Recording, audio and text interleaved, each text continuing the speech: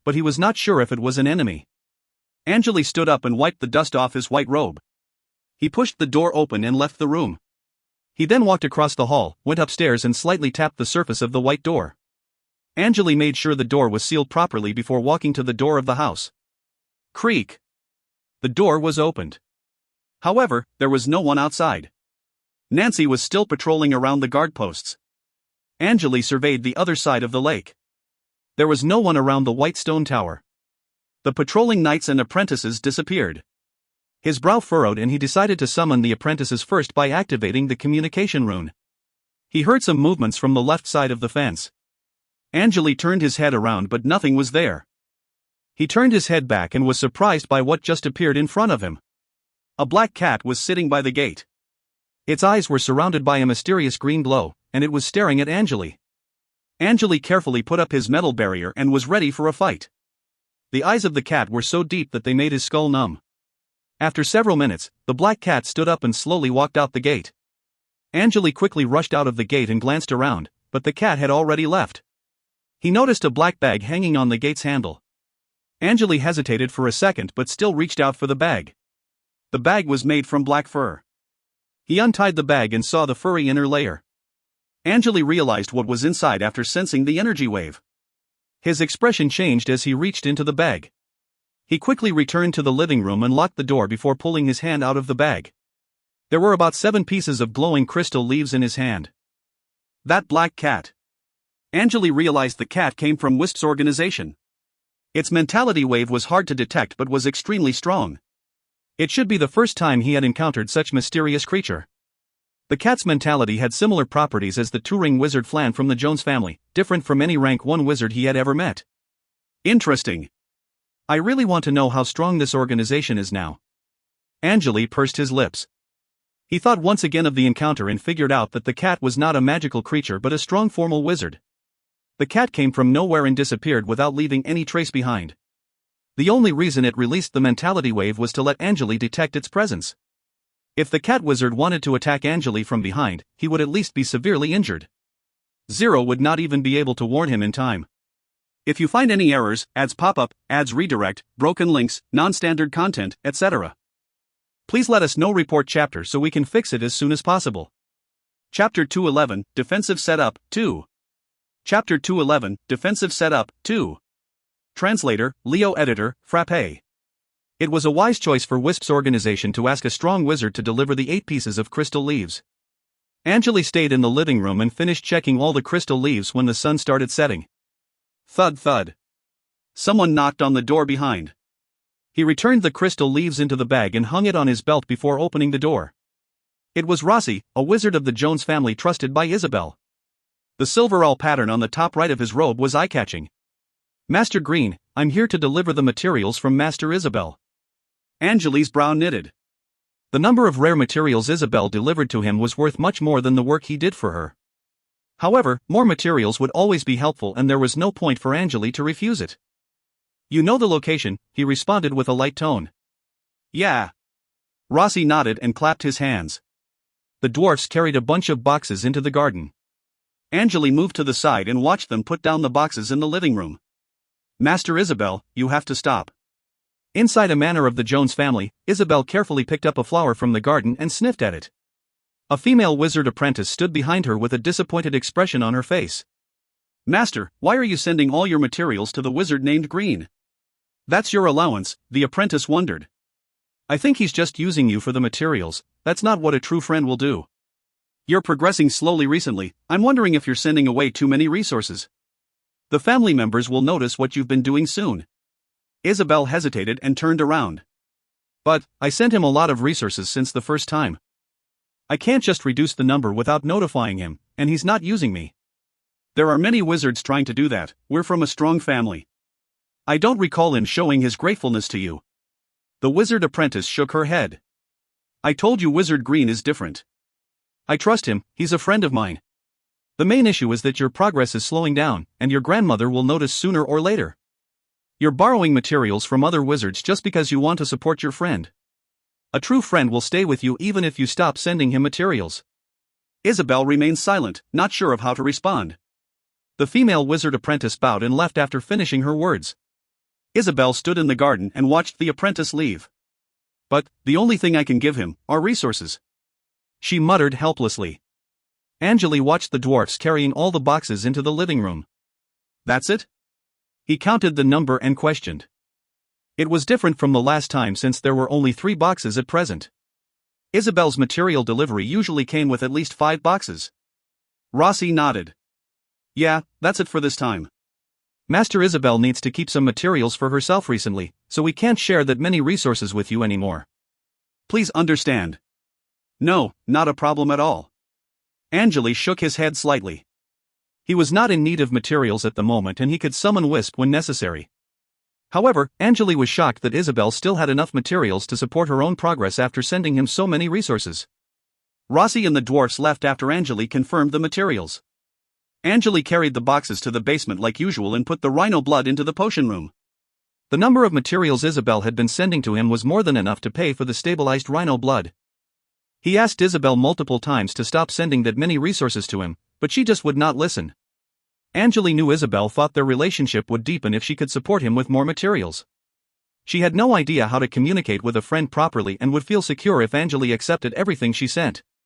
Angele left the basement after everything is stored and started checking the other items inside the black bag. The crystal leaves were not the only things inside the bag delivered by the black cat. There were also 6 special family emblems that were crafted in silver. The patterns on the front side of the emblems varied. Some were flowers and some were birds, but all of them were surrounded by twisted runes. So this is the defensive rune matrix Wisp talked about. Angele grabbed one of the emblems and started observing. The one in his hand had engravings of petals and strings on its surface. He carefully dropped the emblem to the floor. There was no noise of the emblem hitting the ground. It just sank into the floor quietly. A big gray bump appeared on the floor within 2 minutes. Angele stepped back and started observing the changes. The bump was suddenly stretched by some strange energy wave. It became elastic and its height was growing fast. The gray bump turned into a cylinder-shaped stone platform that was about 1 meter tall, breaking from inside. 4 glowing white cracks appeared on the surface of the stone platform, shining like diamonds. The floor stopped moving after several seconds. Angele walked to the stone platform. The front side of the platform slightly leaned forward. It was clean and smooth. There was nothing on the surface. Angele raised his hand and lightly tapped on the stone surface. A red light dot emerged out of the stone and sank into his chest. Angele could feel the information of the defensive matrix being transferred into his brain. He then tapped on the stone surface again. ****. A white distorted wave started spreading out. The wave moved out of the wall and passed through the garden. The area around the house with a radius of 10 meters was surrounded by the white wave. Angele learned the effective range through the information. The defensive matrix could easily cover a large area around the house. The name of the matrix was Soaring Night Owl, which was mainly used as an alarm system. The matrix could protect the area from being detected by low-level tracking spells. The cost was 1 regular magic stone per 3 days or 1 mid-level magic stone per 10 days. It was not that expensive to maintain. Not all wizards were wealthy, but it was no problem to Angele. He lowered his hand and checked the surface of the gray stone. A red circle slowly appeared in his sight that covered most of the area on the stone surface. It was the basic function of the Soaring Night Owl, which meant that nothing was detected within the effective range. If a wizard tried to cast a low-level tracking spell to check the area, the circle would become a small red dot and a noise that sounded like birds soaring would echo in Angele's ears. The magic circle had not yet been fully activated. Angele took out a high-level magic stone and pressed it against the center of the red circle. Crack! A notch appeared and fitted the magic stone in perfectly. The red circle blurred for a second and absorbed the stone. This high-level magic stone will keep the matrix going for months. Angele did not care too much about using a high-level magic stone. The trading he had been doing recently involved a large number of valuable resources and some of them were priceless. After everything was done, Angele took out the 2 other emblems. He decided not to put all the control panels in the same room. He opened the door to the basement and walked downstairs. The other emblems worked exactly like the Soaring Night Owl. Angele set them up in the main hall of the basement. Quickly, 2 stone platforms with red and black crystal edges raised up in the hall. The one on the left was named the Airbat and the inspiration came from a magic creature named Airbat. It had a great range that could cover the house, the lake, and all the guard posts around his residence. Airbat could detect the life energy waves from creatures that reached a certain level. However, its cost was higher than the soaring night owl. One high-level magic stone could only keep it active for a month. The function sounded nice, but it would only work for certain targets. The other matrix was called the Sanctuary, that was mainly used to prevent curses from wandering souls or ghosts. It was a rare defensive matrix that could only be acquired through certain ways. Angele encountered cursed souls in Moon Jin Garden and the ruin of Axis of Time. He knew how hard it was to lift curses, so he decided to be more cautious. Wisp probably spent a good amount of time trying to find the Sanctuary for him. Sanctuary's main function was to expel or attract the wandering souls within its effective range, with a range similar to the airbat. To attract the souls or expel them depended on how Angele wanted the matrix to do. Capturing some weak souls would help Angele study them. After the 3 defensive matrices were set up, the only thing left for Angele to do was to wait for Wisp to pick up the potions he prepared. Angele could start trying to advance to the next stage after the transaction was completed. His success rate was higher than 80% at the moment, so it should not pose a big problem. If you find any errors, ads pop up, ads redirect, broken links, non-standard content, etc., please let us know. Report chapter so we can fix it as soon as possible. Chapter 212, Liquid Stage, 1. Chapter 212, Liquid Stage, 1. Translator, Leo Editor, Frappe. The 3 defensive matrices successfully covered the area around the house. Angele stayed at home and started preparing for advancing to the next stage. Wisp finally knocked on his door the day after 3 days of waiting. Good, that's the potion we talked about, right? Wisp threw the crystal bottle into the air and then caught it with both hands. It was a vulcanized crystal bottle with clean green liquid inside. Yeah. By the way, the quality of the crystal leaves is incredible. Angele sat on the sofa and smiled. One more thing. I heard Master Isabel is borrowing resources from others recently. What's going on? Wisp looked at Angele. Huh? Borrowing resources from others? Angele furrowed his eyebrows. Well, the number of resources delivered to me was reduced. I was told that she was in need of a certain material. That's probably the reason. Reduced? Wisp shook his head. From what I heard, the number of resources leaving Isabel was the same as usual. Is that so? It's impossible for Isabel to do something like this. Where did you get the intel from? Angele narrowed his eyes. I know. I heard it from a trusted source, it's true. Wisp stopped for a second and sipped from the teacup. There's no point for me to lie to you. Well, thanks for the heads up then. Angele nodded. Angele raised his hand after Wisp left. The nail on his index finger was surrounded by a blue glow, which felt like his nail was being frozen. White smoke rose from the tip of his nail. Isabel, just a quick question, did you reduce the number of materials this time? Don't worry about it. Save the necessary materials for yourself, I still have plenty left. I'll still stabilize the rhino blood for you. He sent the message through the communication rune. It would take a while until Isabel could read and reply to the message due to the distance. Obviously, someone was trying to stop Isabel from sending too many materials to Angele. Rossi did not have the guts to do something like that, so it must be someone from the family. Angele finished sending the message and deactivated the rune. He then started thinking about the situation while sitting on the sofa. He had had a general idea of what was happening after Wisp told him about the intel. Isabel was short in materials, yet she was still sending him numerous resources. Most of the materials Isabel sent to Angele were kept in the storage room. They were rare and valuable, but Angele had no way to use them all. He could easily acquire the needed resources by selling the potions he concocted. The quality of the materials from Wisp was on par with the ones from Joan's family. Nancy, come here for a second, Angele shouted as the communication rune of Nancy flashed on his nail. Within seconds, Nancy walked into the room with a variant of swordsman's suit. She had been doing some physical training outside. The white tank top and short leather pants revealed her slim waist. There was a long ponytail behind her head, and she was walking in a pair of brown leather boots. I'm sending all the unopened boxes back to Master Isabel.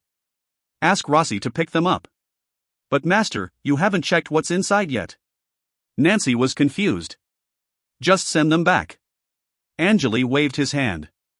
Also, I'll be staying in the house for a while and I will not be letting anyone getting inside during that period, including you. I have something important to take care of. I'll open the door myself when everything is completed.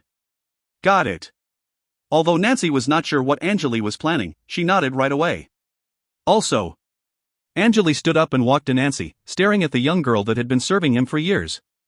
He could smell the fragrance of the perfume as he got closer. It was faint but enchanting. Angele raised his hands and carefully grabbed Nancy's slim waist. Her skin was tight and elastic.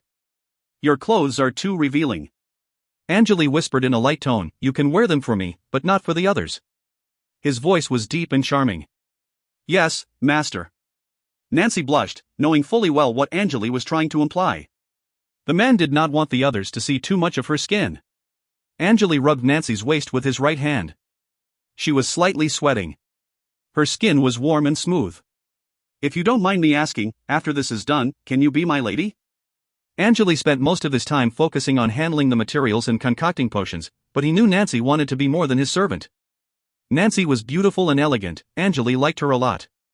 Although it was almost impossible for Nancy to break through and they could not stay together forever, Angele still wanted to enjoy the most enjoyable moments of his life together with her. Nancy knew what Angele was talking about. She slightly leaned against his body. "Sure. I'll wear whatever you want me to wear," she muttered with a face still blushing. Nancy tipped her toes and kissed Angele on the cheek before running out of the room. Angele could still feel the softness of Nancy's lips. He peeked outside through the door. Nancy was talking to the female knight and the female apprentice. They were laughing and running around. The gusts of laughter from the young girls lightened up the mood around the house. "It's about the time." Angele calmed down, then he locked the door and walked into the basement. The reason why the next stage was called liquid was that wizards needed to be able to liquefy their mentality. Angele's mentality had already reached 40.7 units, and that was with the help of the demo's water, but it was no longer effective. He grabbed the needed potions from the potions room quickly. The tree killer potion and the seed of the crystal leaf. Angele went into the spell room and sat down with his legs crossed. It was a square room with walls covered in complicated white defensive runes that could absorb a certain amount of energy particles. Those energy particles would be released gradually back into the environment so that they would not explode during spell tests. The twisted white runes climbed on the dark walls and almost looked like they were alive. To advance to the next stage, it required the wizard to find the condensation point. Each time wizards advanced to the next rank or stage, their body conditions would change, and each time they changed, some potions would no longer be effective to them. Wizards needed to keep finding more powerful materials to make stronger potions. The potions were needed to be used before their body could develop a resistance to the new materials. One of the most important steps in the process of advancing from gas to liquid was the compression of mentality. Angele's applied compression technique from Markelov would be helpful during the progress. First, he needed to create the proper formula. The simpler the formula was, the lesser mentality would be consumed. Getting the impurities out of the mentality before the liquefaction was critical. It sounded easy, but controlling the mentality was extremely difficult for wizards since they needed to find the proper method and materials to bring the effects to the mentality. Angele was trying to figure out a complete mentality compression method using the formulas. He closed his eyes. There were blue light dots flashing under his eyelids. There was no light in the spell room. Angele sat in the darkness unmoving and was breathing heavily but slowly. 2 hours later. Suddenly, Angele opened his eyes, with his hands glowing. Rows of glowing red runes surrounded his body, flashing as their shapes changed. The red glow on Angele's hands almost brightened up the room. The activity of his mentality wave was getting intense. Simulating the mentality model, gathering mentality, Zero's mechanical voice echoed in his ears. A hologram of his body appeared in front of Angele's eyes. Countless red light dots were moving toward his head on the blue hologram. The dots looked like strange ants and their speed was fast. The red dots came from different parts of Angele's body. The red dots from his feet slowly disappeared. Angele could not feel his feet anymore, almost like his feet were cut off. After that, his legs, hands, and other parts numbed as the red dots left those areas. The red light from Angele's hands was getting intensely bright. After several seconds, the light balls left his hands and gathered in front of his chest. The light blinded Angele's eyes. He was not sure what was inside. Angele could barely feel any of his limbs after most of the red dots left. The hologram showed that the red dots from his stomach and chest were moving into his brain as well. It felt like something stabbed in his heart, which caused it to stop pumping. Blood in Angele's brain was almost boiling. It almost felt like the veins were going to explode. The pain from the heart and the brain were so intense that Angele's face started twitching. He suddenly opened his eyes and mouth. A silver needle shot out of his mouth and penetrated the tree killer potion in front of him. If you find any errors, ads pop up, ads redirect, broken links, non-standard content, etc., please let us know. Report chapter so we can fix it as soon as possible. Chapter 213, Liquid Stage, 2. Chapter 213, Liquid Stage, 2. Translator, Leo Editor, Frappe. Chi. The silver needle was coated with the dark green liquid from the potion and the liquid splashed onto Angele's body. Several seconds later, his skin was painted in green. Angele's cold body was warmed up again. The surging life energy brought him back to life, and the blood in his veins started circulating again. His heart was still not beating due to the power of the tree killer potion. With the help of the potion, Angele's pale skin turned red and was absorbing the green liquid quickly. Each serving of tree killer potion could keep him alive for about 2 hours, so he needed to hurry. He started following the basic rules and procedures to construct the necessary runes while he was still meditating. Angele's mentality model was shrinking and transforming as the runes changed his mind. The huge amount of mentality was concentrated into translucent rune models that varied in shapes and sizes. Also, some of the runes were moving toward each other and some were rotating. Time flew. 2 hours passed by. Angele used another serving of the tree killer potion with the help of the silver needle. The green liquid splashed onto his body again. He consumed the last serving of the potion after another 2 hours passed by. Only the last half an hour was left. He barely managed to modify all the mentality models into the translucent rune models that looked like ants moving around. Angele finished organizing all the models, then started the basic meditating that he had been doing for years. Suddenly, all the translucent mentality models started repositioning by following a specific pattern. The models lined themselves up and started hitting each other like building blocks. They merged together after several seconds and turned into a new model. After the models became larger, they started moving toward each other again. There was not a single gap between any of them. Several minutes later, only 8 large mentality models were left. However, it seemed like there's something stopping those models from merging. No matter how Angele repositioned them, there was always a large gap between them. Angele opened his eyes and his mouth. The silver needle quickly skewed all the seeds of crystal leaves and sent them into his stomach. Something cold and freezing exploded in Angele's stomach and that kind of feeling rushed into his head. All the remaining mentality models were then coated with some vibrating light red slimy liquid. Angele started meditating again. This time, when the gap appeared between the merging mentality models, it was filled up by the light red liquid. Crack! All the mentality models merged into one complete piece. It looked like a translucent crystal orb. The orb's surface was solid, but inside it was the translucent gasified mentality. Angele created an energy barrier to stop the gas from leaking out of the orb. In the core of the crystal orb, there was a special force that was pulling everything toward it. Angele did the calculations using the mentality compression method, and this was what he came up with. Different wizards would acquire different abilities or perks after advancing to the next stage, such as faster casting speed, spell power buff, and body improvements. Their appearances might change as well, and that was why some wizards' faces were covered in strange tattoos. There were also many possible negative consequences if things went wrong during the advancing process. Some wizards even lost the ability to support their force shields with the right amount of mentality and could then easily be killed by physical attacks.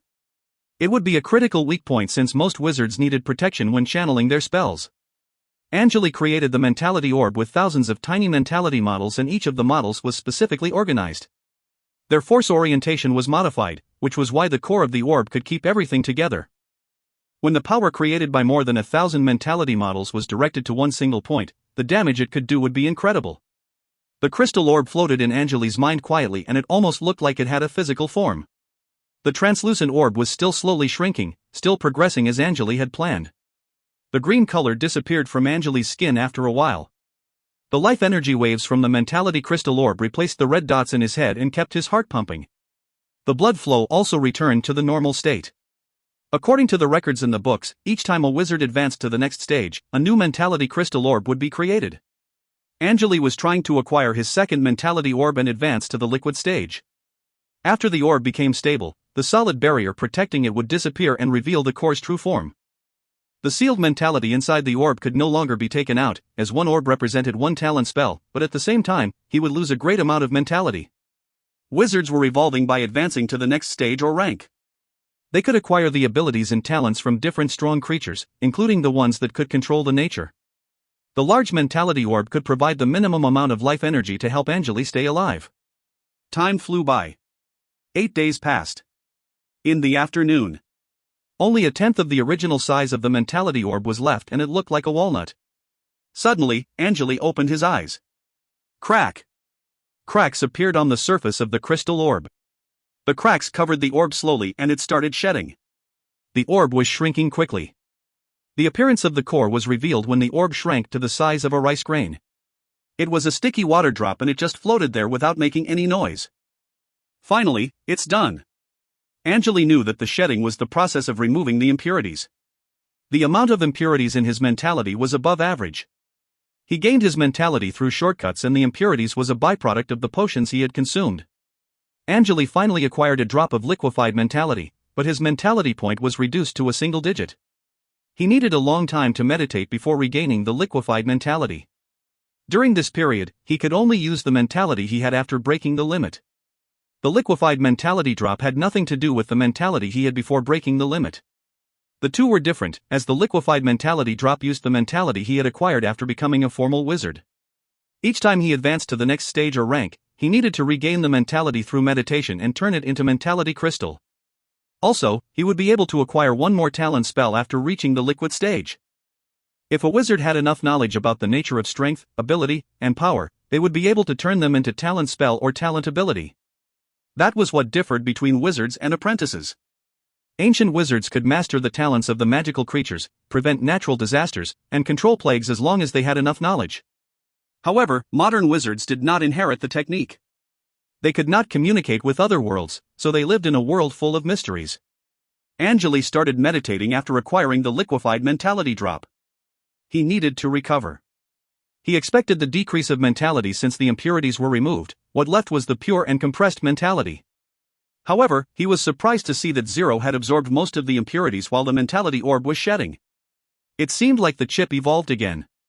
Zero now could handle more complicated calculations. The biochip was operating as part of his brain. He could check the whole calculation process if he wanted to, but those processes were complicated and it would take a lot of time for him to do them himself. After the chip finished upgrading, most of his mentality was recovered and he had already stayed in the basement for more than 20 days. He had not eaten anything during the time he had just spent. The fat and nutrients in his body were converted to enough life energy power to keep him alive.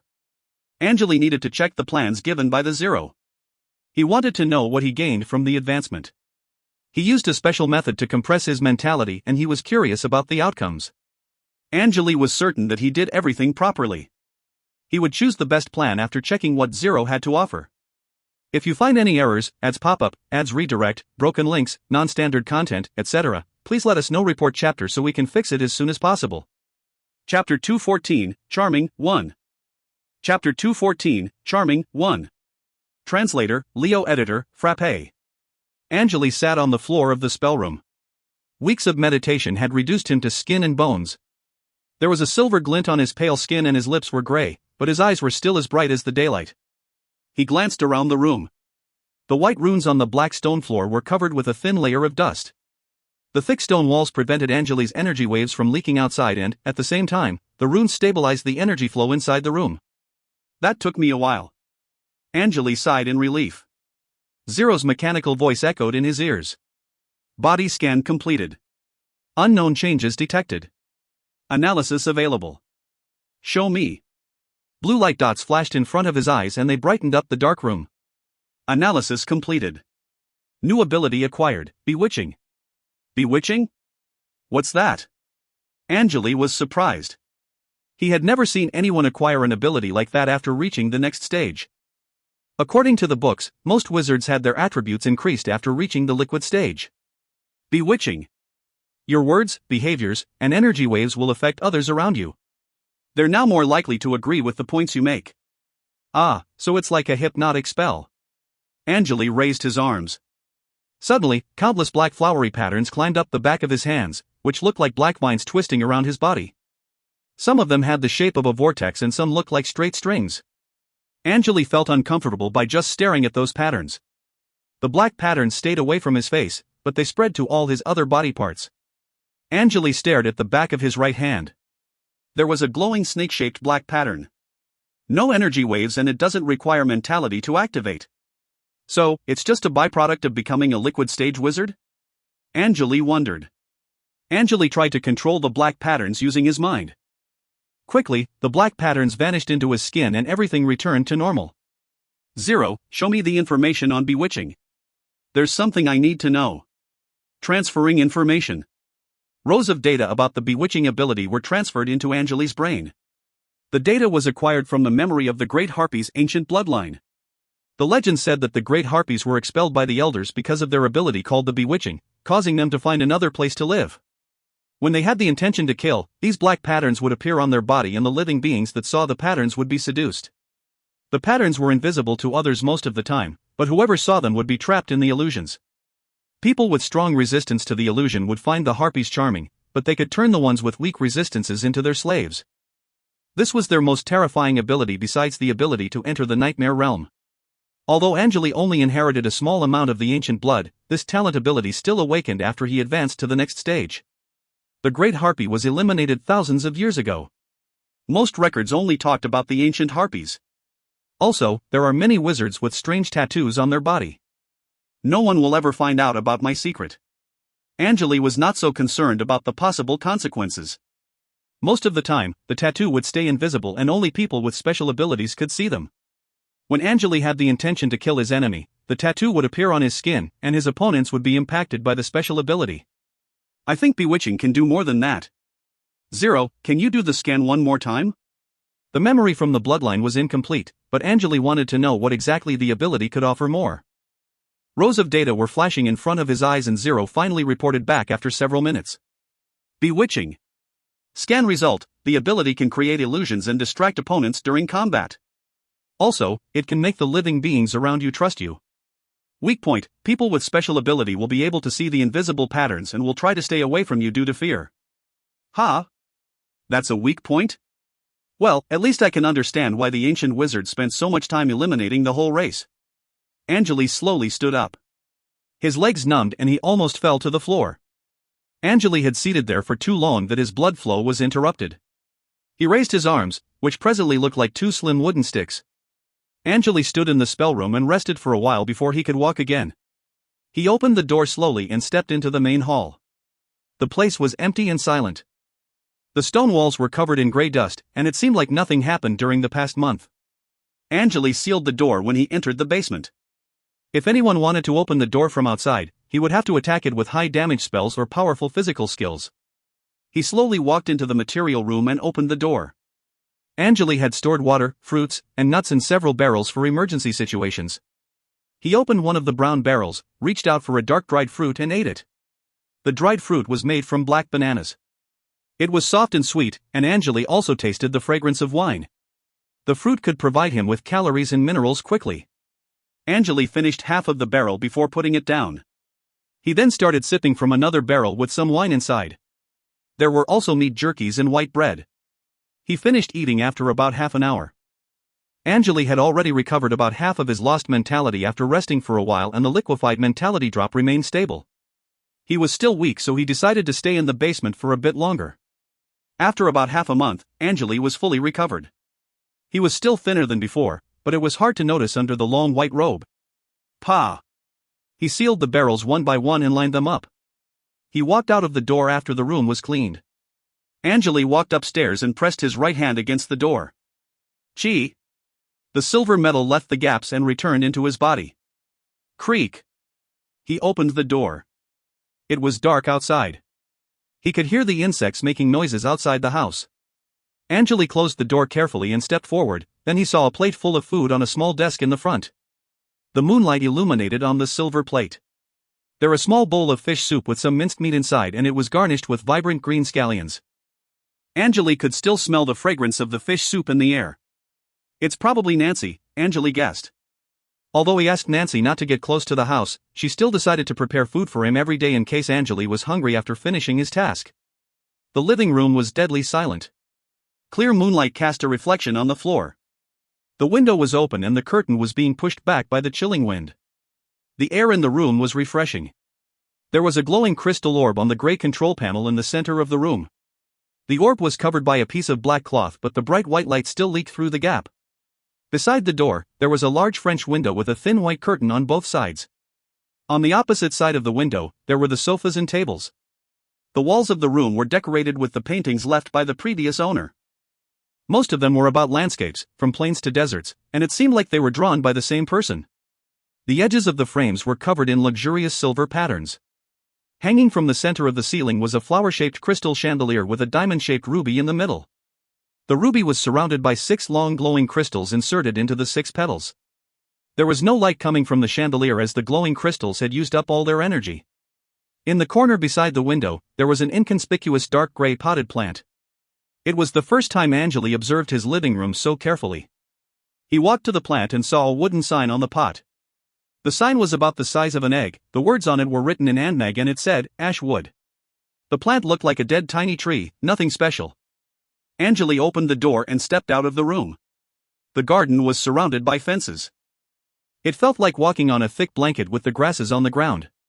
He walked around the garden, turned by the end, and reached the back of the house.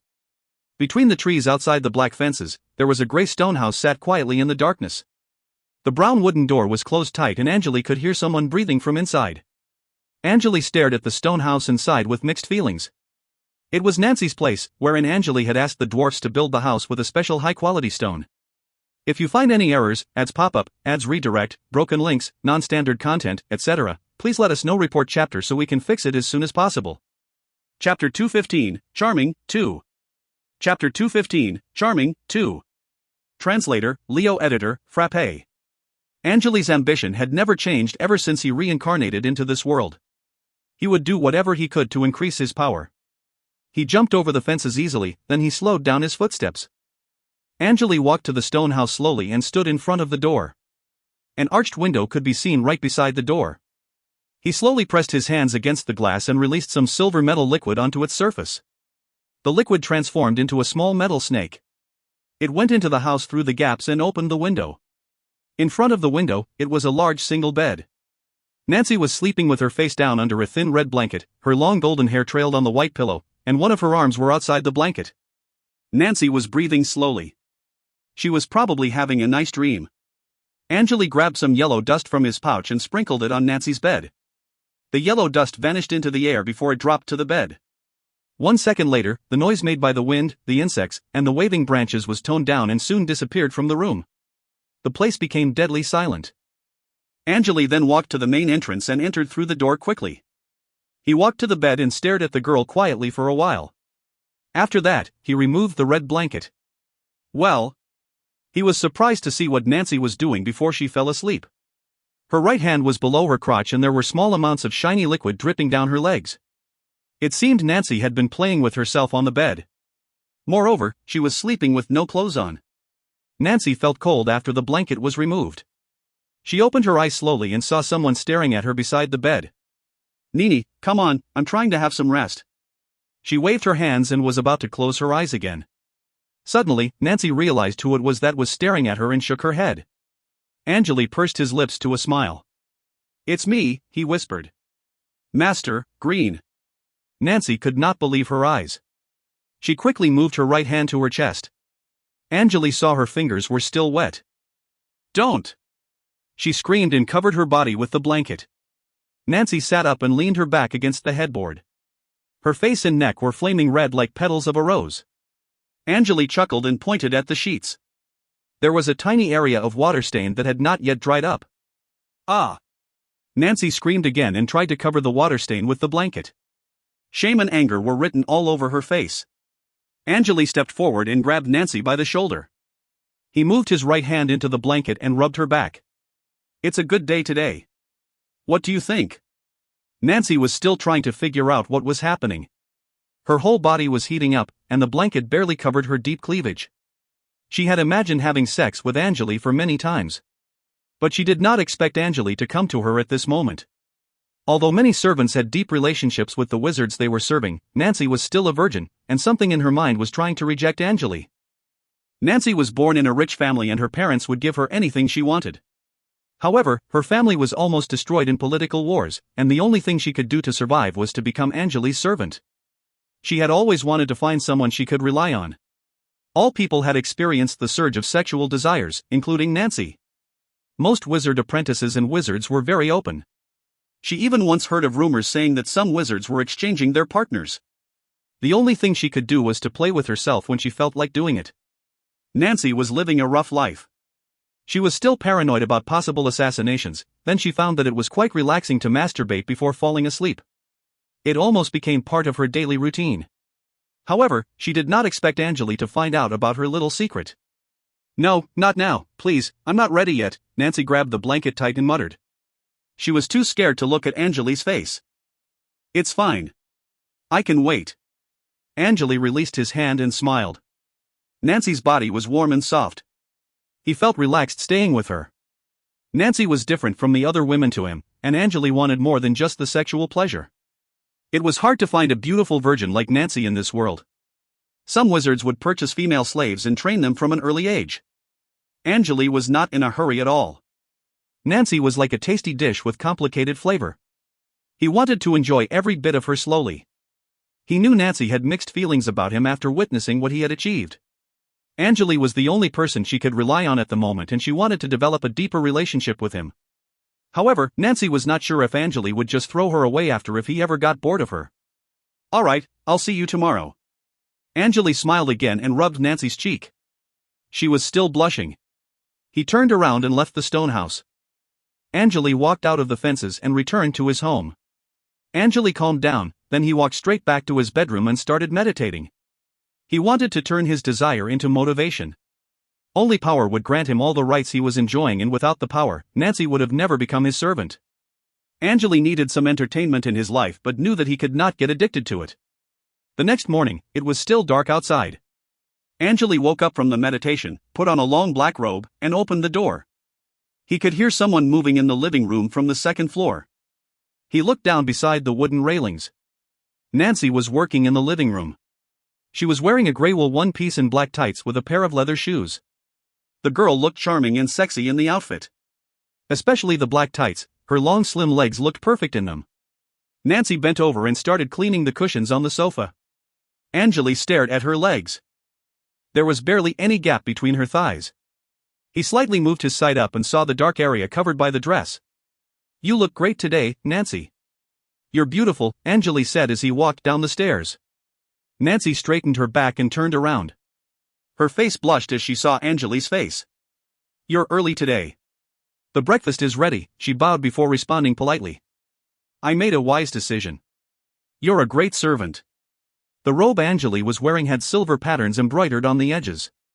His brown short hair was shiny and soft. Although Angele had an average-looking face, the golden glow surrounding his eyes made him charming and mysterious. He walked to the sofa and sat down with a smile on his face. A bowl of mushroom meat soup and a sandwich were waiting for him on the table. There were pieces of grilled meat and lettuce in the sandwich, which was quite a filling. The white bread was perfectly toasted. It was crispy on the outside and soft on the inside. Nancy stood beside the table waiting for Angele to finish his food. Angele quickly finished the sandwich and sipped some soup while wiping his hands. "Did anything happen during the days I spent in the basement?" Nancy nodded and the pinkness slowly disappeared from her cheeks. Yeah, She suddenly screamed and held her dress tight. Angele had already moved his right hand into Nancy's dress and started rubbing her butt. "Please," she whispered as her face blushed again. "There are people outside." Nancy turned her face to the other side while begging Angele to stop. Angele could feel the warmth and softness from his hand. "Don't worry. I'm just joking." He chuckled and moved his hand out of Nancy's dress. "It smells great. Did you take a shower in the morning?" he questioned while sniffing the back of his right hand. "Master Green." Nancy stepped back after Angele's hand left her dress. She lowered her head and listened to the noise made by Angele sipping his soup. Nancy was willing to become Angele's lover, but she wondered if Angele would look down on her. She would have to show her naked body to the man if she decided to let him do whatever he wanted. The sense of shame was Nancy's last line of defense. She quickly calmed down after realizing she had not answered Angele's question yet. "Master, I'm trying to report the situation." "Sure." Angele shrugged. "Go ahead. A wizard named Shiva came to visit the day before yesterday. He left an invitation letter after I stopped him from entering the area," Nancy said. "Shiva." Angele rubbed his chin. "I've been living here for a while, but I have not yet gotten the chance to visit the wizards around." "Where's the letter?" "Bring it to me." Nancy walked to the fireplace and grabbed the black leather letter, then she handed it over to Angele. She kept a safe distance from Angele intentionally and was staring at his hands. Angele shook his head. He was not sure why the girl had not accepted him yet. He grabbed the letter and opened it carefully. There was a black raven pattern painted on the top of the paper. It looked so real that the bird's green eyes were staring right into Angele's eyes. It almost felt like the raven could fly out of the paper if it wanted to. Under the raven, there were several rows of sentences that were written in Anmag. Master Green. My name is Shiva Rita and I'm living in this area too. I just came back from the dark red plains not so long ago and learned that you just moved here. I'm looking forward to talking to you. Come pay me a visit within 5 years if possible. I'll be leaving after that. A small map came with the letter. Shiva's location and Angele's location were marked clearly on it. He only needed to go to the other side of the lake. Angele finished reading the letter before he sealed it and threw it to the table. He sat comfortably on the soft sofa, enjoying the soothing wind coming through the open window. Nancy collected the dirty plates and left the room. Angele raised his right hand and activated the communication rune. It was a blue rune with steam rising from the top of his nail. Isabel's voice echoed in his ears. Are you mad at me? I'm sorry, Green. The resources were taken by my grandmother, there's nothing I can do about it. Thank you. The message ended here. Angele was a bit speechless. Isabel had no idea how to communicate with a friend, and Flan was still monitoring everything she was doing in the family. He sent back most of the resources Isabel delivered to him. Angele kept the rest because he was still stabilizing the rhino blood for Isabel. It was a fair trade. Angele decided to check the differences between the gas mentality and liquid mentality before visiting the wizard named Shiva. If you find any errors, ads pop up, ads redirect, broken links, non-standard content, etc., please let us know. Report chapter so we can fix it as soon as possible. Chapter 216, Visiting, 1. Chapter 216, Visiting, 1. Translator, Leo Editor, Frappe. Angele thought for a while on the sofa before he stood up and walked upstairs. He entered the study glancing through the bookshelf as his brows knitted. It's a problem. Angele did not grab anything from the bookshelf. He had stored all the wizard books he borrowed from Ivan's family on the shelf. Angele would be returning the books and asking for new ones after he had absorbed all the knowledge. However, none of them was related to the liquid stage wizards. The biggest difference between a gas stage wizard and a liquid stage wizard was that a liquid stage wizard could use various rituals to modify their own body. If a wizard could advance to liquid or above, he would be able to deal with a large number of mortals easily. With or without activating their force field, even Grand Knights would no longer be considered as threats. The modifications done on the body would greatly increase their attributes, just like the dark wizard Angele killed on the ship.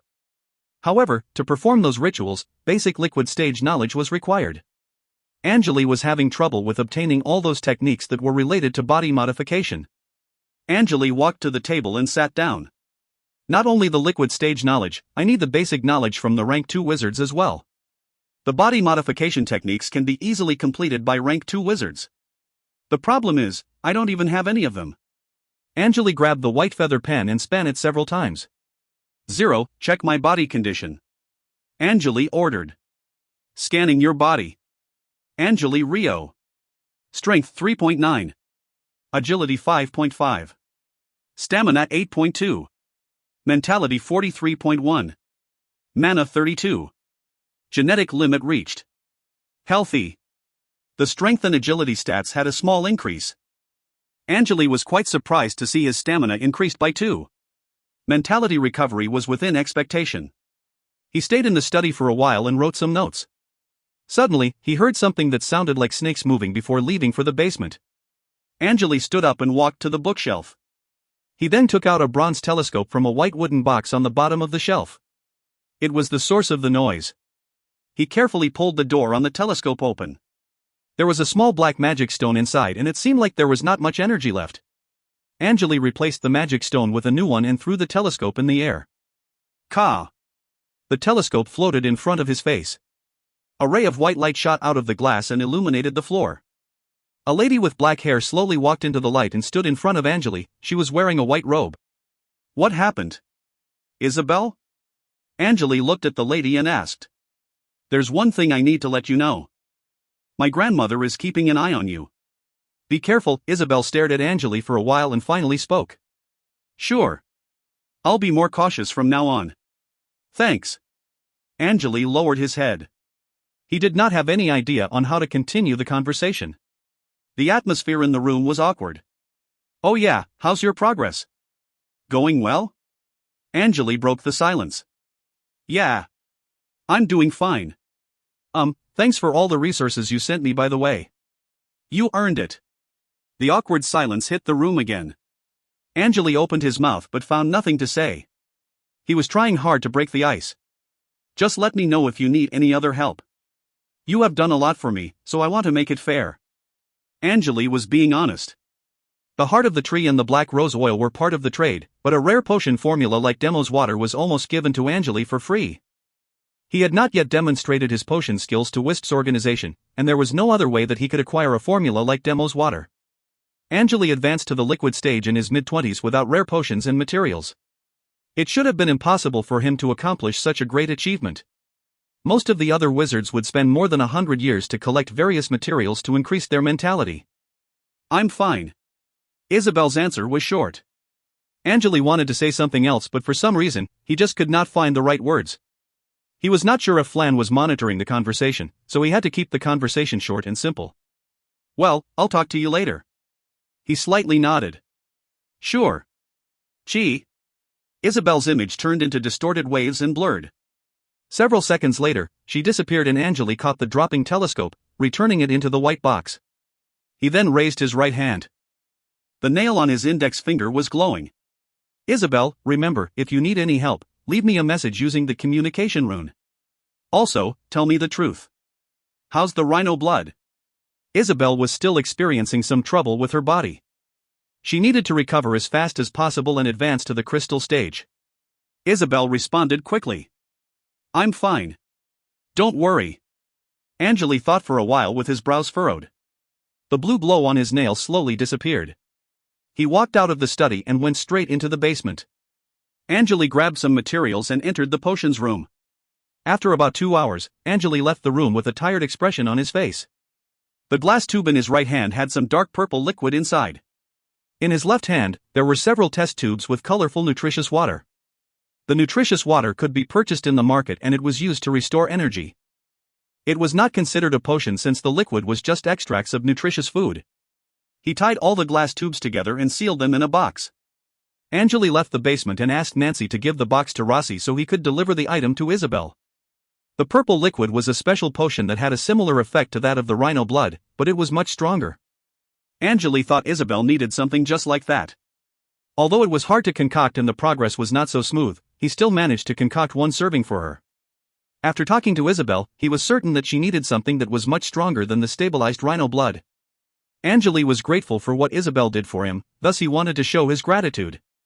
He left a message to Isabel after giving the box to Nancy, asking her to pay attention to the purple potion. Angele then entered the spell room and closed the door. Angele took a deep breath and stood in the center of the room. He waved his right hand and 3 silver scars appeared on his face. A silver metal tentacle was shot out of his finger and floated in the air. "0, monitor the changes happening to my body," he ordered. Monitoring, the blue light dots flashed in front of his eyes.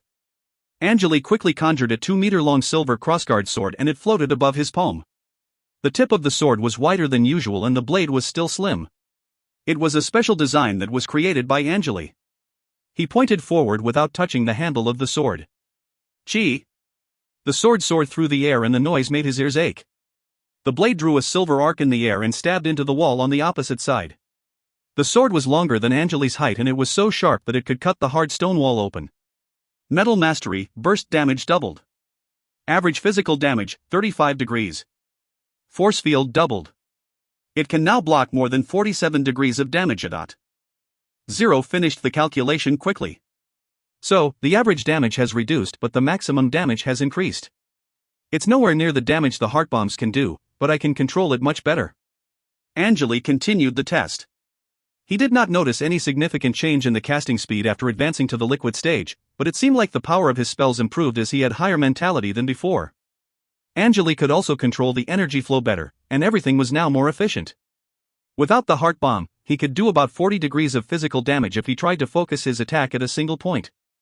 After the spell buffs and enchantment, the power could still be increased. Angele could save an energy bombs if he was fully prepared for the incoming fight.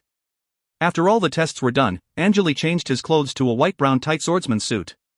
It would help him act faster when in the forest. A patrolling knight walked to him after seeing Angele stepping out of the door. The man had large ears and stout body, and his arms were of the same size as his legs. It was a dwarf knight with a long white beard that was tied up like braids. "Master Green, are you leaving? You want me to go with you?" The dwarf's name was Suri, one of the mercenaries that came to Nola not so long ago. He was a top-level knight. The forest dwarfs were born with magic resistance and they could fight low-rank wizard apprentices.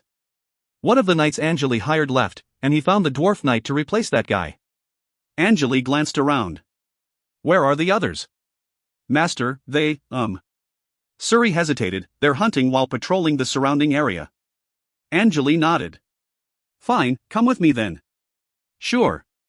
Suri nodded as well. Angele recalled the location of Wizard Shiva. He took out the invitation letter and double-checked the energy wave Shiva left on it. If you find any errors, ads pop-up, ads redirect, broken links, non-standard content, etc., please let us know. Report chapter so we can fix it as soon as possible. Chapter 217, Visiting, 2. Chapter 217, Visiting, 2. Translator, Leo. Editor, Frappe. After about 2 hours, Angele and Suri went around the lake and walked along the forest path. They finally reached a silent large manor by the end of the path by noon. Inside the white fences was an area covered in grass, and in the center of the grassland, there was a luxurious 5-story building covered in gray paint. It almost looked like there were many tiny buildings inside the large building. Many strange bumps were on the surface of the walls, and Angele also saw several shell-shaped balconies. However, the whole area was cold and deadly silent. The gate at the fence opened itself as the two walked toward it. He just realized that there was a small creature standing behind the fences, a tiny man that was covered in short black hair. "Welcome, Master Wizard Green." The tiny man was shorter than a dwarf. He looked like a 3-year-old kid with wrinkles covering his face. The man was a hunchbacked man wearing a short gray coat. "I'm a servant of Master Shiva. Name's Nicole, I'm a fire spirit." Nicole stood on the side and bowed to Angele politely.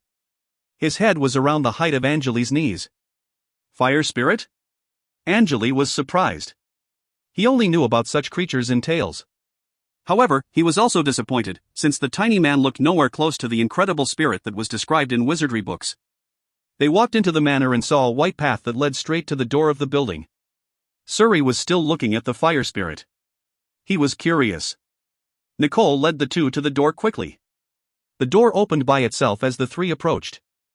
2 female fire spirits were standing at both sides of the door.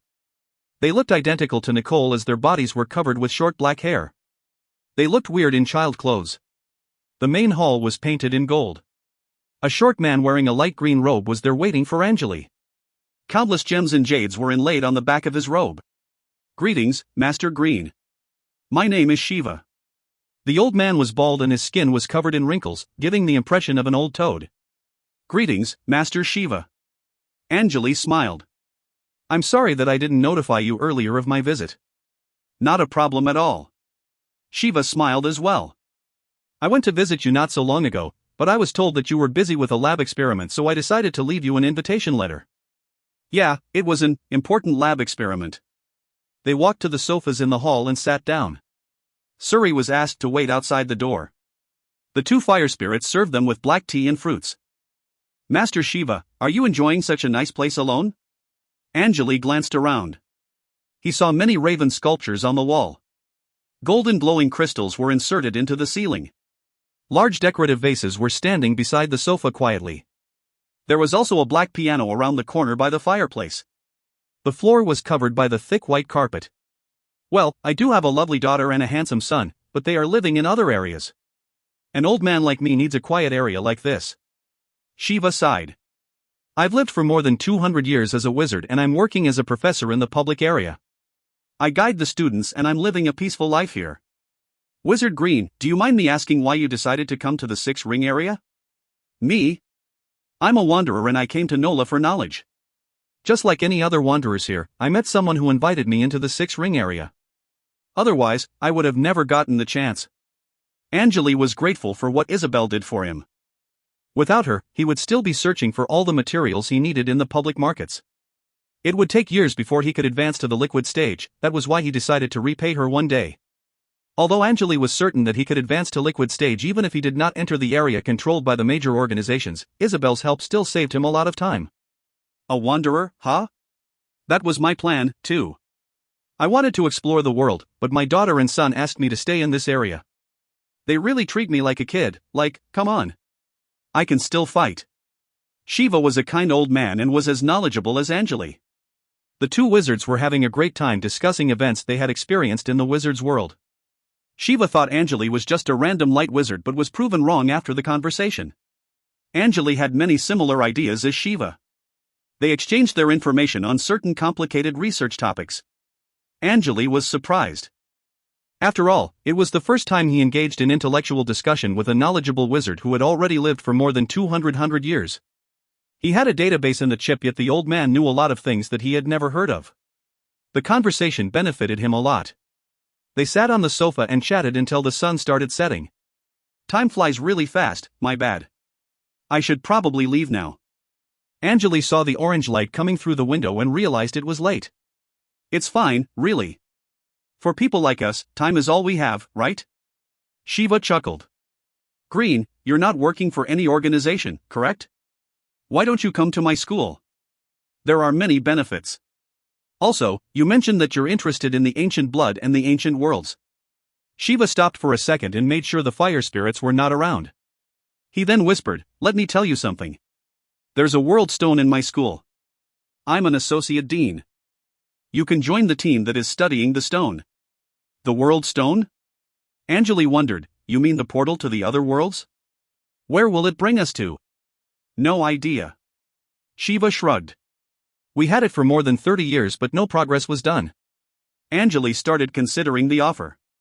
Let me make one thing clear. This is your chance. Wizards from the three major organizations rarely have the chance to study a world stone. The subject is usually left to the strongest wizards. Shiva stared at Angele and tried to convince him. Look, you're smart and knowledgeable.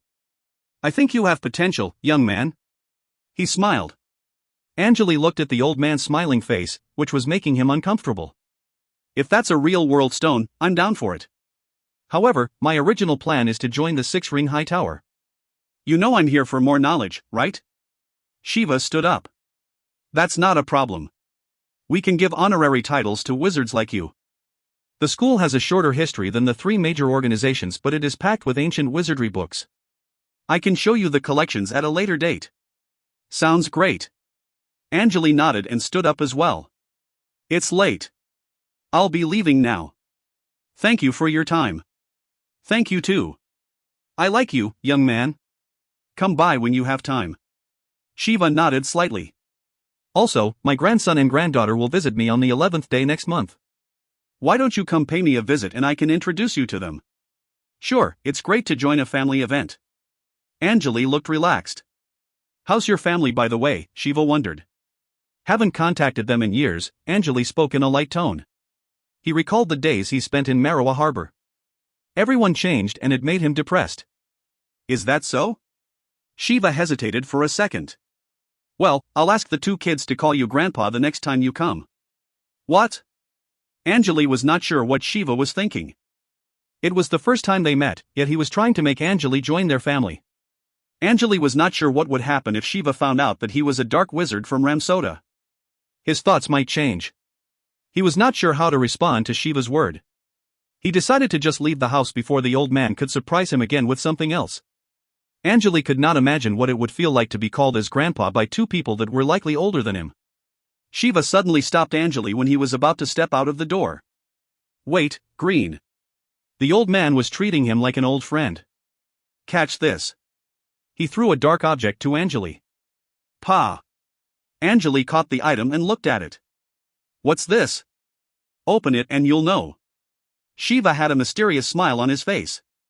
Angele opened the black box.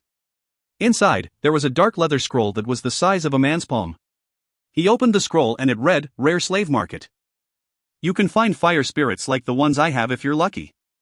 Is Ivan's family still providing you with food and daily supplies? Shiva waved his hand.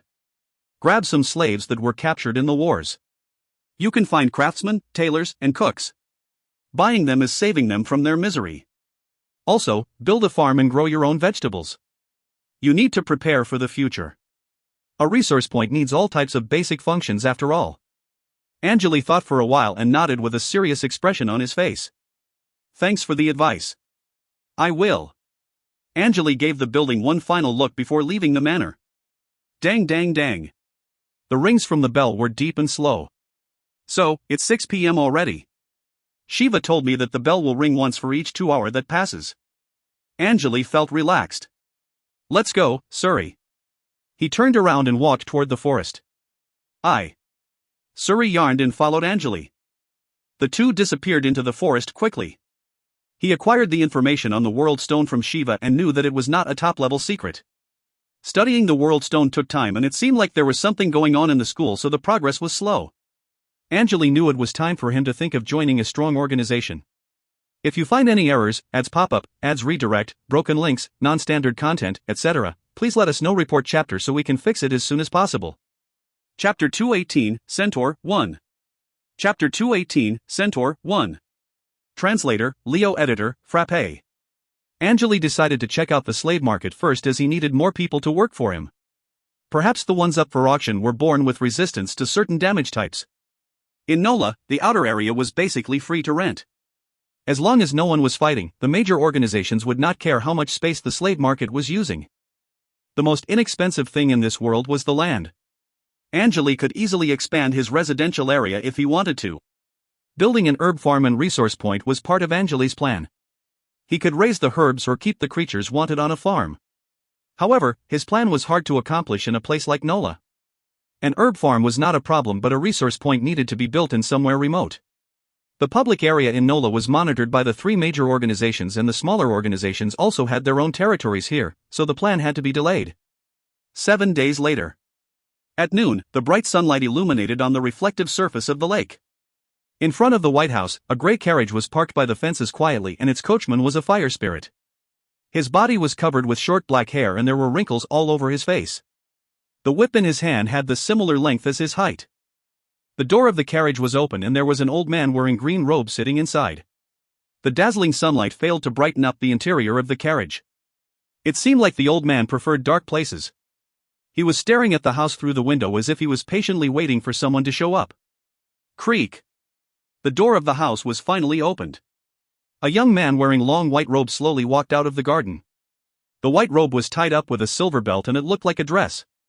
The young man was wearing a pair of black pants under the robe. Get in the carriage, Green. The old man smiled. I'm glad you decided to check the slave auction out. It'll take us about 2 days to just get there. Angele nodded slightly. His hands were in the pockets, and the robe looked identical to a long coat. So, we're moving on land? He glared at the carriage and sensed the movement of energy waves. Of course. What are you thinking? You want to fly this thing in the sky? Shiva had a mysterious smile on his face. This carriage is sent by the auction house. You can't find the location easily without it. They'll send you one too after your first visit. Interesting. Angele was a bit surprised. And that's free? Of course. The owner must be rich. Angele jumped into the carriage. Nancy waited by the gate. It seemed like she was curious about the auction as well. Angele checked the seats in the carriage and said, "You mind if I take her with me?" Shiva turned his head around and looked at Nancy. Sure. It's a spacious carriage. He chuckled. Angele was not concerned, but Nancy blushed. He grabbed Nancy's hand and pulled with a small amount of force. Ah! Nancy was dragged into the carriage and Angele put his right hand on her shoulder. All right, shall we move? Shiva cleared his throat and stared at Angele. As you know, it's my first time attending the slave auction. Are there any specific rules I need to follow? Angele leaned against the window and watched the scenery start moving backward. The fire spirit whipped the horse and shouted. The two horses in front neighed and started moving forward. Rules? Well, you need to pay a deposit, about 1 high-quality magic stone. After the auction ended, the deposit will be returned to you. That's probably the only rule. Shiva handed a yellow leather paper over to Angele. Angele grabbed the paper, read it through, and threw it to Nancy. It was the general information about the auction house. Shiva, the school you talked about, when are you going to show me the place? Anytime you want. Shiva nodded. The school's name is the Cross. Although not many members are in charge. Angele laughed and interrupted, not many members? You mean the 20 people you mentioned? And that includes you, right? Yeah. Shiva shook his head. But we are all the best elites. Angele was a bit speechless upon hearing this. He then changed the topic and started talking about the spell model modification. Nancy put her head on Angele's shoulder and read the auction information for a while before slowly falling asleep. Outside the carriage, the bright sunlight slowly faded and the twittering birds disappeared. Hours passed. Angele suddenly realized that it was dark outside and the dim light in the carriage came from the glowing crystals that were inserted into the walls. Where are we? Angele peeked through the window. The only thing he could see was the wet rocks. It seemed like they were traveling in a tunnel and there was a silver glint on the walls. Well, we're heading to the auction house. We have to travel through these underground tunnels. Shiva slowly explained, the main location of the auction house changes from time to time. Don't worry though, the carriage will take us there. Is that so? Angele stared at the wall. It almost looked like the tunnel was being widened with each second the carriage advanced further. He opened the door but it was pitch black outside. The lamp in front of the carriage kept the path visible. They're trying hard on keeping the location a secret. Angele scrunched up his brows. However, are you sure we're safe? It's safe, I can assure you. It's a gray area but all major organizations need the slave auction since they need to get rid of their prisoners and slaves sometimes. The two kept on chatting about random things. The carriage traveled in the dark tunnels for a long time. Angele, Shiva, and Nancy had several meals inside the carriage. Finally, they saw the light ahead. Glowing crystals appeared on both sides of the walls. Although they only provided the minimum amount of light, it still felt much better. A narrow passage between huge rocks appeared ahead after the carriage advanced for another 2 hours. The fire spirit slowly stopped the carriage and parked on an empty ground beside the narrow path. Angele grabbed Nancy's hand and jumped off the carriage. The place was wet and cold. A strange rotten smell permeated the air. He glanced around with his brow furrowed. The huge rocks blocked his sight and the only thing he could see was the narrow path in the front. The glowing crystals on the walls were brighter than before. Let's go. Shiva got off the carriage as well. Angele nodded and followed him into the narrow path. Nancy and the fire spirit were behind them. The four walked for several minutes and reached a large empty hall. A humongous arched bronze gate was in the stone wall ahead. The gate was more than 5 meters tall and there was a tiny door at the bottom of it. There were people entering the door slowly with outfits varying from one another. 2 muscular guards were standing in front of the door, wearing heavy black armor suits with long spears in their hands. Angele noticed the white war paint on their faces, but he had no idea what they meant. Angele heard a high-pitched coming from the right side as he entered the hall. Hey! My dearest Master Shiva. The voice was making Angele a bit uncomfortable. Angele looked to the right. It was a man wearing a tight red robe, and clearly, he was mocking Shiva. Although it was a man, his body was well-balanced and sexy. His waist was slim and his face was pretty. The man's dark red pupils were eye-catching and his long flaming hair trailed over his shoulder. He hid his hands in his long sleeves and there were 4 other people behind him. Shiva, we've known each other for more than 100 years, yet you did not greet me? How inappropriate. Shiva sneered. Nicholas, you old prick. Why didn't those dark wizards kill you back in the dark red high plateau? You survived and so do I. Nicholas glared at Angele as he said, alright, I'll be entering the gate. I didn't expect to see you here. I should have chosen the other entrances. What a shitty day. He turned around and walked toward the door. Same to you, god damn it. Angele could see the anger in Shiva's eyes. Shiva turned around with an embarrassed look on his face. I apologize, Nicholas is my old enemy. He's always trying to stab me from behind.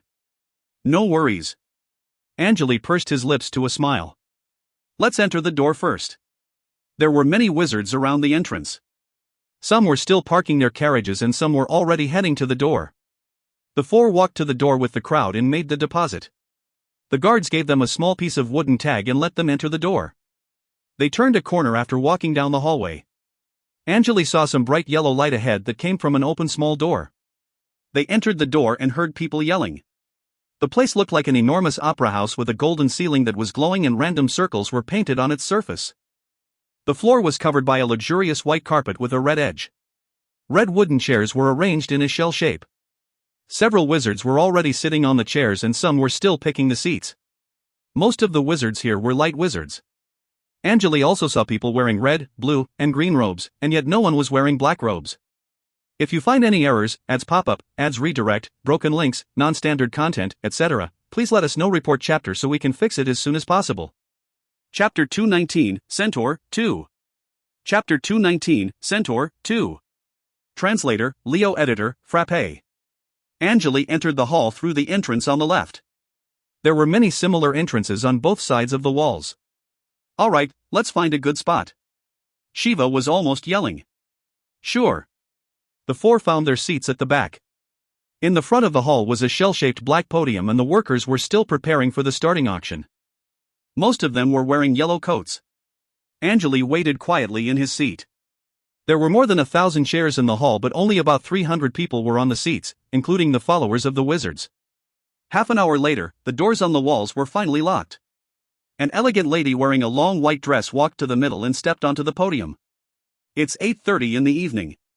I assume everyone in the hall is ready for the auction. The auction will start soon. The lady's voice was clean and sweet. There was an attractive smile on her face. The people in the seats stopped chatting after hearing her words. The wizards started using the energy particles to transmit messages. Angele could see random light dots flashing in the air. Muscular dwarfs with white beards started carrying black metal cages to the front. Inside the cages were naked male human beings. They were around 20 to 30 years old and all of them looked depressed. Most of them had strong bodies and some of them were covered in scars. The lady in white dress stood on the right side. She did not cast any spell, but the whole hall could hear what she was saying. As usual, we'll be auctioning those slaves sent by the Northland Alliance first. They're as good as the dwarf workers. We transported them here from the Northland within 30 days. They can live for at least 10 more years, I can assure you that. Here are 25 male slaves and all of them has the potential to become knights. Starting bid is 35 regular magic stones. 40. Before she could finish, someone already started bidding. 45. Someone else yelled. 50. People in the hall kept bidding and some followers were yelling for their masters. The Northland Alliance captured them from the wars they fought. Shiva explained as Angele was listening to the biddings. Northland Alliance again? They really love wars. Angele turned his head to Shiva. Yeah, they're strong because the Alliance has more than 10 wizard organizations.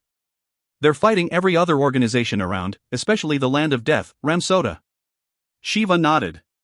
Most of the organizations in the Alliance are small and the whole Northland Alliance is weaker than the 3 major organizations. However, they're very close. Quickly, the auction for the male slaves was completed and some more cages were carried to the front. Female human beings were inside those cages. Their age varied from 5 years old to 20 years old. Most of them were pretty. The clothes they were wearing barely covered their private parts. Those girls already lost their hope for their lives and their eyes were soulless. Again, the female slaves from the Northland hand-picked by us, the lady introduced, pay close attention to cage 10 and cage 6. They're virgins and are unaffected by any plague. Our professional medics double-checked them. Please place your bid if you're interested. There are 15 female slaves in total and they're good for more than 10 years. The starting bid is 50 magic stones. The wizards on the seats seemed excited. 60 magic stones. A bald muscular man sitting on the right side of the hall yelled. 70. 80. 85. 100. The bald man furrowed his brows and shouted again. The bidding stopped after he yelled the number. It seemed that 100 magic stones were already considered a lot for purchasing human slaves. Angele stared at the bald man and sensed the mentality wave of a gas stage wizard. However, the energy waves around him were unstable. It seemed that he was carrying explosive enchanted items just like him. That guy's name is Hamlet, a captain of a hunting team from the 6-ring high tower. He's also a leader of a small organization in the public area. Shiva noticed who Angele was staring at. May I ask a question? Nancy suddenly questioned. Huh? What do you want to know? Shiva looked at Angele and responded. Do light wizards care about their slaves? Nancy asked in a low voice. Suddenly, the people around them started chuckling and some wizards were shaking their heads. Shiva shook his head as well, but he had a serious expression on his face. As long as you don't use them for human subject research, the owners are allowed to expel them, or kill them. Thank you, Master Shiva. Nancy lowered her head and stopped talking. Shiva started introducing the wizards that were bidding on the slaves. He lived for so many years that he knew most of the wizards in the hall. Angele learned that the wizards on the seats were divided into 3 levels. Although it looked like they picked their seats randomly, most of them were sitting beside the ones at the same level. The crystal wizards representing the 3 major organizations were sitting in the first row. Angele saw 4 people there. No one yet had placed any bid on the human slaves. The 2 female wizards were having a chat, the male wizard was having a nap, and an old man was doing some calculations on a piece of paper. It was as though they did not care about what was being auctioned at the front, and they might only be here to make sure everything was fair. The wizards seated at the center were the representatives of the families in 6 ring area. They would never let any possible valuable resources slide. People would fight for the slaves from the rare races, and representatives from the families were sent to most of the slave auctions held in different areas. The wizards sitting at the back were from small organizations, and some of them were just living in the 6 ring area, like Angele and Shiva. Shiva also told Angele about the political situation in the 6 ring area. The situation was complicated at the moment. The large families insisted on keeping the rights in their hands, but the wizards outside were demanding part of the rights as well. The wizards from the 6 ring high towers branches were refusing to hand back their power to the local large families. Although they had to follow the rules, they were still trying to play some trick at the behind. The Hansen family from the east of the 6 ring area had the highest possibility of winning the political fight and become the ruler of the 6 ring high tower. They owned the largest resource point and the transportation routes of the East Nola. Some important daily supplies had to enter Nola through the east border, guarded by the members of the Hansen family. The other largest family that had the power were the Jones family, the Bennis family, and the Rowan family. The Rowan family was a puppet of the wizards from outside, but were getting stronger and stronger every year. The Rowan family and the Jones family were currently fighting for a few critical positions in the organization. Actually, only 3 people in this hall were at a different level. All of them were sitting in the first row. The old man was not interested in the political fights, so he was excluded. He was just here to make sure everything was going smoothly. You see that blonde man with a mustache? Shiva sent a message using energy particles. The rows at the back were higher, so Angele had a clear view of the first row. The man with a mustache was having a nap on the chair, and Angele could see the dark circles under his eyes. It seemed like he was in dire need of rest. The man's name is Poland. He is a famous crystal stage wizard and is one of the representatives of his family. Poland served in the war against the underground races and was the most powerful person in the southern area. He's from the Bennis family that provided countless services to the wizards or apprentices living in the south. The 2 female wizards were from a relatively weak family. The one with red hair is called Julia and the one with black hair is called Mira. Although their family is not in control of any of the high towers, no one wants to mess with them due to the numerous formal wizards in their family. The auction was still going on, with merfolk slaves being displayed at the front. The starting bid was higher than the human slaves, and they were being auctioned individually. The merfolk slaves were born with resistance to magic and could live in Nola for a much longer time than human beings.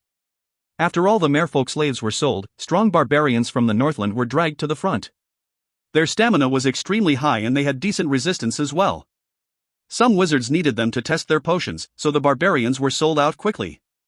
Next, we have the rare race from the Labyrinth College. I'm sure you won't be disappointed. The lady in white pointed at the cages that were being carried to the front by the dwarfs. Angele was surprised to see female centaurs inside the cages. The centaurs were moving around with their white hooves. Their skin was silky smooth and their tails were fluffy. White tank tops barely covered their huge breasts. The female centaurs all had long flaxen hair and their faces were pretty. They all looked elegant with their large black eyes. They were captured by the Ravenman family and sent here by the Labyrinth College. They have high fire and acid resistance. Also, it's a wise decision to reproduce with them since they have a high chance to be impregnated by wizards. The lady explained the basic features of the female centaurs. It was a common thing for them that most wizards had trouble impregnate human females. We handpicked the better ones when they were delivered. There are 12 of them and all of them passed the test. The starting bid is 2,000 regular magic stones. The female centaurs caught Angele's attention. Immediately, he raised his right hand and shouted, 2,500 magic stones. If you find any errors, ads pop-up, ads redirect, broken links, non-standard content, etc., please let us know. Report chapter so we can fix it as soon as possible. Chapter 220, Purchase, 1. Chapter 220, Purchase, 1. Translator, Leo Editor, Frappe. 2,600 magic stones. A chubby male wizard stood up and yelled. Before Angele could place another bid, several other people started increasing the bid. 3,000, a tall wizard stood up and yelled as well. 3,100. The chubby wizard stared at the female centaur. He definitely had evil plans in his mind. After comparing the information in the database, Angele noticed that the centaurs in the cages had the bloodline of the ancient centaur leaders. The ancient centaur leaders reproduced the white centaurs with the legendary creature, unicorns, and those white centaurs were much harder to find than the normal centaurs. Most white centaurs could live for more than 200 years. Also, Angele was certain that he would be able to extract the ancient blood from them. He wanted the bloodline of the ancient unicorns and the ancient centaur leaders. The signet acquired from the ancient bloodline of the harpy helped Angele greatly and became his secret weapon. He wanted to acquire as much ancient blood as possible and discover the truth behind it. His plan would work if he could win the bid. Angele narrowed his eyes.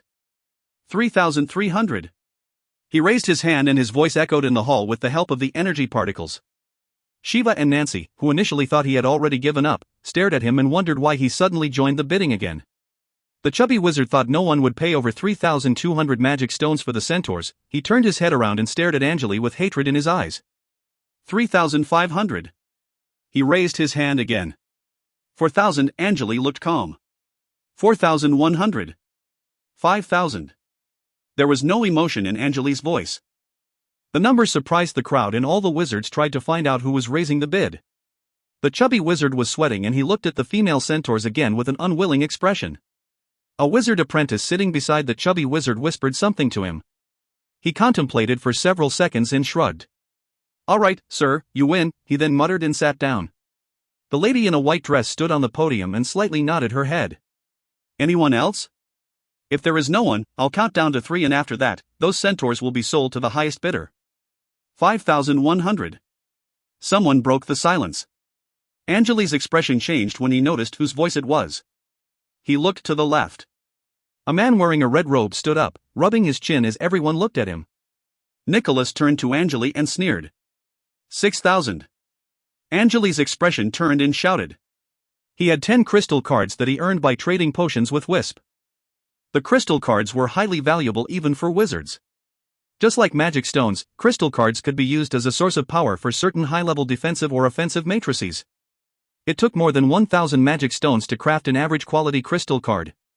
10 crystal cards could be traded for a great number of resources. 6,100. Nicholas shouted again, knowing fully well that Angele really wanted those white centaurs. 8,000. 8,100. All right, you win. Angele had a blank expression on his face. He shrugged and gave up. Many rare creatures had ancient bloodlines in them, so there was no point for him to spend so much money on those centaurs. Nicholas's expression slightly changed. He did not expect Angele to give up so easily. He wanted to just raise the price one more time, but Angele was smarter than he thought. He had to pay double the price for the centaurs. Nicholas pursed his lips and stared at Angele for a while before sitting down. "Anyone else?" The lady asked several times and counted to 3. Those centaurs were sold to Nicholas and she was happy with the result. "Sorry, it's my fault." Shiva sat beside Angele and sent the message using the energy particles. "Nicholas is a rich-ass retard. He saw us sitting together and wanted to make things hard for us." "No worries. There'll probably be something else I want." Angele shook his head. "It's not your fault." "Damn, I wish I'm rich too." Shiva sighed with mixed feelings. He was trying to tell Angele that he could not bid anything for him. After the centaurs were sold, merfolk slaves, fire spirits, and male tree elves were auctioned. A muscular male wizard even spent 6,000 magic stones on a harpy queen. All the slaves were trained by professional trainers. The ones who tried to fight back had already been killed. "Next, we'll bring you the most exciting part of this auction." The lady raised her voice and she looked excited. The wizards all started whispering after hearing the words. The crystal stage wizards at the front all straightened their backs and focused on the show in front of them. "So everyone is waiting for the last one," Angele looked at Shiva and said. "Yeah, of course." Shiva chuckled. "I will bid for it if I have the money." Angele nodded and turned his head to the front. The lady asked the dwarfs to bring up a brown wooden box to the front and she opened it carefully. The last item tonight is a forest fairy from an ancient ruin. She threw the box into the air. A ray of white light shot out of the box and turned into a rectangle light pillar, then a tiny white dot was pushed to the top of the pillar. It was a palm-sized girl wearing a green translucent dress. Her long blonde hair trailed over her shoulders. The girl's eyes were closed. Her skin was clean and smooth. It looked like a beauty that shrank to this size. The girl lay on the top of the pillar without making any noise and looked like she was sleeping. Strangely, on the back of the tiny beauty, there was a pair of translucent butterfly wings. The wings had strange textures and were larger than the body of the girl. Angele thought it was a large butterfly before he could get a clear view of the girl. We found it in the ruin. A forest fairy from the ancient times. Legend foretells that if you can sign a blood contract with a fairy, it can become your strong assistant. The lady was still excited. Elemental fairy. She's incredibly beautiful and can buff your damage spells and create barriers to absorb incoming damage. The hall became noisy. It seemed like most of the wizards already knew that the fairy would be auctioned last. Angele looked at the fairy for a while and shook his head. Well, I don't have enough magic stones for that. Let's go to the backstage and buy basic slaves. He had learned the procedures from the leather paper. Shiva nodded. A forest fairy. They'll bid for it like crazy. 10,000 magic stones. The bidding was intense. 10,000 magic stones could be turned into about 10 crystal cards. 15,000. 20,000. 1 serving of essence of the lion scorpion. 1 sunstone. The wizards in the auction were going crazy, that they were even bidding for the fairy with rare resources. When they did not have enough magic stones, they were allowed to use rare resources as a substitute. Angele and Shiva stood up and left the hall through a door on the right side, with Nancy and the fire spirit following right after them. Several waitresses wearing yellow short skirts were waiting for the leaving wizards. You're here for the basic slaves, right? Please follow me. A waitress led the 4 to a staircase by the end of the hallway. They entered a different area while walking up the stairs. The noise disappeared as they advanced. There were other wizards walking in front of them. Angele could hear the footsteps coming from behind. Obviously, not all participating wizards were buying slaves from the auction. Many people were here just for the normal slaves. The pathway was illuminated by the glowing crystals on the walls, but the light only brought minimum visibility. They entered a noisy hall after walking for several minutes. The walls and floor were built with dark stones. Many large cages were lined up on the ground. Dirty and depressed slaves were sitting inside them quietly. Angele even noticed whole families being thrown into the cages. A naked human woman was feeding an infant carefully inside a black iron cage on the right side of Angele. She looked helpless and sad after noticing the buyers entering the hall. In front of that cage, there was a thin light wizard asking a waitress about the price of the mother and the son. If you find any errors, ads pop up, ads redirect, broken links, non-standard content, etc., please let us know. Report chapter so we can fix it as soon as possible. Chapter 221, Purchase, 2. Chapter 221, Purchase, 2. Translator, Leo Editor, Frappe. You know why I want to buy her. She has enough milk for my baby, Grace. But 2 magic stones? You're asking for too much. It's not that high, to be honest. Your pet will consume at least 5 slaves each month. There are not many human slaves with enough milk out there. Several died during transportation and we have ordered them just for you. I've been doing business with you for years. Angele walked away and kept advancing. There was no valuable information to be taken in the conversation. He knew how cruel the slave trading market was, but Nancy felt uncomfortable just staying in the hall. Although she knew that was how slaves treated, she still wanted to do something for them. Angele walked behind the waitress slowly. Countless cages were displayed on both sides of the way. Most of the slaves inside were human beings and merfolk. There was a strange flowery fragrance in the air. It felt like they were trying to cover the stink smell coming from the slaves in the cages. Angele remained calm. He whispered what he needed to the waitress. The waitress nodded and led them to a quiet area with fewer cages around after turning a corner. There were dozens of wizards walking around, trying to find the slaves they needed. The total number of cages here was about 70. The wizards here were all chatting in low voices. Most of the slaves inside the cages were old and the rest were in their middle ages. So they are the slaves with specific skills. You can find cooks, blacksmiths, herb masters, and gardeners here. Get me the better ones. Angele threw a mid-level magic stone to the waitress. The woman looked excited as she caught the magic stone carefully. Of course. I'll find you the best ones. I need to find myself one more gardener. I'll see you at the entrance.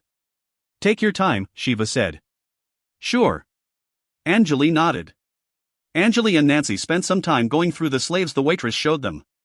There were cooks, gardeners, coachmen, blacksmiths, herb masters, and sailors. The magic stone he tipped the waitress worked very well. Angele picked 18 slaves in total, 3 for each job. Most of them were strong and well-trained.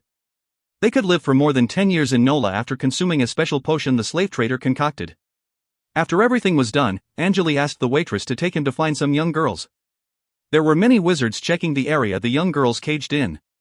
There were more than 10 rows of cages, and in each row, there were 4 to 5 wizards chatting about the young slaves with the waitresses. There are 3 different types of cages here. The first level has girls with decent body conditions and they're under 10 years old. The second level has girls with average body conditions and they're under 15 years old. And the third level, they're younger than 18 years old, but their body conditions are questionable. Which level would you like to check? The waitress was showing a much better attitude after receiving the magic stone from Angele. One mid-level magic stone was more than her yearly salary, so she decided to take the chance. Don't worry, I'll just look around, Angele responded and walked to the first row on the right. Inside the dark metal cages, there were young girls that were around 7 to 8 years old. Some were trying to stay away from the wizards walking around and some just looked lost. Angele saw several girls staring at him curiously and some were just taking a nap inside the cages. I'm here for young girls that can be trained into smart maids. The younger the better. Otherwise, they might die during the times I'm doing my research in the labs, Angele said as he walked. Don't worry. All the slaves here are fed with the essence of blue saber. The waitress walked to one of the cages on the left and tapped on it. For example, the girls in these cages are around 8 years old. 10 years later, they'll stop growing once they reach 18 years old. Their life energy will burst out and prevent them from being killed by the strong radiation. Some can live for more than 20 years. Angele looked to the left as he heard the explanation. Inside the cage, there were 2 girls sitting on the floor. Their appearances were identical and the clothes they were wearing looked dirty. Their skin was smooth and elastic. Angele found their long black hair beautiful. The 2 girls lowered their heads. They feared the wizard that was staring at them from outside the cage. What do you think, Master? They're from an island called Sand Forest in the Gem Sea. The residents on the island were eliminated by wizards from Nola as they robbed the merchant ships around for years. Their parents died during the fight and they're very smart. You don't have to teach them twice. Sounds like they'll become great maids. Angele nodded slightly. I'll take them then. He threw another mid-level magic stone to the waitress as a tip. So, how much for the 2 girls? You already gave me more than enough, the waitress replied politely. I'll deduct the price of the slaves from the magic stones you tipped me. There'll be plenty left for me. Good, not greedy. I like you. What's your name? Kesha, Master, my name is Kesha. The waitress smiled. If you want anything else, you can come here. In the future, just tell them you're looking for me. Just give me your communication rune. Angele pursed his lips. When Kesha heard his words, she nodded quickly. After giving Angele the communication rune, she stepped to the side and said, Master, you may go check the slaves you just purchased now. I'll show you to the room. She waved at another waitress, then a woman walked to them and opened the cage. Angele followed after Kesha through the hallway and stepped into a door on the side. The room was small and empty, about the size of a bedroom. The floors were white and the walls were painted in light yellow. Kesha and Nancy waited outside the room. After several minutes, the 2 girls were pushed into the room by a waitress and the door was locked immediately by her. Angele stood in the middle of the room and stared at the 2 young girls. Come here, I need to check your bodies. The 2 girls knew it was their chance to leave the slave cage. Furthermore, Angele seemed like a nice person. The girl with the longer hair grasped the hand of the other girl and walked to Angele slowly. Angele crouched and pulled the broken dress off the girl in the front, revealing her clean and smooth body. She stared into Angele's eyes as she held the other girl's hand tight. It seemed like she was not shy at all. You have a pair of beautiful eyes. Angele nodded slightly and straightened his back. He then pulled the other girl off her. Turn around for me, he ordered in a light tone. The girl in front released her hand and spun around first.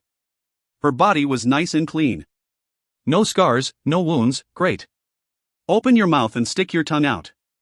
After Angele spoke, the girl opened her mouth to show Angele her tongue. It was pink and normal. Also, her teeth were white. It seemed like she was cleaned before being sent to the room. Raise your arm and... After about 10 minutes, Angele finished checking the two girls. He asked them to put on their dresses and left the room. Nancy and Kesha were waiting patiently outside the door. They are clean and healthy as you promised. If everything goes well, they could live for at least 15 years. Angele nodded. He wanted to train them as maids so that Nancy could be freed from housework. The two girls were smart and no tracking spells were planted inside their bodies. They were also good-looking and healthy. I'll take them both.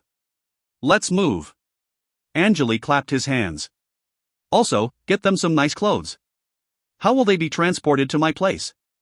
We'll arrange you a free carriage with a coachman. They'll go back with you. Don't worry about it. Sounds great. Angele nodded again, satisfied with what he acquired from the slave auction house. Kesha took the two girls to the carriage. Angele returned to the entrance with Nancy and saw old man Shiva waiting for them. So how was it? Found what you needed? He questioned in a light tone. Yeah, Angele responded. Shiva stopped for a second and said, I feel uncomfortable buying them actually. Those slaves are not treated well. You're too kind. Angele smiled. Is that so? Shiva looked tired. Don't think too much about it, Angele pursed his lips. That's how this world works. The weak will be ruled by the strong. He blinked his eyes. If the weak want to make changes to their lives, they'll have to work their way up to the top. You feel sad for them because you're powerful enough to change their destiny. Shiva opened his mouth slightly, but no words came out of it. Let's go. Angele walked past Shiva and vanished into the shadows in the hallway. If you find any errors, ads pop up, ads redirect, broken links, non-standard content, etc., please let us know. Report chapter so we can fix it as soon as possible. Chapter 222, Situation 1. Chapter 222, Situation 1. Translator, Leo Editor, Frappe. Angele and Shiva returned to their own residences using the carriages provided after leaving the slave market. The slaves were camping by the lake temporarily, and he asked the dwarfs to build a stone house for them. The stone house would be built on an empty area beside the lake. The two girls were already trained to do basic housework. They could clean and organize the house perfectly. The tea they made was also tasty. Angele named them Amy and Alice. They were homophonic to number 1 and number 2 in Anmag. Everything was going smoothly as he had planned. Angele did not regret his failing to buy the centaurs. If he decided to go all in for the centaurs and extract the ancient blood later, his ability might be exposed to the public, as the four in the front would wonder why this young man spent so much money for the centaurs. He decided to go for other rare creatures later when he had the chance. The great harpy produced by the evolved signet was still slumbering, and Angele was waiting for the day when she would wake up. He wanted to visit the nightmare realm again. Angele continued to study the enchantment system, and since he had some spare time, he wanted to figure out how to get recruited by the 6-ring high tower. In the southwest of the 6-ring area, there was a large grassland in the seemingly infinite sea of trees. The grass was cut perfectly and the area was surrounded by well-organized white flowers. In the center of the area, there was a large gray building that looked like a humongous arched bump on the ground. It looked like the building was sliced in half and the cut was the entrance. There were 4 white stone pillars supporting the building by the entrance. They looked like 4 floating sticks that were barely providing any help. The whole place looked mysterious. Angele saw people in white robes stepping in and out of the arched gate. Wizards vanished into a ball of smoke after leaving the gate, and he also saw people stepping out of a ball of smoke that appeared from nowhere. There were also people landing in front of the gate with their flying mounts. They jumped off their mounts and simply walked into the gate. Most of the wizards around the gate had serious expressions on their faces and were not hiding their mentality waves. There were 2 naked female statues in front of the gates with raised right hands, and on their palms, there were 2 golden glowing crystals. Both statues had wings on their backs, one was on the left and the other was on the right. A young man wearing a white robe walked out of the forest and joined the crowd. His brown short hair was eye-catching, but other than that, he just looked like an average light wizard. He was tall and slim, and there was a silver glint on the surface of his skin. His eyes were surrounded by a golden glow. This is the southwest branch of the 6-ring high tower. He raised his head, staring at the stone statues, and muttered. He could sense the energy waves released by the statues, and the energy was radiating throughout all the people entering the gate. Only formal wizards could handle that level of radiation. Wizard apprentices would take permanent organ damage if they tried to enter using force. All right. Green, I have to go now. Take care, a light wizard beside the young man whispered. Contact if you need anything else. I need to deliver something to my master. The light wizard had a messy blonde hair. Are you the only student working for Spencer? Don't tell me he only has one apprentice. Angele shook his head. Well, I live close to the master, that might be the reason. The light wizard was named Averan, one of Wisp's apprentices, who broke the limit not so long ago. Angele had recently learned that Wisp's real name was Spencer. Thank you for leading me to the gate. You found yourself a great master by the way. Angele smiled. He was still doing business with Wisp. That's my pleasure, Master Green. Spencer bowed to Angele politely. Now if you'll excuse me. Go ahead. Averan took 2 steps back and disappeared into the forest. Angele turned around and walked straight toward the gate. He stepped on the stairs and saw the wizards around talking to each other using energy particles. Angele entered the gate and saw an enormous hall that looked like the inside of a church. He raised his head and looked at the ceiling that was more than 10 meters above him.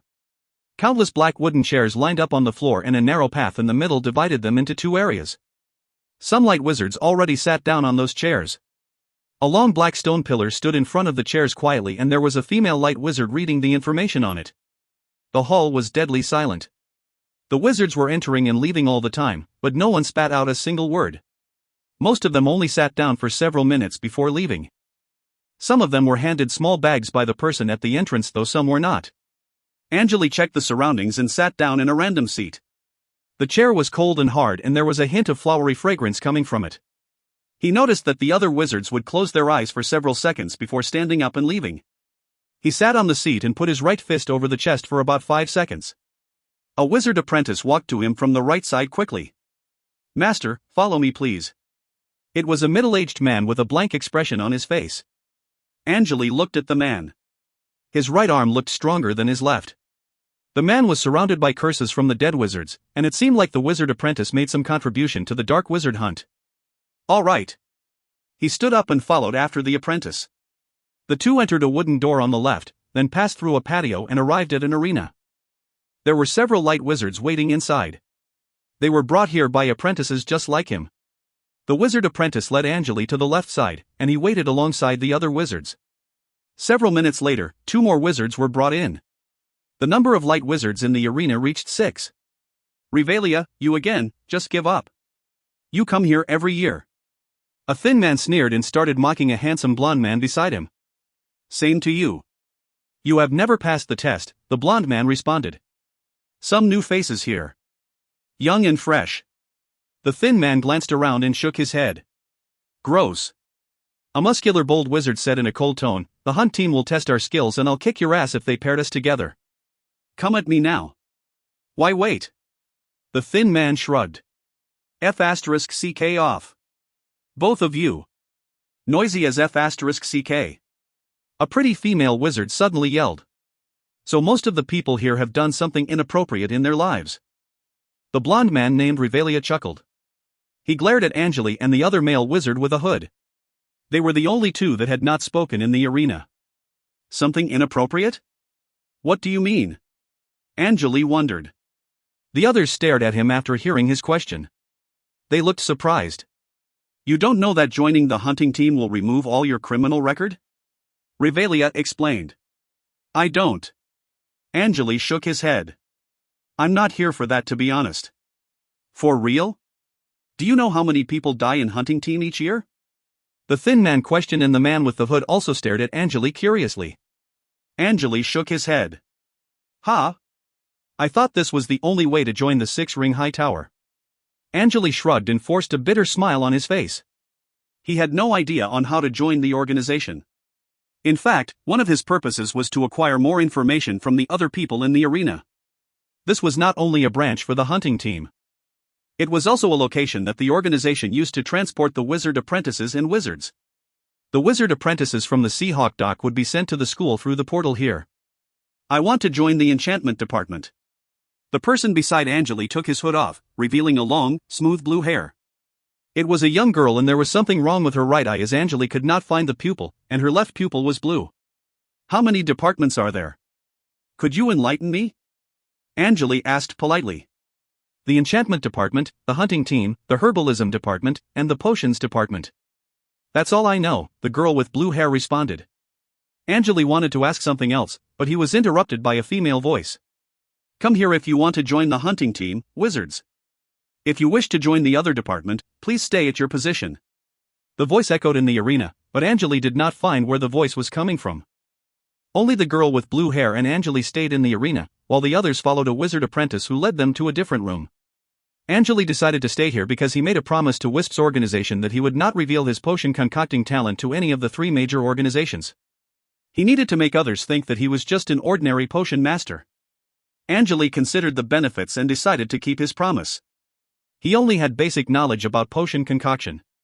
Potion masters would suspect how he concocted all the potions with minimum experience. Zero did most of the work for him, but that was not how potion masters in this world concocted their potions. If he could successfully join the 6-ring high tower, he would be able to acquire a lot of new knowledge. A wizard apprentice walked to Angele and the girl with blue hair. Masters, please follow me.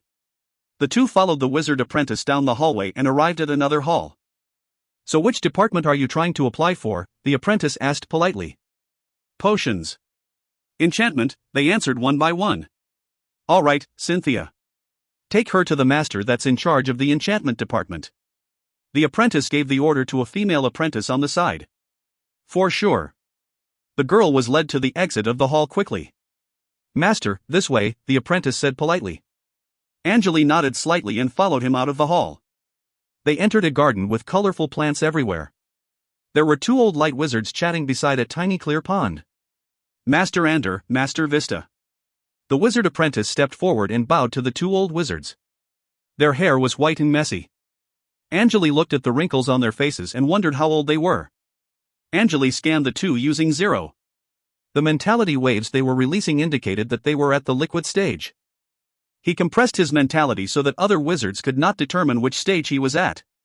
In order to disguise himself, Angele decided to release a mentality wave that was identical to the level of a gas stage wizard. Angele could not imagine what would happen if those old people found out that he reached liquid stage before 30 years old.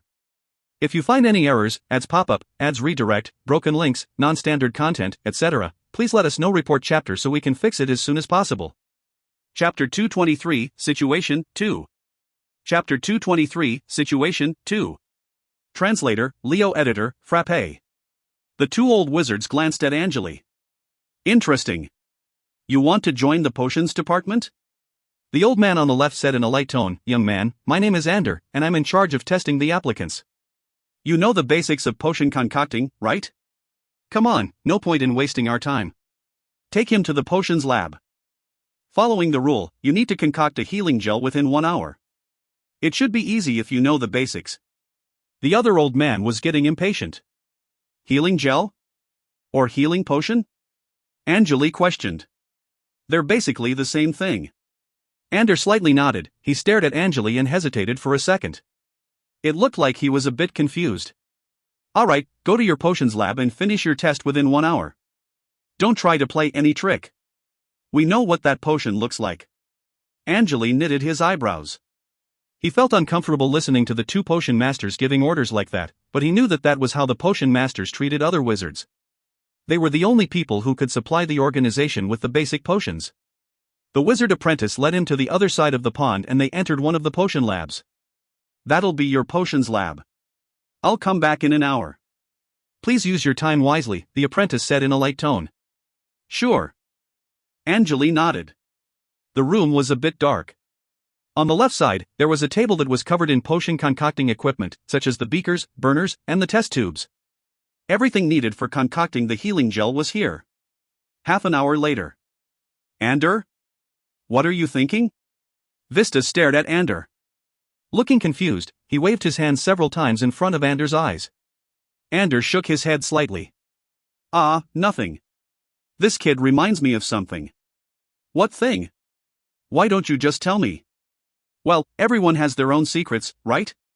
Ander smiled. Okay, I'll go check that young man's potion skill first. There are people waiting for me. I'll talk to you later. See you. Next time you come to the east, make sure you contact me.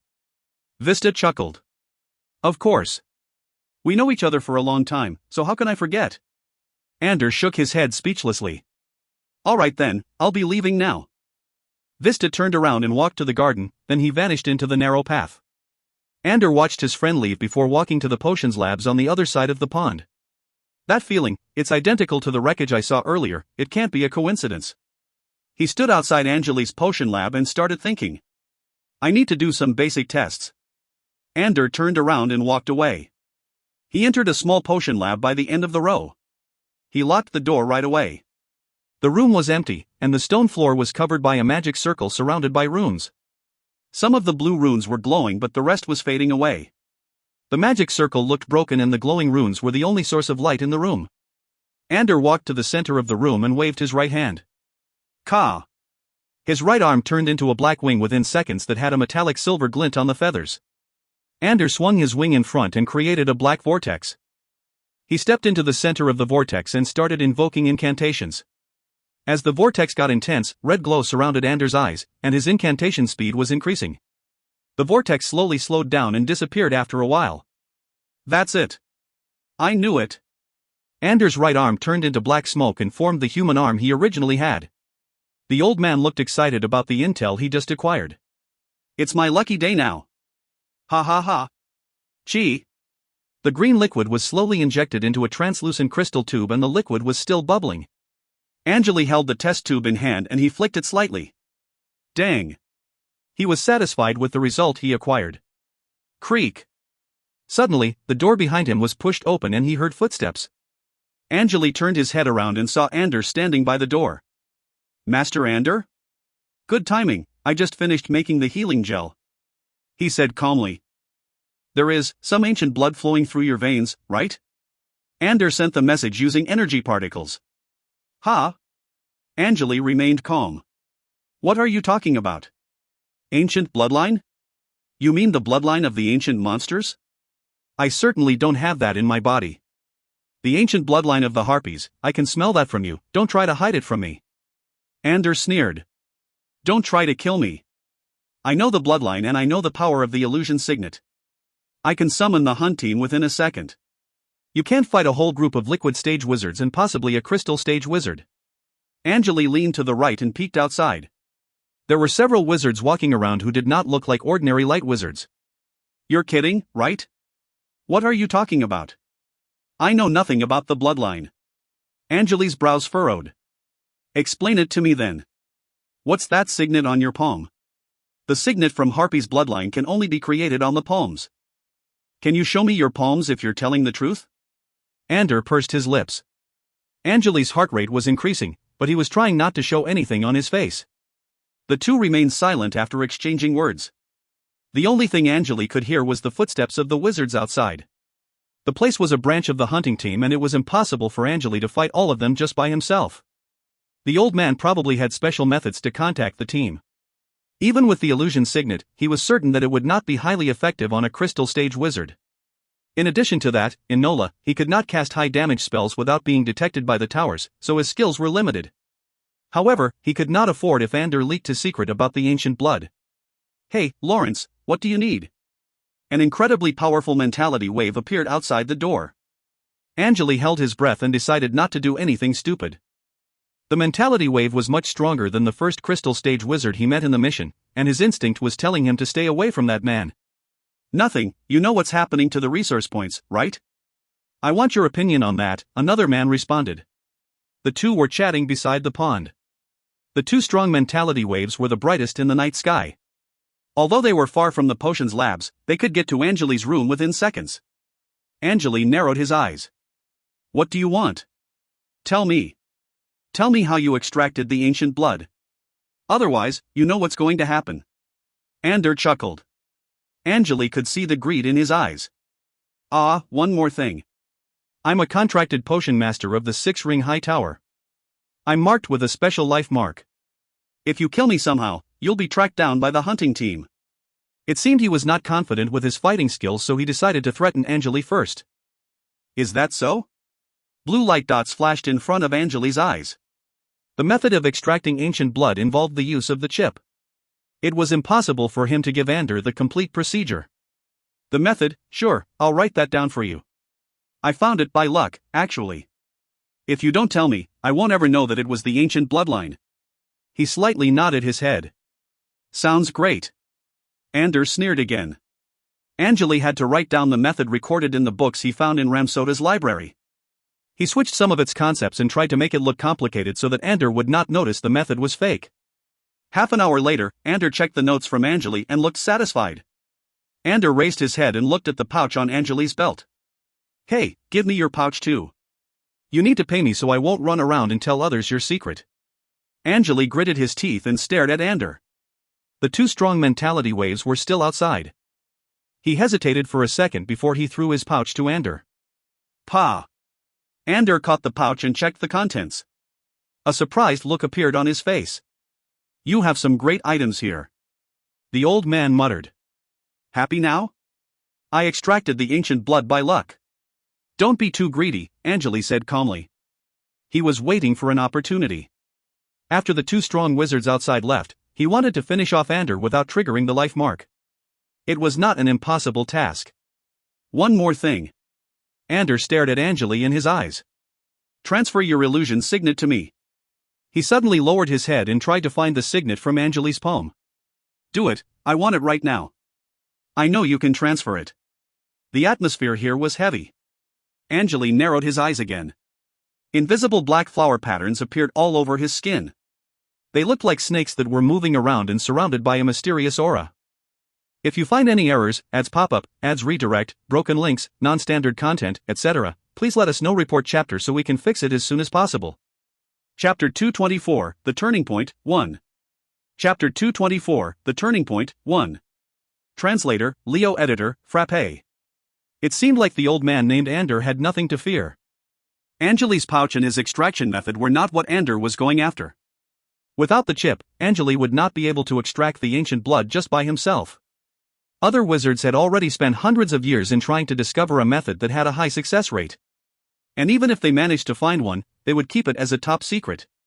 Extracting the ancient blood was one thing, but creating the signet was completely different. Ander was trying to take everything away from Angele. He himself knew that if he could get the signet, he would not need to extract the ancient blood by himself. Furthermore, without the signet, Angele could not backstab him with the illusions. He knew how difficult it was to prepare for a strike from the mysterious signet. The countless dark flower patterns were squirming around Angele's entire body. The patterns would only reveal themselves when Angele had the intention to kill. However, the power of the patterns was not strong enough to directly impact a liquid stage wizard. He needed to properly time his attack. Angele wondered how Ander found out that he had the signet, but it seemed like... Zero, can you analyze the properties of the energy waves Ander was releasing? He had a plan in mind. Task created, analyzing, success rate, 83%. The properties of target's energy wave are... The chip evolved again. It could now analyze the old man's energy properties using the tiny amount of energy waves being released into the air by the target. Angele was confused for a second after checking the result. Ander did not notice what Angele was trying to do. Master Ander, it seems like you don't really care about the extraction method. Angele suddenly said. Huh? Ander was waiting for Angele to transfer the signet. He hesitated for a second after hearing his words. Stop wasting my time. Just do it. If you don't, I'll let the whole land know about your little secret. Also, you think I don't know you're trying to trick with this piece of crap? He waved the notes made by Angele. I'm sure there are many people interested in the ancient blood that's in your body. The old man was getting impatient. Angele was not intimidated by Ander's threats. I extracted the ancient blood by luck. I don't think I can do that again. Why should I give it to you? If I transfer it to you, you'll be satisfied? No, you won't. You'll still sell me out. He spoke in a calm tone. Also, if you want to push me to the public, I won't stop you. Ander was not sure what changed Angele's mind. He knew that the young man had the ancient blood in his veins. Angele showed compliance at first, but his attitude suddenly changed. If Ander leaked his secret to the public, many wizards would try to capture him and study his body. The human subject experiment was forbidden in Nola, but evil wizards had their own methods of escaping detection. Ander's brow furrowed. He believed that Angele found the method of extracting ancient blood by accident, and that was the reason why he focused more on the transfer of the signet. He had spent years studying all the different techniques, and he knew Angele's method came from the dark wizards after reading through the notes. There was nothing new. Apart from that, he noticed the switched concepts from different wizard books. Ander did not believe that a gas stage wizard would have the proper technique to extract the ancient blood. Angele noticed the change in the old man's expression and was now even more certain that his assumption was correct. Alright, Master Ander. Hand everything back to me. There were impurities in the ancient blood I extracted, but you have the purest ancient bloodline of the Harpies, right? How did you manage to extract that? You know what? I can leak that to the public, too. Oh, right. You're a famous potion master, so the rumors probably won't bring any trouble to you. Also, those greedy bastards probably can't even detect the ancient blood in your veins. Ha! Ander gritted his teeth. He tried to hide the truth from others by drinking various types of potions that could help disguise but did not expect the young man in front of him to detect it. If Angele sent out the rumor, a few high-level wizards would go after him. Old wizards had spent hundreds of years trying to find the secret of the ancient blood and they would do anything to achieve their goal. Acquiring the pure ancient blood would grant them the chance to reveal the mystery of the ancient wizards. The reason why he noticed the ancient blood in Angele's body was that he had the bloodline in his own body and he was an inheritor of the ancient harpy. Ander's grandfather was an abandoned child by the Harpies. The Harpies would only keep the female children. That was the source of the ancient blood in his veins. His grandfather developed special potions to keep him and his children stay undetected. Ander's grandfather, father, and himself all developed a complete method of extracting the ancient blood from Harpies, but it would take years to prepare all the necessary materials and creating the signet was a different story. What are you waiting for? The tables had turned. I'm sure that those old wizards will be more interested in your body. What do you say? Almighty Master Ander? Angele smiled. Ander regretted his decision. He would have never thought that a gas stage wizard could detect the ancient bloodline inside his body. The old man thought that he was the only person in Nola who knew how to detect traces of ancient bloodline in the air. The only possibility was that the young man had some incredibly rare enchant items that could track down strange energy waves. He had met several rank 2 wizards in his life but none of them had been able to detect the ancient bloodline in his body. Hurry up. Come on, you know I can spread message anytime I want. Angele was still smiling. I'll *King extract your bloodline if you keep threatening me. Ander yelled in a cold tone, but he knew he messed up after he finished speaking. Aha! Angele chuckled. I know you have the proper method. Come on, give me my pouch now and I want yours as well. Ander was speechless. He opened his mouth but had no idea what to say. He was the one doing the blackmailing several minutes ago. Pa! Angele caught the 2 pouches Ander threw to him. He opened it and checked its contents. Nice, nice. You got some rare items, too. Angele sneered and slightly nodded. Ander might be a decent potion master, but he was not good at choosing his words. Angele checked the result from the chip and successfully tricked the old man. Angele had no idea how he should solve the problem if Zero had not come up with the report he needed. He was not prepared for the trouble. This area was controlled by the hunting team of 6 Ring High Tower, and Isabel would not be able to help him. Apart from that, it seemed like Flan had long been dissatisfied with what Isabel was doing for him. Ander was a liquid stage wizard. Although he was just a light wizard, he was still a respectable potion master. There were many potions that could help him defend against damage spells, though he had not yet found a way to deal with the life mark. You know what? We're even now. Angele knew when to stop. Just one more thing, how about writing down your method for me? We're in the same boat now. We can work something out here. Ander bit his lips. Don't be ridiculous. It's not. Angele stared at Ander. You see, both of us have the ancient bloodline in our bodies, so we can form the best alliance. I'll help you in the future and you can help me too if I need it, right? Ander stared at Angele with hatred. The situation was completely different for him. Since the ancient blood was already part of his system, if it was extracted, he would die within several hours. Furthermore, his method was perfected by hundreds of years' worth of experiments. In addition to that, Ander had purchased land, potion labs, and there was someone he loved in Nola, so he did not want to lose any of those. He had made the decision too fast. Ander wanted to acquire Angele's signet by simply threatening him and it was too late for him to retreat. Most importantly, Ander could not understand how this young man detected the ancient bloodline within him. Wizards had their own specialties but it was impossible for a gas wizard to have such skills. The 2 wizards stood face to face inside the room and started communicating using energy particles. Angele looked satisfied as the conversation continued, but cold sweat was dripping down Anders' chin. If you find any errors, ads pop up, ads redirect, broken links, non-standard content, etc., please let us know. Report chapter so we can fix it as soon as possible. Chapter 225, The Turning Point, 2. Chapter 225, The Turning Point, 2. Translator, Leo Editor, Frappe. As a contracted potion master in the six-ring high tower, the life mark was planted into Anders' body. If the rumor was to be spread out, the organization could track him down easily. The organization would sacrifice him just for his blood and the perfected method of extracting Harpy's ancient blood. Wizards specializing in prophesying could cast spells to visualize events that had happened at a certain time and certain location. Angele had experienced something similar before. Only wizards above rank 2 could completely remove the trace of their energy waves. There was no way for Ander to escape this. All right. Master Ander, you're a wise man. I didn't expect you to be one of the elders in the Bennis family. I look forward to our future dealings. Angele's words made Ander feel even worse. The Bennis family was as strong as the Jones family. They were the third in the ranking and had a significant amount of power in their hand. The Council of the Elders had similar rights to the family head. There were 10 elders in the Bennis family and most of them were chosen from within the family. The family had more than 100 wizards and more than 1,000 wizard apprentices as its members. Ander had a share of the council's rights. Although he was a light wizard, he was probably a talented potion master. He also said that he was in charge of this branch. Ander initially thought that he had nothing to fear and decided to confront Angele right after finding out the young man's secret. After having a conversation with Ander, Angele acquired some of the information he needed for the ancient blood extraction. However, Ander was still trying to hide the critical part of the extraction method and he did not want to get along with Angele at all. Ander had to fulfill Angele's request for now and decided to find a solution later. Angele would not die if his ancient blood was extracted, but he would still take severe damage. Ander thought that he still had hope if he could dig out more secrets about the young man.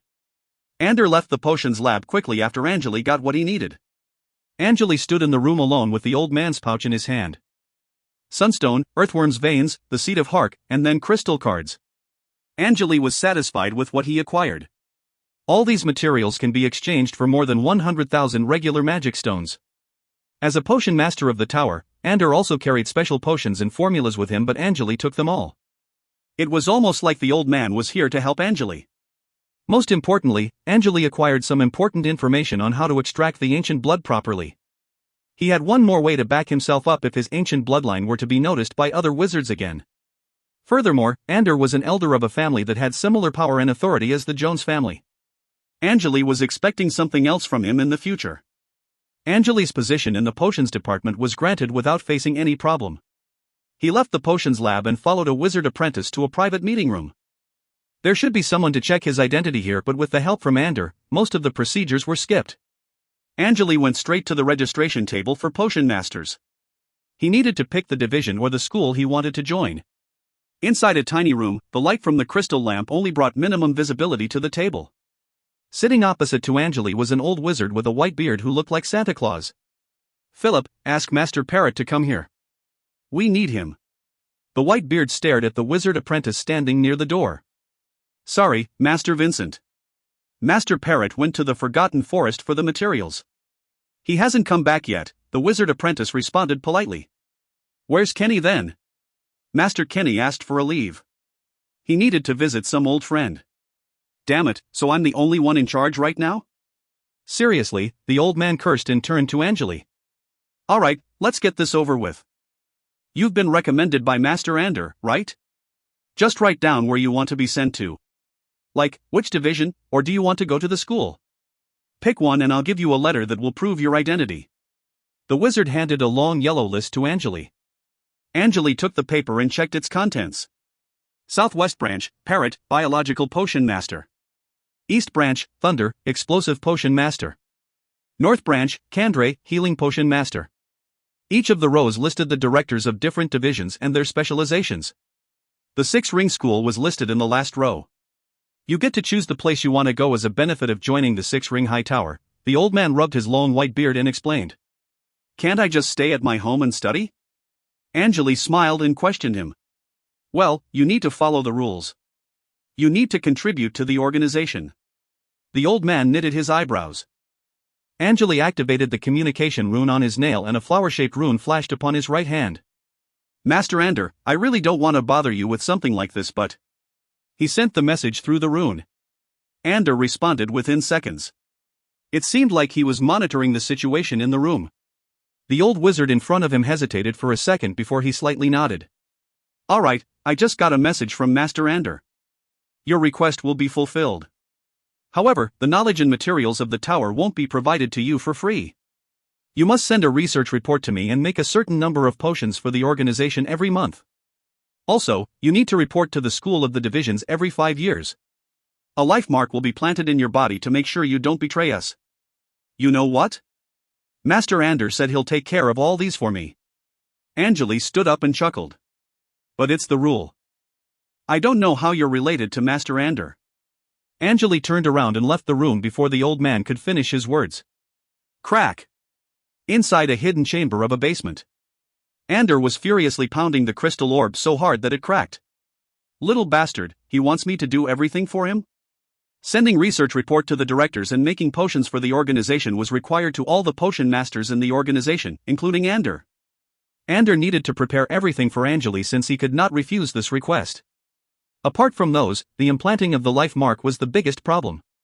It was almost impossible for Angele to ask for resources from the tower if there was no life mark planted in his body. Ander needed to rely on his family to somehow make it possible. It would cost him a lot of money and time. It was easy for Angele to ask Ander to do the favor for him, but Ander needed to work much harder to fulfill the request. Although he had power in the potions department, it was still a big trouble to him. I'll show you what I'm capable of. Ander started drawing runes in the air quickly but stopped after several seconds. He calmed down as he thought of the consequences. Ander did not want to mess with Angele at the moment, but it was getting ridiculous to him. A dark snake-shaped rune shined upon his nails as he raised his right hand. That's the last thing I'll do for you. He sent the message using the rune. Angele responded quickly. Don't worry. We're still in the same boat. This is the last thing I want you to help me with. Oh, just ask if you need my help. Remember, this is the last time. Ander shook his head. Otherwise, I'll just let the boat sink. Don't worry, Master Ander. I know when to stop. Ander felt better after the conversation and he decided to work on the life mark matter first. Angele walked out of the registration room as the flower-shaped rune faded from his nail. A slight smile appeared on his face. Angele was certain that the old man had no gut to send people to assassinate him, however, he was not sure if Ander had some strong backup plans. Ander was a greedy man, but it seemed like he was not good at backstabbing his enemies. As long as Angele knew his secret, he would not fight back. The last time? Ha, Angele sneered and shook his head. Ander is too naive, who would believe in words like his? Angele wanted much more from the old man. It was a great opportunity for him to gather materials and knowledge. If you find any errors, ads pop up, ads redirect, broken links, non-standard content, etc., please let us know. Report chapter so we can fix it as soon as possible. Chapter 226, Exploring, 1. Chapter 226, Exploring, 1. Translator, Leo Editor, Frappe. After leaving the registration room, Angele went straight into the library. All the divisions of the 6-ring high tower had libraries to store the important books. The library here was built in a separate building beside the main one. The building was surrounded by grasses. Sitting in the center of the grassland was a lonely black stone house. Large mysterious runes were painted on the surface of its walls. The sun was setting and the orange light illuminated on the runes. No entrance could be found on any side of the stone house. Angele followed a wizard apprentice and walked to the library slowly. Several light wizards were walking out of one of the walls. It almost looked like they appeared in the air from nowhere. Angele narrowed his eyes. Those walls are illusions? He asked in a light tone. Yes, master. The apprentice responded politely. They were set up by a wizard from the headquarters.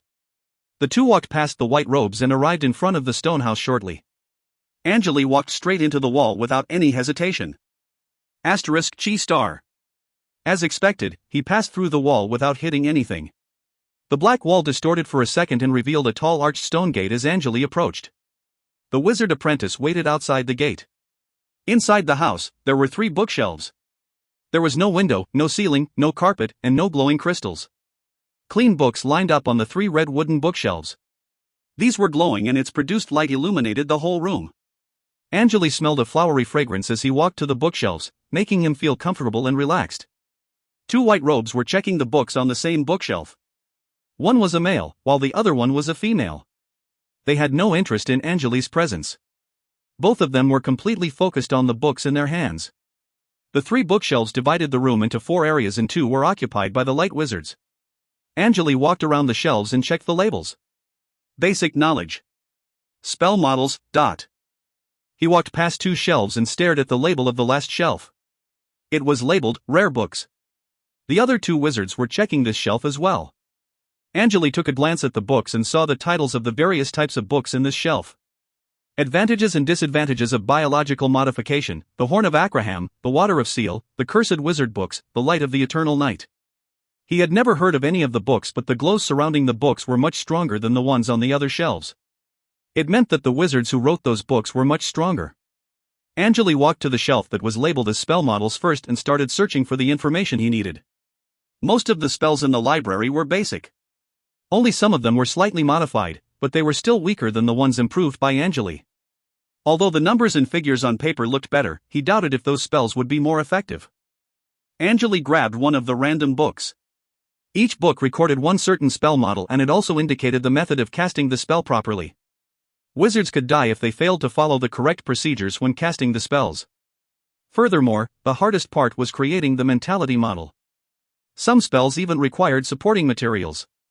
He was trying to find strong damage spells to replace the heart bombs, and he could make those spells even more powerful after improvements. The Lesser Fireball was his most used spell during battles, and he had been relying on his metal mastery way too much. Angele barely cast other spells he knew, but combining the metal mastery with the electric rune was the most effective way to execute the enemies.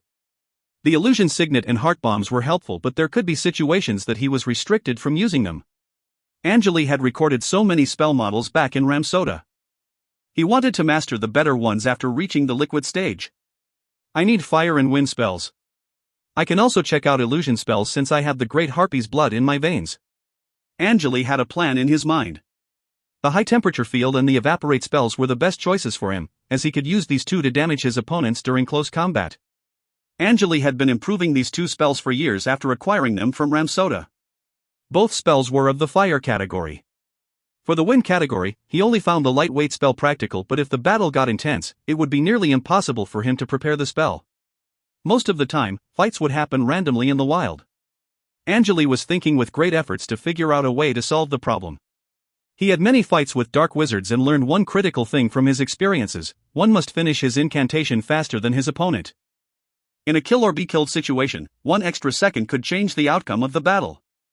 Angele thought that the spells that needed long preparation should be used for ambushes. He wanted to store one powerful spell in the chip so he could cast it instantly when necessary. For a very long time, Angele had been storing the Lesser Fireball in his chip, but he wanted something better as he advanced to the next stage. He also wanted to find high-level enchanted items, or even magic devices, as these objects would aid him in battles greatly. High-level enchanted items and magic devices could be used instantly, but they were extremely difficult to find. It was said that only the strongest wizards had access to such high-quality gears. Angele found a spell called the Breath of Nature after searching for a while on the shelf. The spell was simulating the breaths of some magic beasts. It was basically creating wind in front of the caster, which could knock back the target and slow them down. The wind produced was also infused with acid damage. It was not a powerful spell, but its effects lasted long and it had a great range.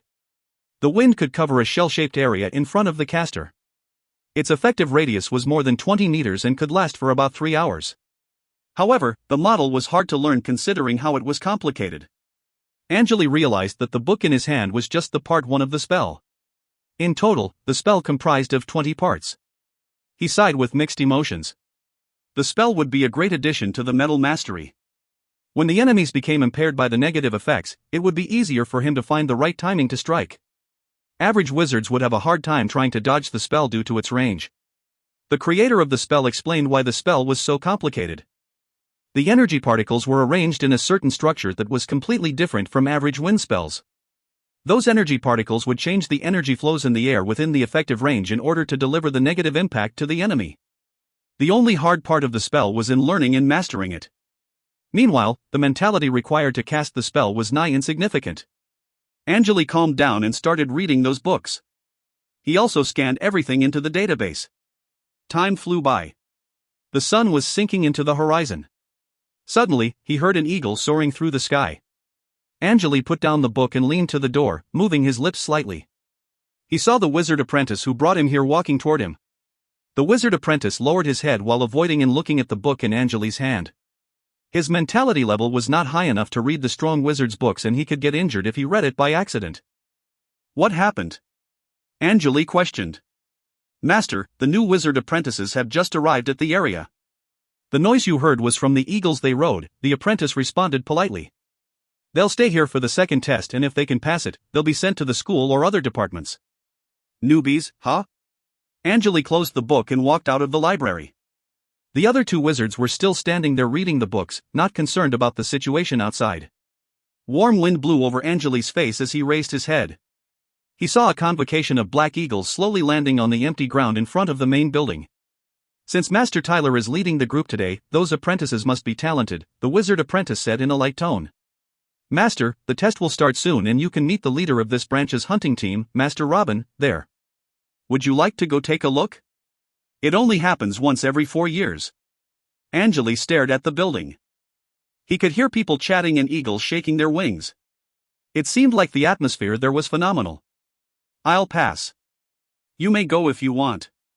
I prefer quiet places. He scrunched his eyebrows. I'm in charge of assisting you, Master. I won't go if you don't want to go, the apprentice quickly responded. If you find any errors, ads pop up, ads redirect, broken links, non-standard content, etc., please let us know. Report chapter so we can fix it as soon as possible. Chapter 227, Exploring, 2. Chapter 227, Exploring, 2. Translator, Leo Editor, Frappe. Angele saw a white robe being welcomed as he stepped out of the gate. He led the apprentices and wizards that had just landed into the building. Angele noticed that it seemed like there were two extremely talented apprentices that were being surrounded by the rest of the students. The two entered the building before the other apprentices. Angele was not interested in attending such events. He turned around and returned to the library. He noticed that someone else was grabbing books from the one with spellbooks. It was a male light wizard. The man had gray short hair with a pair of silver eyes. He had a blank expression on his face. It looked he was still in his early 20s. Angele hesitated for a second before starting to record the spell again. The wizard apprentice waited outside the library quietly. After a while, he heard footsteps and two people entered the room. Angele knew the two wizards. They were inside the same arena as Angele. It was the bald man and the pretty lady with black hair, who almost started a fight with the others back in the arena. Oh. The bald man recognized Angele right away after entering the room. You finished all the procedures already? He looked surprised. The man turned around and looked at the female wizard. Hey, Vivian. He's much better than us, right? Stop bitching, or I'll cut your tongue off. Vivian responded in a cold tone. She glared at Angele before walking to the bookshelf labeled, Basic Knowledge. The bald man shook his head. It seemed like he was not angry about her words. He walked to Angele and started checking the spellbooks as well. Hey, so you successfully joined the potions department? Was everything smooth for you? Angele glanced at the man. Yeah, you two both joined the hunting team? Yeah, 5 people passed the test. I and that lady were assigned to the same group. We'll be completing missions together. He smiled. It seemed like the man was satisfied with the result. Angele slightly shook his head. He was not sure why the man was so happy, but he decided not to ask. Good for you. I wanted to join the hunting team as well, but I'm too weak for that. Don't give up. Improve yourself, and one day you'll be just like us. The man patted Angele on the shoulder. We're in charge of the security of the southern border. My name is Carl, by the way. If you need any help when you're visiting the South Branch, just let me know. I'll see what I can do. Thank you. My potions department branch is in the South, too. Come find me if you need to purchase potions. I'll give you a discount for sure. We joined the organization together, so we should look after each other. Angele smiled. He had plans in his mind. That'll be great. Carl chuckled. But I heard a rumor that one of the wizards from the hunting team went missing during a mission in the public market. That's the reason why they're recruiting new blood. You live in the South, right? Do you know what happened? I heard the rumor too, but I'm not sure about the truth. You're talking about the captain of the patrol team, right? Angele questioned. Yeah, that one. Carl licked his lips. I heard that the captain was strong and was a representative of a large family. I guess someone assassinated him. There must be something going on. The 3 large families are now investigating that incident. I'm really interested. The bald man named Carl was not hiding his mentality waves at all. Thus, Angele knew that he was a liquid stage wizard. Angele could sense the curses of deceased wizards from the man's mentality wave. It was possible that Carl was a dark wizard. Most dark wizards dealt with dead bodies all day, and most of them were cursed by the wizards they had killed.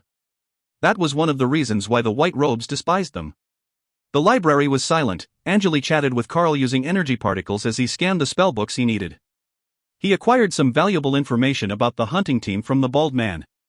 There were 2 types of members in the hunting team of the 6-ring high tower. People that were doing the dirty work, such as collecting intel and tracking down targets, were called ants. They were everywhere. Some of them were just apprentices and knights, yet they did not even know they were working for the hunting team. The number of core members was much smaller, and all of them were strong formal wizards. They were elites that passed the tough test, though some of them were just trying to get rid of their criminal record. The total number of the core members in the Southwest Division was around 30. When they were killed in the mission, the leader would start recruiting because a certain number of people was needed to keep everything in order. Only several of the core members survived all the missions, and they were promoted as leaders of the teams. The structure of the whole hunting team was simple. The president, the vice president, the leaders of divisions, the core members, and the ants. The higher one's position was, the more missions he had survived. Most of the missions for the core members were dangerous, so completing and surviving many of them would be hard. The core members usually acted in groups during their missions. They were usually sent to track down wanted criminals and eliminate them when necessary. They were allowed to hire no more than 15 followers, and their salaries would be paid by the tower when the contracts were validated. There were many resource points to guard in NOLA, and more people were needed to solve the incident happened around the public market. That was the reason why Carl and Vivian were assigned to the south. Carl said that they would be guarding the southern border so that the more experienced members would be free to join the investigation. There were many small wizard families around the border. It would be a great opportunity for them to build a community there. After their conversation, Angele exchanged communication runes with Carl, thinking that Carl might be able to help him in the future. Angele had been living in the south area since he entered the 6-ring area. His home was close to the border and the public market that was guarded by a small team led by Quirman. He knew that there were small wizard families living in the towns around his territory, but he did not want to build relationships with them. Angele just wanted to live close to the trading tower and stay out of people's sight. However, he realized that he would be staying in the 6-ring area longer than he had initially thought. Angele decided to make friends with people like Carl and build a small network that could back him up when he was in trouble. By communicating with Carl, he would be able to know the latest happenings in the areas around him. The old man with red eyebrows from the Labyrinth College was still going after him, therefore he needed to be prepared for it. Angele also learned that he could acquire the basic knowledge for rank 2 wizard after becoming a core member of the hunting team. Some of the knowledge could help him progress to the crystal stage. He was a member of the potions department, and in order to get that knowledge, he would have to submit a request form to the director. It was not a big problem as he knew Ander. The old man could likely help approve his request. It was getting darker outside. The female light wizard had already left the room, but the male light wizard was still reading a book. Angele finished scanning everything and left the library after saying goodbye to Carl. The glowing crystals on the main building brought minimum visibility to the area around the stone house. He walked to the narrow path beside the forest, which was the only way out. Beside the path was a small area with unicorns for rent. Angele walked to an oil lamp that was hanging on the branch of a large tree. Under the dim light, there were several unicorns eating the grasses. He took out a regular magic stone from his pouch and threw it into a black unicorn's mouth. Suddenly, he looked over his left shoulder with surprise in his eyes. A familiar feeling emerged onto his mind. A distorted image flashed in front of Angele. It was the great harpy, who had long black wings and the tail of a snake. The harpy slowly climbed up his shoulders and stuck her tongue out. A wet and warm fragrance rushed into Angele's nose. The great harpy finally woke up. Angele calmed down, then he decided to explore the nightmare realm after returning to his home. The black unicorn chewed the magic stone several times and swallowed it. He then jumped on its back. Thanks. Angele grabbed the unicorn's spiraling horn tight. You're welcome, the unicorn responded. Same location, right? It was a male unicorn that had a deep and attractive voice. Of course, if you can take me there before 6 in the morning, I'll give you 2 more magic stones. Sit tight then. The unicorn slightly shook its body. Its body was then surrounded by a green glow and tiny vortexes appeared around its hooves. The unicorn started moving forward. It started at a slow pace, but after several seconds, it turned into a distorted shadow that stormed into the deep forest. The noise made by the hooves echoed in the area. If you find any errors, ads pop up, ads redirect, broken links, non-standard content, etc., please let us know. Report chapter so we can fix it as soon as possible. Chapter 228, The Nightmare Realm, 1. Chapter 228, The Nightmare Realm, 1. Translator, Leo Editor, Frappe. Angele successfully arrived at his house before 6 in the morning after traveling for a while. He changed his mind right before jumping off the unicorn and asked it instead to take him to the trading tower beside. It was still dark outside and the area was deadly silent. The glowing crystals on the tip of the tower were bringing light to the surroundings, but there was no one around. The chilling wind blew the dried leaves and grasses into the air. Angele felt refreshed traveling on the back of the unicorn. The only thing he could hear was the noises made by the hooves. He asked the unicorn to stop by the trading tower and jumped off its back. Great job. He took out 2 magic stones and threw into the unicorn's mouth. Crack. The unicorn chewed the magic stones and swallowed them right away. I'll be leaving then, the unicorn said. Sure. Angele nodded slightly, then he pulled his collar up and put on his hood. The unicorn turned around quickly and disappeared into the dark forest. Angele glanced around. After confirming that he was the only one here, he walked toward his house. He saw a black carriage parked on the right side of the path. The carriage was shaking slightly, and Angele could hear people breathing heavily. Obviously, someone was having fun here. This was a common occurrence in the peaceful NOLA.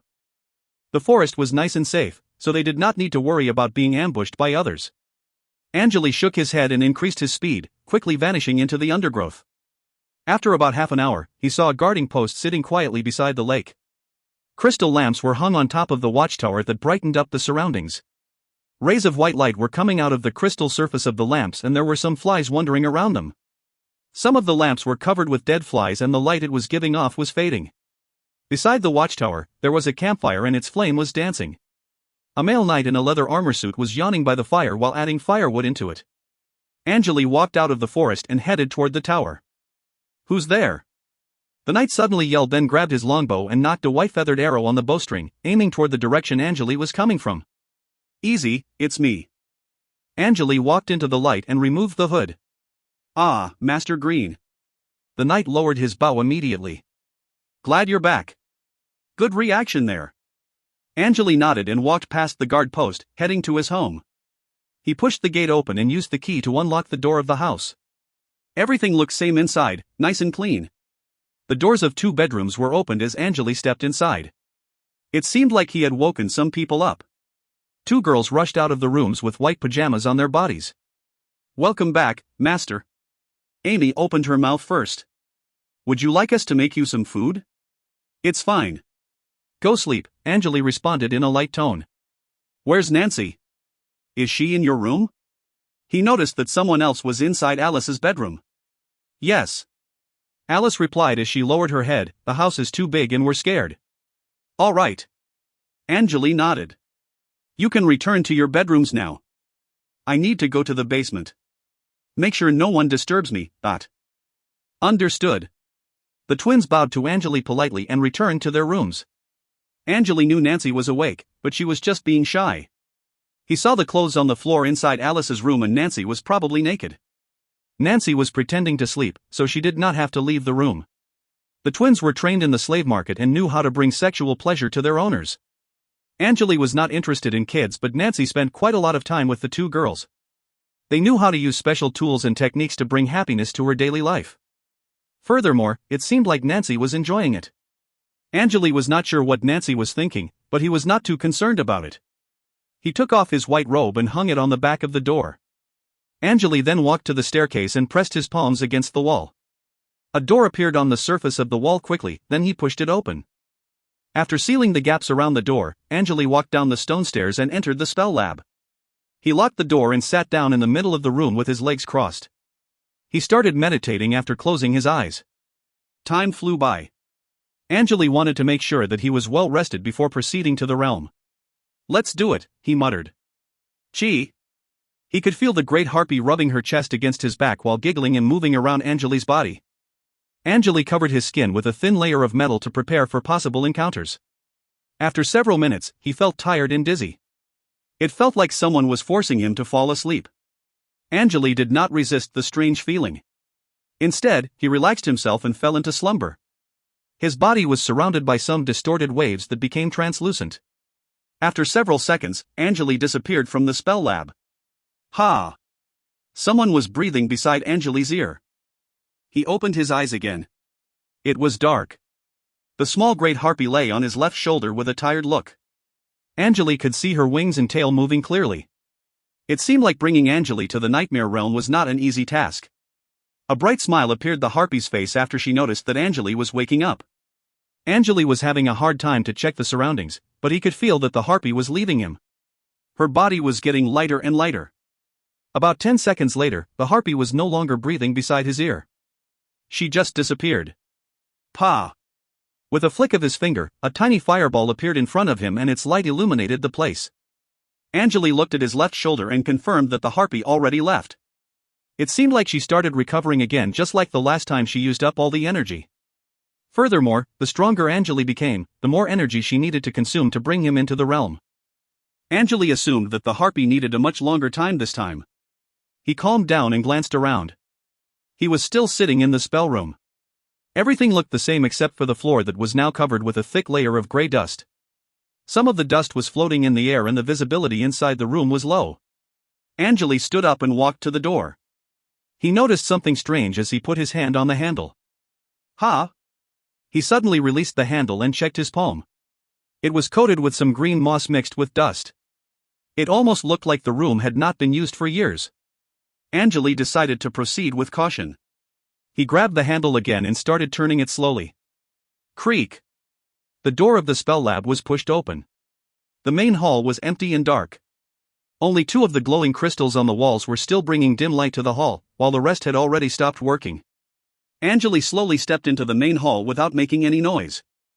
The floor in the main hall was covered with thick dust as well. He left a trail of footsteps as he moved onward. Angele stayed calm and he started checking the surroundings carefully. The walls and the floor were dirty. The 2 working glowing crystals had cracks all over their surfaces. It felt like the basement had been abandoned a long time ago. Angele opened all the rooms one by one, the materials room, the potions room, etc. He checked all of them, but the materials and items were no longer there. The only things left were the chairs and tables. He turned around and left the potions room, heading to the exit of the basement. Angele slowed down when going upstairs. He reached the exit without making much noise. He used the stealth technique and pressed his palms onto the door. Ka! The door was pushed open. Several rays of pale light beamed into the living room from outside. He was not sure if it was the sunlight or the moonlight. Angele closed the door carefully and stepped out of the basement. The dust in the air blurred his sight and the place smelled like rotten vegetables. A heart bomb slid onto Angele's right hand from his right sleeve, and he held it tight. No one was in the living room and the floor was also covered in dust. Angele pushed the twins' bedrooms open but they were empty. The whole place was deadly silent. Angele's brows furrowed. He turned around and walked to the main door. If you find any errors, ads pop up, ads redirect, broken links, non-standard content, etc., please let us know. Report chapter so we can fix it as soon as possible. Chapter 229, The Nightmare Realm, 2. Chapter 229, The Nightmare Realm, 2. Translator, Leo Editor, Frappe. Every object in the living room was covered with thick dust, such as the control panel, the sofas, table, and the paint. They looked old and their color was fading. Creak! Angele opened the door carefully. The light outside was orange that illuminated on Angele's body and brightened up the whole living room. He stood beside the door and looked around. The sky was covered by clouds. Angele could barely see what was around him due to the thick fog. Angele raised his hand and aimed at the sky. Some green light dots flashed on his palm and formed a tiny vortex. However, he hesitated and decided not to cast any spell. The flowers and plants in the garden all died. What was left in the mud were the rotten petals. Angele walked across the garden. When he was about to leave the area, he detected some movements on his right. He narrowed his eyes, then he lowered his footsteps and slowly walked along the fences. After turning the corner, Angele noticed a strange relief sculpture on the wall of the house. It was a child's face and it appeared from nowhere. It was a boy with a short, curly hair. He had no eyes yet his mouth was moving. Angele was wondering if the boy was trying to say something but nothing was coming out of his mouth. Angele narrowed his eyes and stepped back trying to observe the changes happening to the boy's face. After several seconds, the sculpture sank into the gray wall but immediately appeared on another wall. The boy's mouth was still moving but Angele just could not hear anything. It seemed like the sculpture was not a threat. He slowly lowered the heart bomb in his hand, then he turned around and jumped over the fence, landing beside the lake safely. Blop. It sounded like something jumped out of the surface of the water. Angele turned around and stared at the lake. He walked to the lake slowly, and the clean surface of the water reflected the image of his body. Short brown hair, pale skin with a silver glint, and a pair of golden glowing eyes. Angele stared at the image and he knitted his eyebrows. Splash! A tiny silver fish opened its mouth as it rushed toward the image in the water. What the? Angele suddenly stepped back and held the back of his left hand tight. Blood was dripping down his wrist. The fish bit the image in the water but the damage reflected on Angele's physical body. It felt like the fish had bitten a large piece of meat off the back of his left hand. Angele moved away from the lake quickly. Cold sweat covered his forehead. He took out the healing gel from the potion and applied it on the wound. White steam rose from the back of his hand immediately. After several seconds, the bleeding was stopped by the formation of a scab. Blue light dots flashed in front of Angele's eyes. He felt relieved after Zero confirmed that the wound was not infected by any poison. He turned to the lake again and saw the silver fish swimming around the surface of the water. There was blood around its mouth, and it stayed there for several minutes before swimming away. After the silver fish left, a 5-meter-long black fish appeared on the surface of the water. Angele was surprised. He could see the white triangle on the back of the fish, which was the rune he used as the mark for the creatures that were kept in the biological lab. He checked the room yesterday and the black fish only had the size of an index finger. Angele swallowed his own spit loudly and pursed his lips. The things that were happening were not making any sense. He walked to the other side of the lake and stopped by one of the guard posts. Croak! Something was moving around his feet. Angele lowered his head and saw a green frog jumping around on the ground. Strangely enough, there were 2 human faces on the back of the frog. It looked like they were having a conversation, though he could not hear anything. Angele crouched and took a closer look. The 2 human faces were twitching and their voices suddenly echoed in his ears after he stared at them for a while. I broke my father's vase yesterday. He'll blame me. What should I do? The face on the left had the voice of a young boy. Angele did not know what language it was but for some reason, he could understand their words. He'll hit you hard with a mace. Wait for it. The face on the right had the voice of a young girl's voice. I also poured dirty water onto my father's clothes. He'll blame me. What should I do? The boy continued. He'll stab your eyes with a burning hot needle, the girl responded quickly. The 2 faces just kept talking on the back of a green frog. The green frog started jumping away and the voices finally disappeared into the air after several minutes. Angele shook his head. Everything in the nightmare realm was weird and mysterious. The strike from the fish ignored his force field and metal barrier, and a large piece of flesh was bitten off his hand. Young man, why are you here? And what are you looking for? A deep and hoarse voice came from the direction of the lake. Angele stood up and looked over. A 1-meter-long black turtle was slowly moving out of the water. But instead of legs, it had 4 human arms to support its body. The turtle was walking on its 4 palms slowly but steadily. Wrinkles covered the skin of the turtle's head. Angele was trying to figure out what was happening. The turtle was staring at him in the eyes. Do you live here? Angele could not help asking this question. The turtle shook its head. Finally, a creature I can communicate with. He felt a bit relieved. Finally, a creature I can communicate with. The turtle spoke again, but it was imitating the way Angele was talking, that even the voice sounded identical. Angele shuddered. Finally, a creature I can communicate with. The turtle started moving toward Angele while repeating the sentence. There was a horrifying expression on its face. Finally, a creature I can communicate with. The turtle was walking slowly but steadily. Angele's skull numbed. He tried to step back as soon as the old turtle approached. However, he immediately realized that his legs were frozen. The bottom half of Angele's body was being petrified. The part below his knees had already turned into gray stone and the petrification was spreading. He could not feel any pain, but the situation was getting worse. King hell. Angele gritted his teeth and threw a red heart bomb into the air.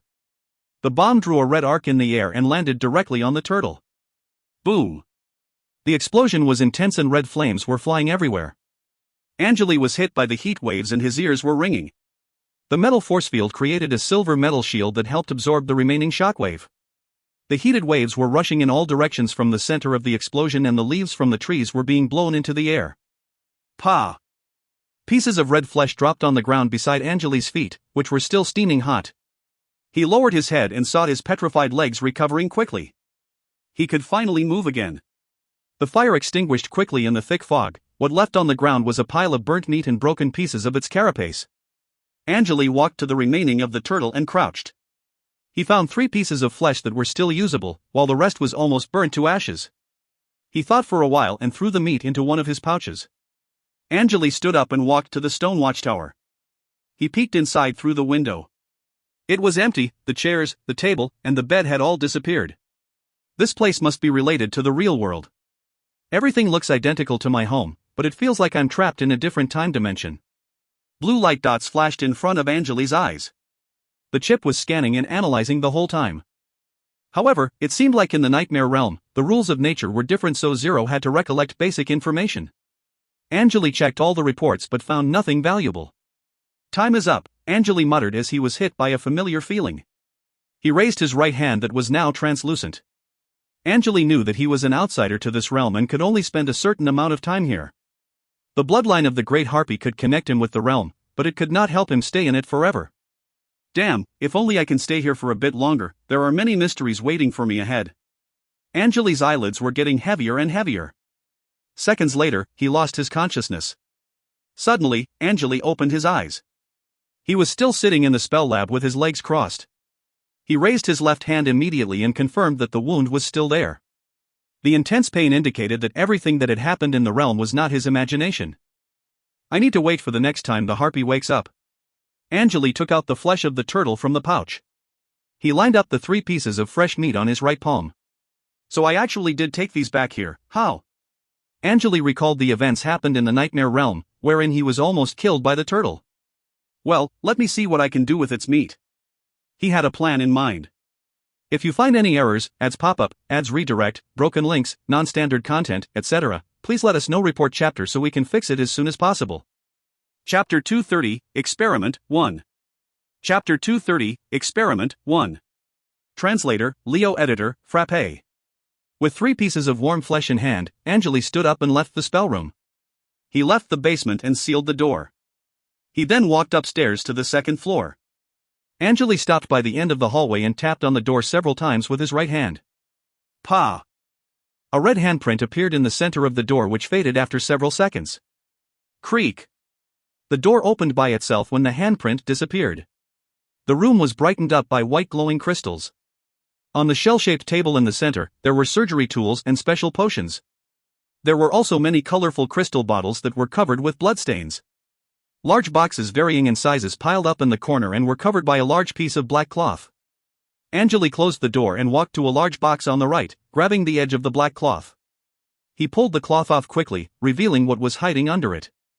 It was a translucent crystal box and there were many small birds with black feathers inside. Each bird was about the size of a human's palm. They got noisy when the black blanket was pulled off the crystal box, jumping and chirping. Angele slightly lifted the lid and quickly grabbed one of the birds. He then picked up the bowl and refilled its food. After everything was done, he closed the lid and covered the box with the blanket again. The night sparrow, let's see what's going to happen. Angele had high expectations.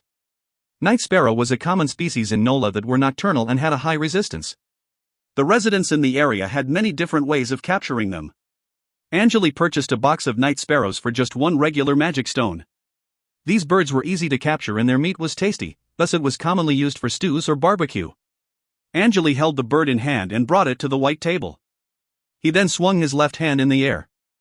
Chi! A ray of red light appeared in the air. It looked like a red stick that was standing on the surface of the table. The light came from a dollar-shaped dark red rune on the table, and the light cylinder was about half a meter tall. The light cylinder was making a strange sparkling noise due to the unstable energy flow. Angele threw the night sparrow into the light. The red light paralyzed the bird quickly, though it was still chirping as the light did not kill it. Angele grabbed the flesh of the turtle and threw it into a tiny crystal bottle. He raised his right hand, and the nail on his index turned into a silver metal needle. Chi! The long needle reached into the bottle and penetrated the flesh. It then returned with a bloodstain on its tip. Angele sealed the bottle and put it aside. He pointed the needle at the night sparrow in the red light and pricked the left side of its body, just like an injection in the hospital. After removing the needle from the bird's body, Angele grabbed a bottle with clean translucent liquid from the drawer and dipped the needle into it. Several seconds later, the needle was cleaned and it returned into his skin. Create the task and record the reaction, Angele ordered. Task created. Document created. Recording the reactions, Zero quickly displayed rows of data in front of Angele's eyes.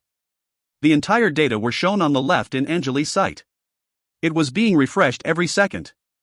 The heart rate, body temperature, brain condition, blood pressure, and breathing rate of the bird were all being updated. The chip's main functions were analysis and storage, but by scanning the energy waves from the creature, the chip could also provide detailed real-time information to Angele.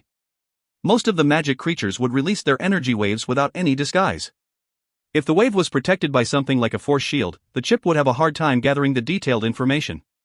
The chip's function improved again after Angele advanced to the liquid stage. It could use the stored energy particles to radiate the target in order to gather data, but it still could not deal with force fields. Zero needed to catch the leaking energy waves from the force field and try to do basic analyses. Time flew. Something was happening to the night sparrow. Inside the red light cylinder, the bird's body started trembling intensively. It almost looked someone was blowing chilling wind over its head. The left part of the bird's body started swelling slowly. Several minutes later, a large bump the size of the bird's head appeared on its body. The feathers on the bump dropped to the table, revealing the purple skin. Chi! Suddenly, the center of the bump was cracked open and a large wet black wing spurted out of it. At the same time, a similar bump appeared on the other side of the bird's body. Chi! The bump cracked as well, spurting out another wet black wing. The bird only initially had 2 wings, but after being injected with the turtle blood, 2 more wings grew on its body. Suddenly, the night sparrow in the light chirped several times in a high-pitched tone. Chi! The bird disappeared into the air. Angele had no idea what just happened. But at the next second, he saw the bird exploding beside the wall, turning into blood mist. Black feathers and fresh meat splashed everywhere. The remaining of the 4-winged sparrow slid down the wall and stopped moving. Most of its body was destroyed completely. Mutation completed. 4-winged night sparrow. Speed burst, 125.76 meters per second. Zero's mechanical voice echoed in Angele's ears. Angele stared at the data recorded right before the bird rushed out. Incredible, that meets my expectation. Angele slightly nodded and laughed. The maximum flying speed of an original night sparrow was around 8 to 10 meters per second, but the mutated bird with 4 wings made it to 125.76 meters per second. Angele was not sure if it was the maximum speed when the sparrow died right after hitting the wall. The bird usually needed several seconds before it could reach the maximum flying speed. However, the mutated bird just disappeared from the light while being paralyzed, which meant its initial speed was already at a very high level. Within the 1/10 of a second, the 4-winged night sparrow reached the speed of 125 meters per second, and the acceleration was horrifying. The bird's brain had not yet adopted the changes. After leaving the red light, it failed to turn before hitting the wall. If it was an open field, Angele was not sure if he could capture it again. He glanced at the blood and the carcass of the bird and decided to clean it up later. Angele walked to the box and grabbed another night sparrow.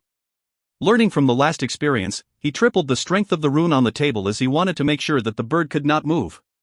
The light from the rune almost blinded Angele's eyes. Angele repeated the process and waited for the bird to mutate. Again, from both sides of its body, the bumps rose up and 2 black wings spurted out of them. This time, the bird failed to escape the light. It was struggling and trembling. Angele was checking the updated data in his sight quietly.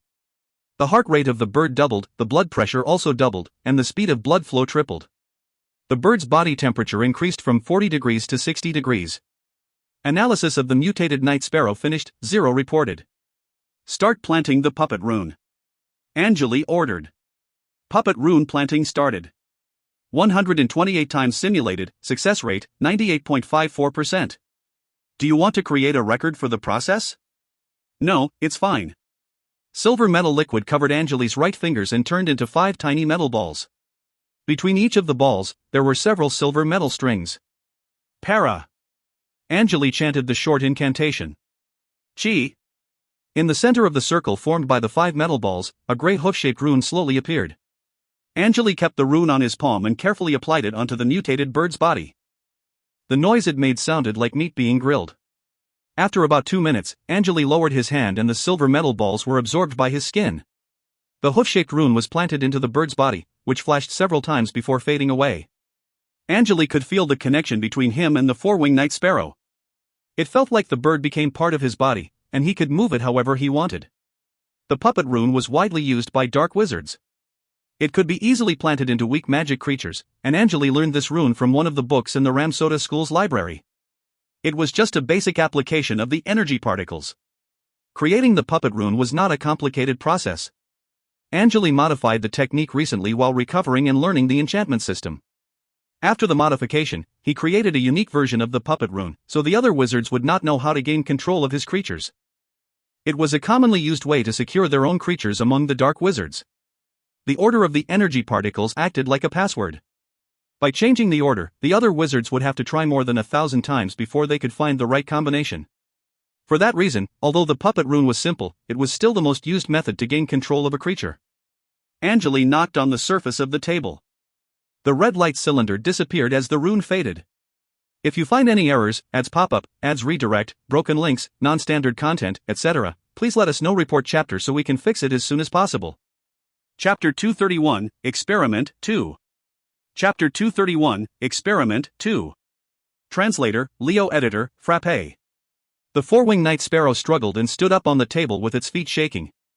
The bird still retained its own brain and it could do anything it wanted normally. Angele would only control its body when necessary. The only disadvantage of this rune is that it'll be consuming my mentality constantly as long as it's still activated. The higher my mentality is, the more creatures I'll be able to control. But if I have too many runes activated at the same time, I'll have trouble casting high-cost spells. I need to plan it carefully. Angele did the calculations. He had around 40 units of mentality at the moment and he could activate 2 runes at the same time with 1 unit of mentality, which meant he could control more than 84 winged night sparrows if he wanted to. He knitted his eyebrows and grabbed the bird. He then walked to the window and pushed it open. Angele could see the stone watchtower from the experimentation room. The watchtower stood beside the forest quietly. 2 wizard apprentices he hired were chatting beside it. They noticed that Angele opened the window and bowed immediately before returning to their patrol duty. Angele waited for the 2 to leave and carefully put down the sparrow on the windowsill. Fly. He gave the simplest order. Chi. The four-winged night sparrow disappeared from the windowsill. Angele only saw a black string flying into the sky at an incredible speed. Under the gray clouds, the black string was traveling with no hesitation. Angele took out some black powder from the pouch and rubbed it with both hands. The black powder started burning and smoking. The creature shall serve as my eyes, he invoked the incantation. Slowly, his eyes were surrounded by red glows. Angele's sight blurred for a second and found himself staring at the clouds the next second. He could feel the wind blowing over his face and below him was the sea of trees. Quickly, a human's town appeared ahead. Angele asked the bird to approach the town and fly through it. Dang dang dang. The bell tower was ringing. Angele could see the houses lined up below from the sky. They all had red roofs and gray walls. The knights patrolling on the street were wearing leather armor suits. A small twisted river went past the town and in the center, there was a tall bronze statue of a wizard. The town disappeared from Angele's sight after several seconds. The Greenwood town, 15 kilometers from my house. Angele knew the place. It was a tiny town by the border controlled by several small wizard families. Towns like Greenwood were very common in the area. Come back to me. Angele gave the order after stopping the vision synchronization. The four-winged night sparrow rotated once in the sky and started flying back to his house. A tiny black dot appeared in Angele's sight after about 2 minutes. It seemed like the bird already got used to the 2 new wings it acquired. The sparrow slowed down easily and landed on the windowsill in front of Angele. The speed is incredible, Angele praised. He did the calculation for the last trip and the bird was traveling at about 110 meters per second.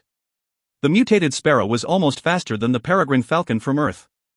Furthermore, according to the chip, the four-winged night sparrow's peak speed was higher than 125 meters per second. It was the fastest creature Angele had ever found in this world. Angele carefully patted the back of the sparrow. Its feather was clean and smooth. Touching the sparrow calmed his mind down. For just 1 second, he felt confused about his future.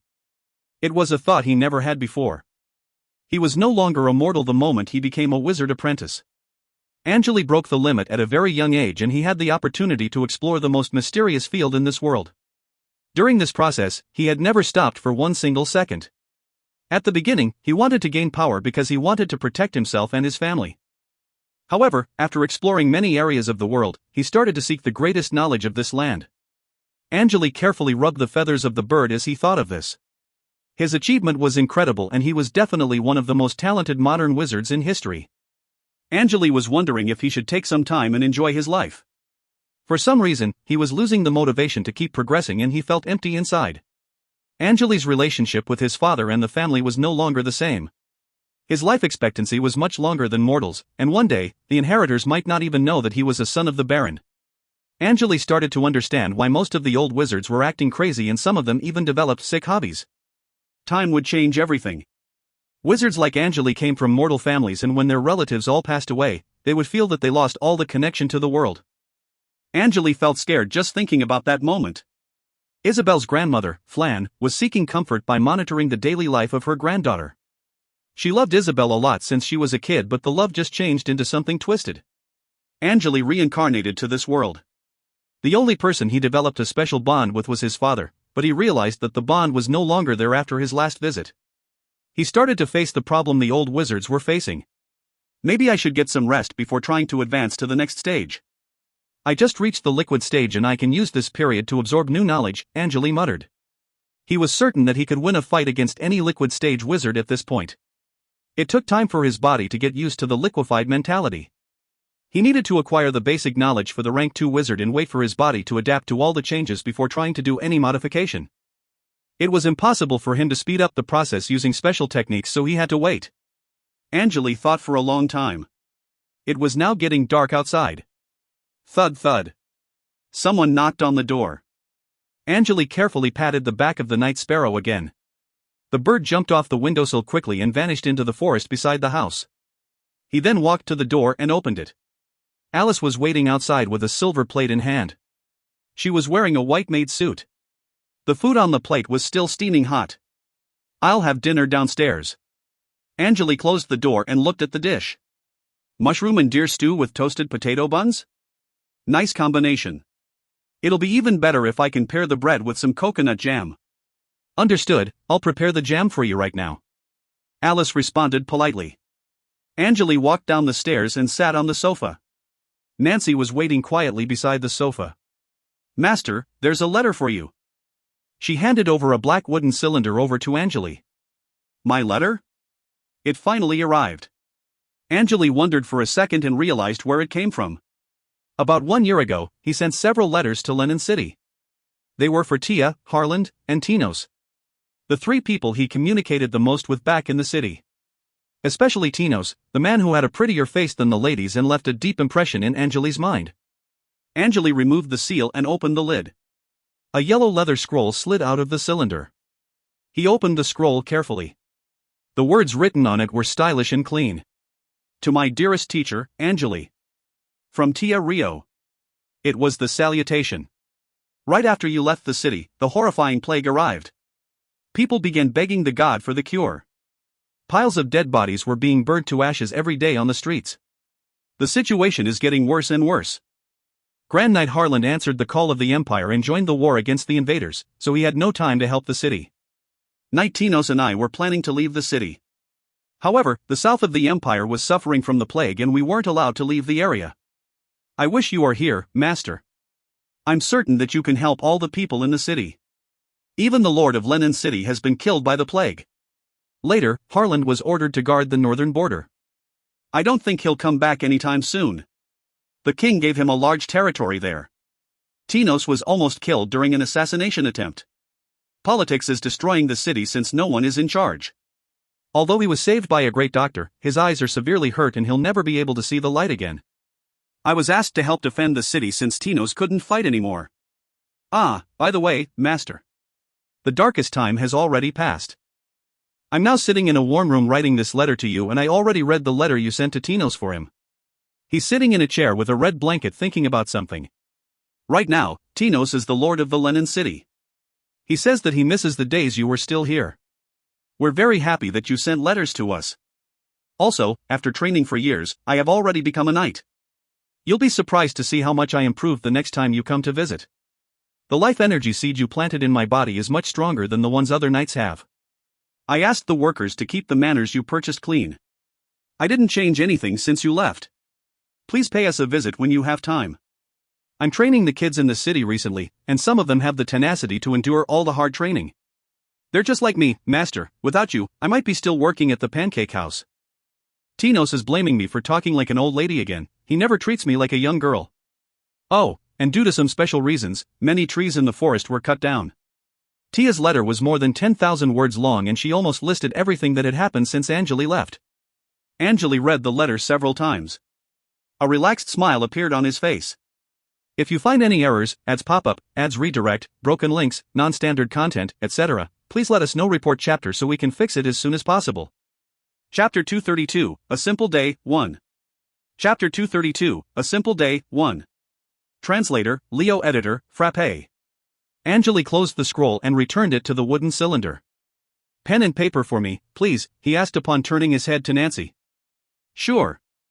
Nancy walked upstairs and fetched the pen, the paper, and the candle for Angele.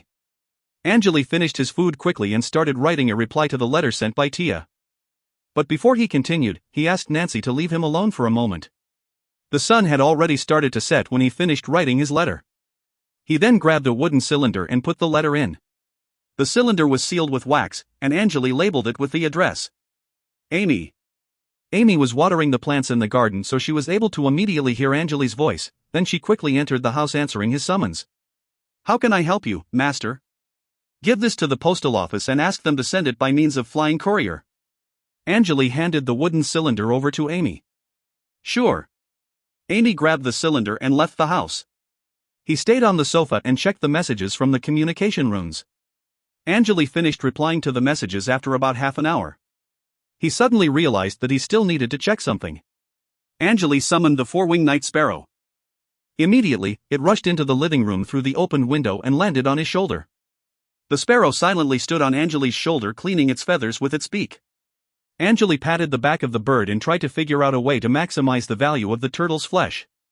The creature that was infected by the flesh would mutate just like the bird, and the mutation came with special new abilities. He wanted to test that if the flesh could be used on himself.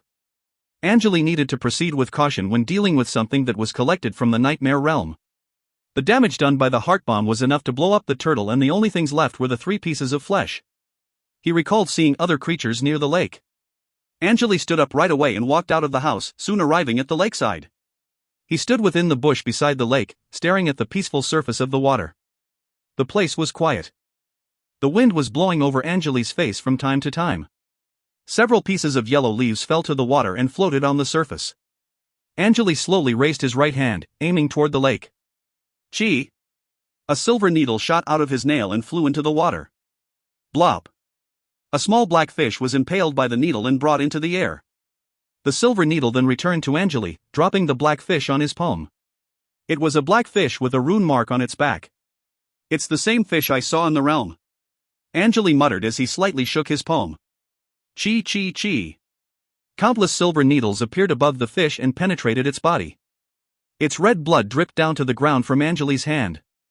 Now that the fish is dead, let's see what will happen the next time I go into the nightmare realm. Angele knew that the realm had special connections to the real world, as it felt as though he had just experienced time travel the last time he went there. He dropped the fish to the ground and cleaned the needles using the water from the lake before absorbing them back into his body. Angele turned around and saw a black carriage with silver edges traveling toward his house. The carriage slowed down and stopped under the road sign that indicated that the area was owned by Wizard Green. A burly man wearing a yellow robe opened the door of the carriage and jumped off it. 2 patrolling knights noticed the situation and walked over to question the man. They talked for a minute and the two knights bowed to the man politely, then one of them walked to Angele to report back. Angele knitted his eyebrows. It seemed like the man in the yellow robe was a formal wizard, but he had no idea who it was. The knight quickly ran to Angele and bowed to him. "So, who's that guy?" Angele questioned. "Master, it's a wizard from the division. He said that he is here to deliver you something," the knight responded politely. "Ha?" Angele contemplated for a second before realizing something. "Invite him to my house." He smiled. "For sure." Angele returned to the living room. He asked Amy to prepare the tea for the guest and sat down on the sofa. After several minutes, the muscular man in a yellow robe arrived. "Greetings, Wizard Green. My name is Peter." Peter slightly nodded his head. "Please, have a seat." Angele smiled in response. Amy, Alice, and Nancy were still waiting on the side. "Leave the house for now. We have something to discuss," Angele ordered. "Yes, Master." The three left the house together and closed the door. The living room became quiet. The muscular man, now sitting on the sofa, grabbed the teacup and gingerly sipped on it. Angele glared at the man with a deadpan face. "Let's start then. You have been sent by Master Ander, right?" he questioned. "Yes, Master Ander asked me to deliver the records of potions and compilation of potion concoction knowledge to you." Peter took out a crystal orb from his sleeve. Inside the crystal orb, there was a floating red rune. He put down the crystal orb on the table in front of the two. "Master Ander said that you can contact him directly through the orb." Angele nodded and scanned the crystal orb using 0. Blue light dots flashed in front of his eyes. He hesitated for a second and put his right hand on the orb with both eyes closed. "Contacting the communication device. Mentality connection detected. Do you want to connect?" Zero's voice echoed in his ears. "Start." Angele ordered. "Gee." It sounded like gas leaking out of a balloon. The crystal orb was surrounded by a red glow. This bright light came from the rune inside. After several seconds, the rune started spinning. At the same time, Old Man Ander's voice entered Angele's ears. "Ha, impressive. You actually know how to activate this orb? It seems like Peter delivered it to you on time. What's the matter, Dot?" Ander stopped for a second and continued. "The potion concoction knowledge is stored in the orb. It's provided by the organization. Parts of the basic knowledge for rank 2 wizards are also recorded." "Great. Thank you for the help. Happy? We're even now, right? That'll be the last thing I do for you." Ander was speaking in a serious tone. "Even? You really think it can be solved that easily? You should have never come to confront me." Angele chuckled. "What else do you want me to do?" Ander gravely questioned. "You can threaten me all you want, but remember, you have the bloodline too. I'll just let the boat sink if necessary." "Come on." Angele shook his head. "Don't you think we can aid each other in many ways? We can totally obtain great achievements together." Ander suddenly sneered. "You? A gas stage wizard? What can you even do?" "Plenty." Angele was not angry at all. "It's a win-win situation if we can work together. You're from the Bennis family, though you're merely one of the elders. But you don't have that much power in hand, right? Otherwise, why would you work in a division? Instead of the headquarters? What are you trying to say?" Ander was getting impatient. Live subject experimentation and human experimentation are forbidden in NOLA, which means you're basically not allowed to kill a large number of creatures in order to extract ancient bloodlines. However, you have the perfect method of extracting Harpy's ancient bloodline, right? Don't you want to test that method on other creatures? A secret lab will solve all the problems for you. "Well, I do want to test it, but so what?" Ander had nothing to hide.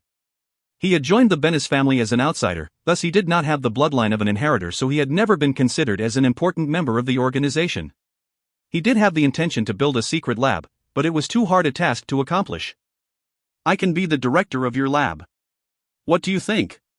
You and I both have the bloodline in our bodies and we need to keep it as a secret. That means, we can't betray each other. Otherwise, we'll be captured by the hunting team." Ander hesitated. Knowing that Angele's idea was quite reasonable to him, asking the young man to be the director of the lab would be an excellent choice. However, he just could not trust Angele and he did not want to give the complete version of his ancient bloodline extraction technique to the young man. Ander knew that Angele was different from other light wizards. Nevertheless, he had not understood what Angele was planning. If you still need some time to think, we can just start working together first. I know your secret and you know mine, so we're in the same boat. You can trust me. I also have the signet and I still need to do research on it. Angele chuckled. The signet? Are you saying that we can work on the signet together? If so, I'm down for that. The old man sounded surprised. Of course. Angele stopped for a second. My signet has the true power of the ancient bloodline. With the signet, it'll be much easier for me to extract the harpy's bloodline. Although there'll be impurities, we can save a lot of time. Sounds too good to be true, but sure, I'll take the risk. Ander was satisfied with Angele's offer. He had never thought of using the signet at all. If Angele could transplant the signet to him, he would have no need to rely on this young man anymore. And one more thing, I heard someone purchased a few white centaurs from the last slave auction. Ander interrupted before Angele could finish. If you find any errors, ads pop up, ads redirect, broken links, non-standard content, etc., please let us know. Report chapter so we can fix it as soon as possible. Chapter 233, A Simple Day, 2. Chapter 233, A Simple Day, 2. Translator, Leo. Editor, Frappe. The wizard who purchased the centaurs was ambushed and killed. Those centaurs escaped from their cages and ran away. Rumors told that it was the dark wizards who did it. Are you looking for those centaurs? Yeah, but I need your assistance, Angele said in a low voice. The intel said that there are many wizards going after those centaurs. It's very likely that the wizard was ambushed because someone wanted his goods. Some people will do anything to continue their lineage, and those centaurs are perfect for that. Don't worry about it. My family has already sent people for that. The old man lowered his voice. If we find them, I can send 2 to you. The old man thought that Angele was going to transplant the signet to him and was happily cooperating with him. Thank you so much, Angele responded with a smile on his face. The white centaur's ancient bloodline was harder to extract than that of the harpies. But with 2 centaurs, Angele could still extract a small amount of the bloodline. He could accomplish that only because he had the help from the chip. Zero could control the energy particles and find the hidden bloodline accurately. The only thing he needed to do after was to try to get rid of its impurities. It was nearly impossible for other wizards to have such precise control of the energy particles. If they were to try to do so, they would need an extremely high level of mentality to perform a similar operation. The 2 chatted for a while, with the tension between them almost disappearing bit by bit. It seemed like the old man felt much better after Angele spoke of sharing the signet with him. After their conversation, he realized that Angele knew a lot more things than he had expected. At first, Ander thought Angele was just an average gas stage wizard, but he soon realized that several of the young man's theories were interesting and complicated. He decided to swallow his pride and then asked Angele some questions regarding ancient bloodline research. Wizards were all knowledgeable. However, most of them needed to keep revising the knowledge they had learned. Basically, the more a wizard knew, the slower it would be for him to absorb new information. Unless one had the photographic memory, it was nearly impossible for them to memorize everything they studied. Only a small number of wizards had developed some special techniques to memorize information they obtained much faster than others, and they were given the title called Master Scholar. Ander's impression of Angele changed during the conversation. Now, he was certain that Angele was very close to the level of a Master Scholar. Most of the time, it was him listening to Angele's theories regarding the extraction method. Never did he manage to think some of the theories the young man mentioned in the past. He did not despise Angele anymore, and he realized that he was a much weaker wizard than the young man in regard to theoretical knowledge. Ander had even begun considering Angele as the most talented wizard he had ever met. They chatted for 2 more hours and finally stopped when Angele realized that it was already nighttime. Angele learned a significant amount of information regarding the fundamentals of potion concoction system from Ander. Similarly, it seemed like the old man was satisfied with the new information he acquired. It's late. Let's stop it from here, Angele suggested. Sure, I learned a lot from you today. Sorry, but I didn't expect you to be so knowledgeable. Ander's attitude had changed a lot. Although the 2 still did not trust each other, the atmosphere between them was not intense anymore. Not a problem. Thank you for enlightening me on the potion concocting techniques. They praised each other before cutting the connection.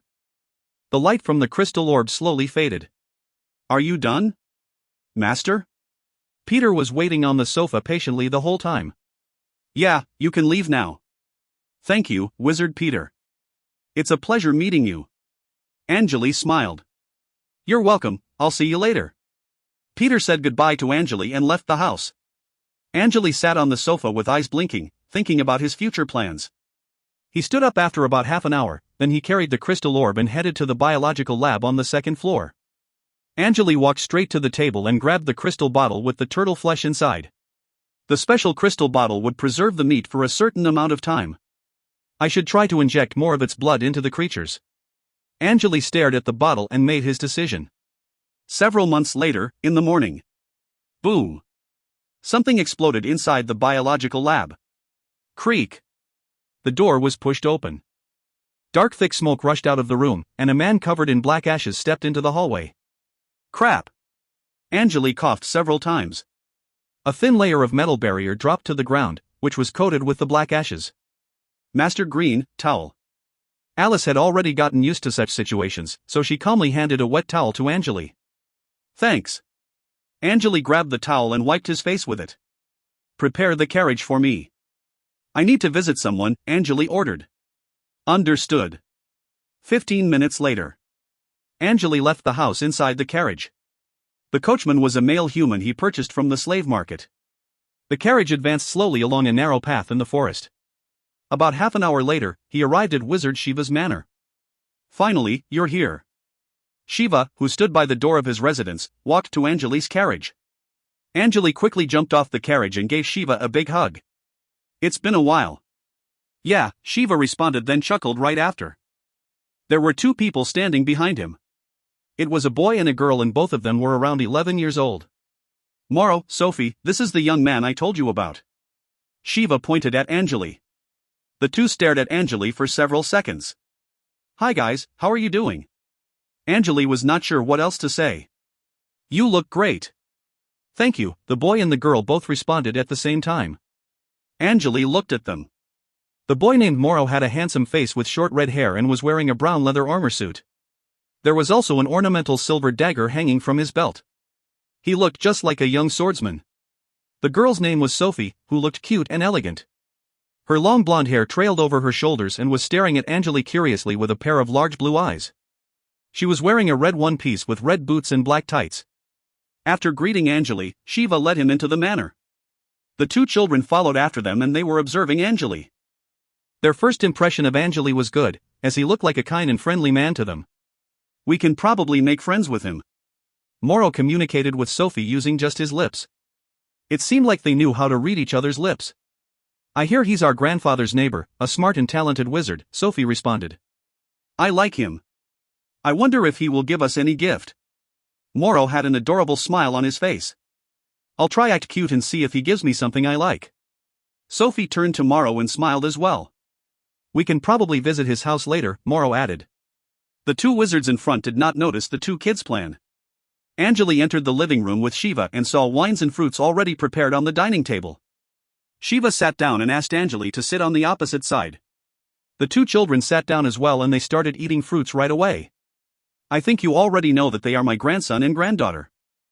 Both of them are studying in the school and has spent most of the time playing with my students. I'll teach them to recognize different materials when they come to visit. Shiva looked at his grandchildren and slightly nodded. I know that Nole is a peaceful land, but I don't think you should let them wander around in the school. Angele stared at Shiva. Don't worry. I'm fully prepared. I know some special tricks to prevent bad things from happening. Shiva chuckled. Well, all right. Angele was a bit speechless. He turned to the two kids. You're Morrow and you're Sophie, right? Yeah. The two nodded at the same time.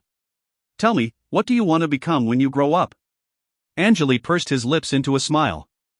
I want to be a sailor and I want to design robes for wizards, Sophie answered first. I want to be a knight, so I can win fights against the students in the school. Morrow patted his dagger. You're not even exercising every day. Sophie rolled her eyes. Come on, don't expose me. Angele felt a bit speechless. It seemed like they had been spoiled and mostly protected by their grandfather from the moment they were born. Nola was a safe place. Since they grew up in the school, they must have never met any bad guys before. On the other side of the Gem Sea, a boy at Morrow's age would already start learning to hunt in the forest with his father. However, the two kids in front of him did not seem to know how dangerous this world was. If you find any errors, ads pop up, ads redirect, broken links, non-standard content, etc., please let us know. Report chapter so we can fix it as soon as possible. Chapter 234, The School, 1. Chapter 234, The School, 1. Translator, Leo. Editor, Frappe. Angele took out 2 tiny red eggs and handed them over to the 2 children. Here are some small gifts for you. Take care of them for me, will you? Whoa, the eggs of a Lulu bird. Thank you. Sophie took one of the eggs. I have always wanted a Lulu bird. Moro held the egg in hand tight, looking joyful. Thank you. You're welcome. Come by my place the next time you visit your grandpa. Angele smiled and pinched the girl's cheek playfully. Ah, master, your hand is so cold. Sophie stepped back and put her hands on the cheek. So, what do you say? You have time today, right? I just finished some of my tasks so I can introduce the school to you, Shiva turned to Angele and said. Sure, I just finished my experiment, Angele responded in a relaxed manner. There's an anniversary festival going on in the school and my grandchildren joined one of the exhibitions. They asked me to be an audience. Shiva patted Moro's head. No worries. I'll take my time and explore the school. Angele nodded. They stayed in the living room and chatted for a while. Let's go. Our flying mounts have arrived. Shiva stood up upon hearing the noise made the eagles. Angele and the 2 kids followed after the old man. On the grasses outside, 3 humongous eagles' reins were held tight by several fire spirits. Their wings were several meters long and all of them looked grand and majestic. Shiva stepped forward and jumped on one of the eagles. Angele and the 2 kids followed after him. He sat on the back of the black eagle and held the saddle tight. The eagle rushed forward as it swung its wings and left the ground. The 3 black eagles formed a triangle in the air. Angele looked down and saw the fire spirits watching them leave. The chilling wind was blowing across the trees and the leaves were dancing in the air. It was early in the morning. The sky was blue but the gentle sunlight did not bring enough warmth to Angele's body. He pulled his collar up and lowered his body. His eagle was the slowest among the 3. It seemed like the eagle was having some trouble trying to speed up. They went past the forest. Angele started seeing rivers, lakes, and several wizards' territories hidden among tiny trees. There were also several towns built by the wizard families around. The black eagles finally left the 6-ring area after passing by 2 towns and there was a long twisted black wall right below them. Public area is right ahead. Let's lower the altitude and prepare for landing. Shiva buffed his voice with energy particles. Got it, Angele responded right away. The 2 black eagles slowly lowered the altitude and Angele saw a city that was not surrounded by city walls below. The city was built on the top of a hill in the plains and the distance between each building was relatively large when compared to other cities that were similar in size. He heard the noise made by the crowd on the street as the eagle approached the city. There was a parade going on the streets. People were throwing diced-up green leaves to the air on the back of boars and buffaloes. There were also kids chasing each other beside the bards and the clowns. Small vendors were giving people food and drinks for free. Bam! Something exploded down there and the crowd started cheering. The blue fireworks were shot into the sky and exploded. They were created using energy particles and were popular during festivals. The 3 eagles slowly landed on top of the tallest building in the center of the city. The light yellow roof of the building looked like the top of a portobello mushroom and there were around 5 people waiting there. A middle-aged man with a black mustache approached them as the eagles landed. Master Shiva, you're finally here. Master Sinjarad has been questioning me for hours. The man looked helpless. Shiva jumped off the eagle and patted its head. What's the matter? I have already finished all my tasks, I believe. Well, it's the security of the parade. We need you to set up defensive magic circles in certain areas. It's the priority right now. Really? Fine. Shiva turned to Angele. Sorry, Green, there's something I have to take care of. You can explore the school with my grandchildren first. I'll come find you later. It's fine, Grandpa, we know the way. Don't worry about it, Moro interrupted. We'll show the school to the kind and generous Master Green. Sophie emphasized on the word generous. Angele shook his head and chuckled. Well, I'm counting on you. Take care of my guest for me. Shiva found a wizard apprentice and ordered him. He then quickly left the roof with the man with a mustache and started chatting about the security issue as they walked. Angele jumped off the back of the eagle and landed on the ground. Ha! Is this really a building? It felt like he was standing on something soft but elastic. Sophie walked to Angele and answered loudly, "It's a mushroom, Master Green. You can just call me Green." "For real? This is a mushroom?" Angele was surprised. He stomped his feet several times, and it did feel like stomping on a soft blanket. The wizard apprentice waiting on the side was a cool beauty with short hair. She walked to Angele quickly. "Master, my name is Fur. Where do you want to go first? It's the 100th anniversary of the school and there are many interesting events going on. I'll let them decide. Let's go to the streets first." Angele pointed at Sophie and Moro. Moro walked in the front and the two left the mushroom building. A light wizard accompanied by two wizard apprentices behind him approached them right away. "Master Green, Master Shiva asked me to give you a tour of the school. My name is Merat." In front of the group, there was a shell-shaped open platform that was decorated with red, blue, and yellow flowers.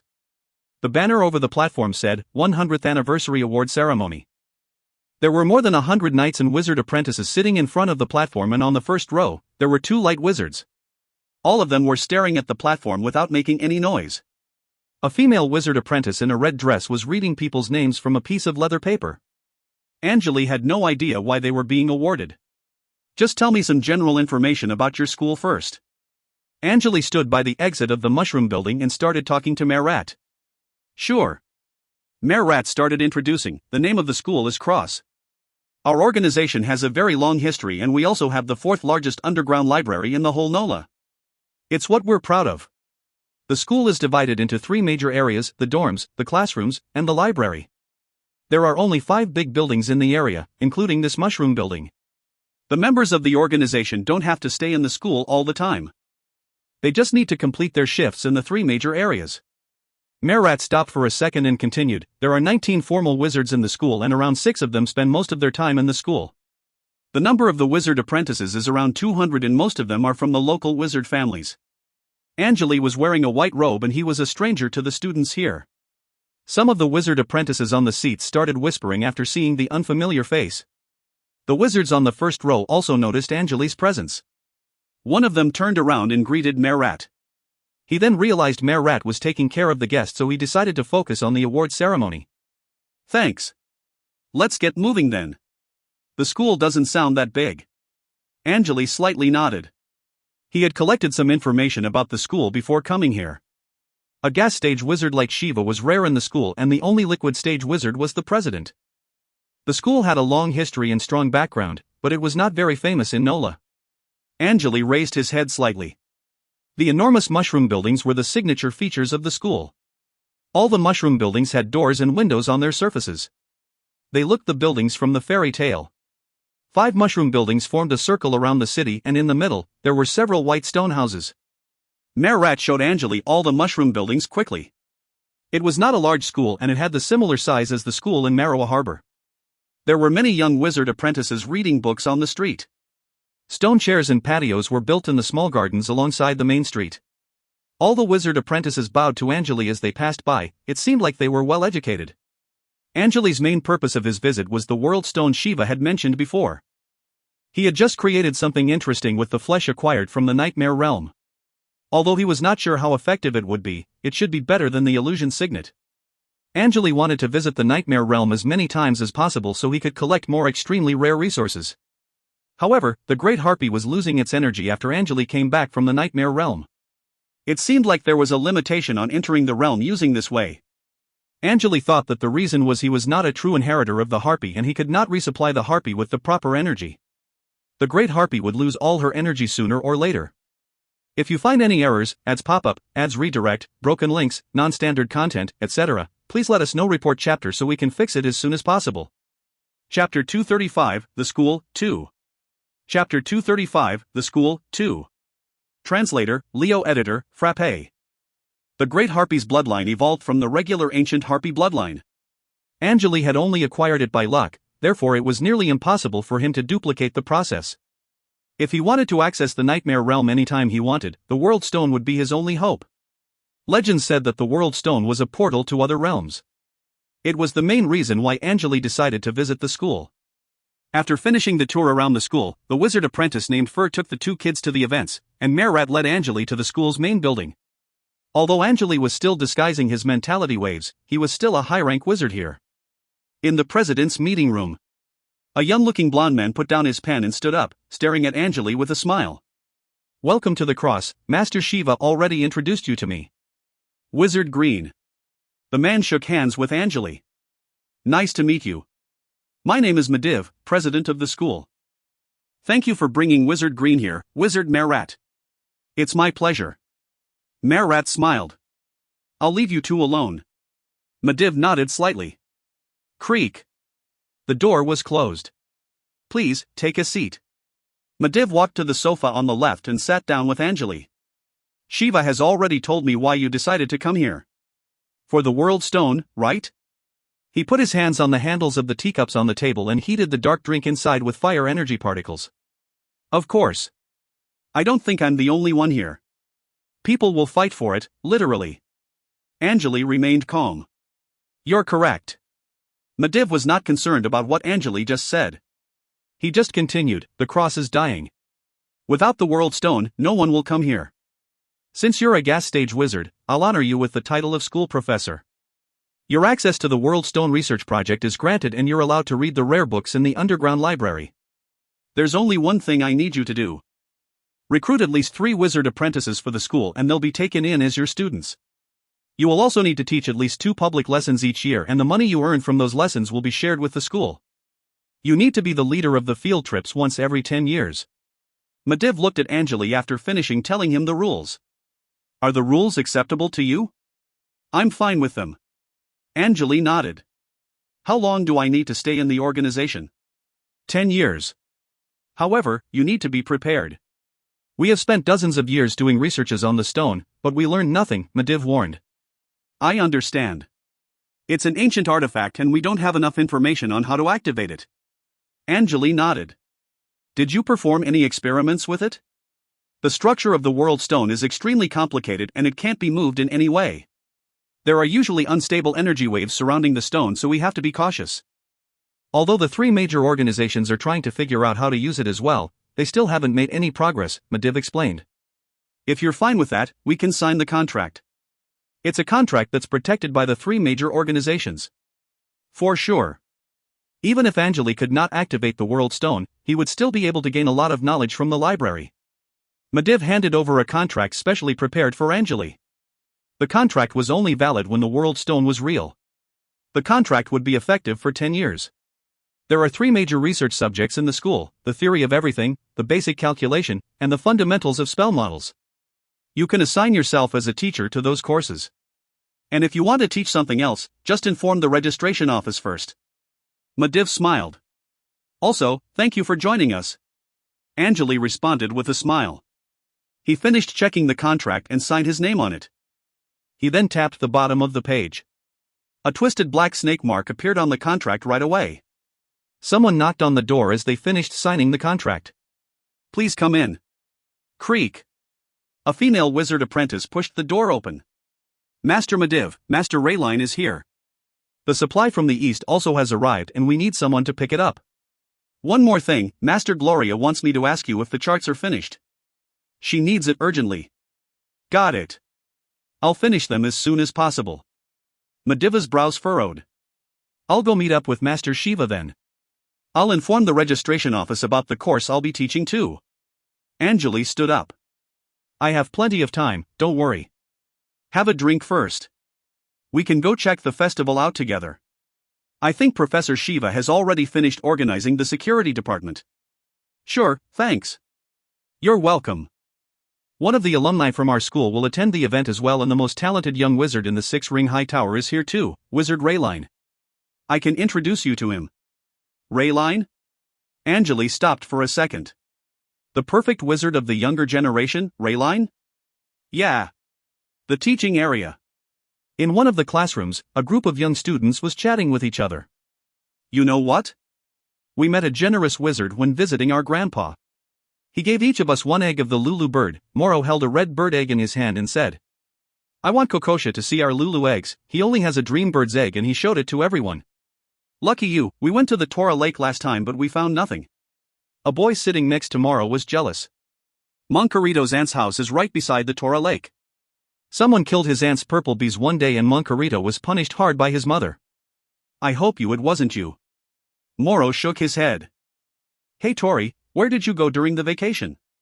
The Mist Forest. My father took me there and we caught 2 tricolored chicken. We also collected many different materials. Tori was a young boy with freckles all over his face. He was waving his hands while speaking. Nice, I had grilled tricolored chicken once and it was very tasty. Sophie looked at Tori. You got any plan for your next location? A girl asked. Grandpa said he'll visit Wizard Green's house with us. His house is beside a small lake so we can swim there, Sophie answered. However, we need to pass the test first. I'm so jealous, I failed the theory of everything test again. Master Van's questions are way too hard. I think I'll have to stay at home and study. Go talk to Barbara. She has a feather pen that'll write the answer for you, Tori interrupted. Cheating is wrong. The girl shook her head. Come on. Tori pursed his lips. Well, let's move. Master Rayline is here. Our event is also starting soon, Morrow yelled. All the students rushed out of the classroom and headed to where the awards ceremony was being held. Angele sat among a whole row of light wizards and the people beside him were chatting about music, painting, gardening, and sculptures. Some were talking about the things they had accomplished recently and the events that had happened in the organizations. The things they were talking about were not important at all, but it seemed like they were enjoying the topics. The 2 light wizards behind him were even arguing about what would make a perfect painting. These white robes had lived in the peaceful NOLA for too long, that they need not worry about being ambushed every day. The biggest challenge to them was probably the political wars going on in their organizations. Some of them had developed these hobbies after realizing that they could not progress any further. The white robes were enjoying their lives since they had no pressure and no restrictions. They just needed to follow the rules made by the 3 major organizations. Angele forced a smile on his face. He was sitting in the first row, but it was boring as hell. The president must have begged Master Rayline to come here. The school is under a lot of pressure right now, so they need a way to attract students. The situation is getting worse every day since the organizations around the area are developing quickly recently, a light wizard whispered to the wizard beside him. You mean the River Arrow? Yeah, that organization is expanding like crazy. I was told that they recruited a lot of formal wizards due to the benefits they could provide. About half an hour later, a young man with blonde hair walked to the stage. Mediv and 2 other light wizards followed after him. The man was handsome and he was wearing a white robe with golden edges. It seemed like he was the perfect wizard everyone was talking about. The host started introducing the man. Based on the mentality wave Rayline was releasing, Angele could tell that the man was very close to the crystal stage. He was weaker than Rayline at the moment. Rayline suddenly looked at Angele when Angele was still observing the perfect wizard. They stared at each other for a second and they were both surprised. Rayline had some special techniques and he knew Angele was trying to hide his true power the instant he looked at him. However, Angele was not concerned. He did not detect any wizard curse on the young man's body, which meant Rayline had never killed any wizard. He doubted if Rayline had any practical fighting experience. The president started giving a speech after the host finished the introduction. Rayline was awarded a medal and gave a short speech to thank the school before he left the stage. If you find any errors, ads pop-up, ads redirect, broken links, non-standard content, etc., please let us know. Report chapter so we can fix it as soon as possible. Chapter 236, Pulse 1. Chapter 236, Pulse 1. Translator, Leo Editor, Frappe. Angele memorized the man's name in his mind. He was certain that Rayline was hiding something from the public. He shook his head slightly and remained quiet in the first row. The anniversary event in the cross was short. After all the awards had been given out, some students played several songs and danced for a while.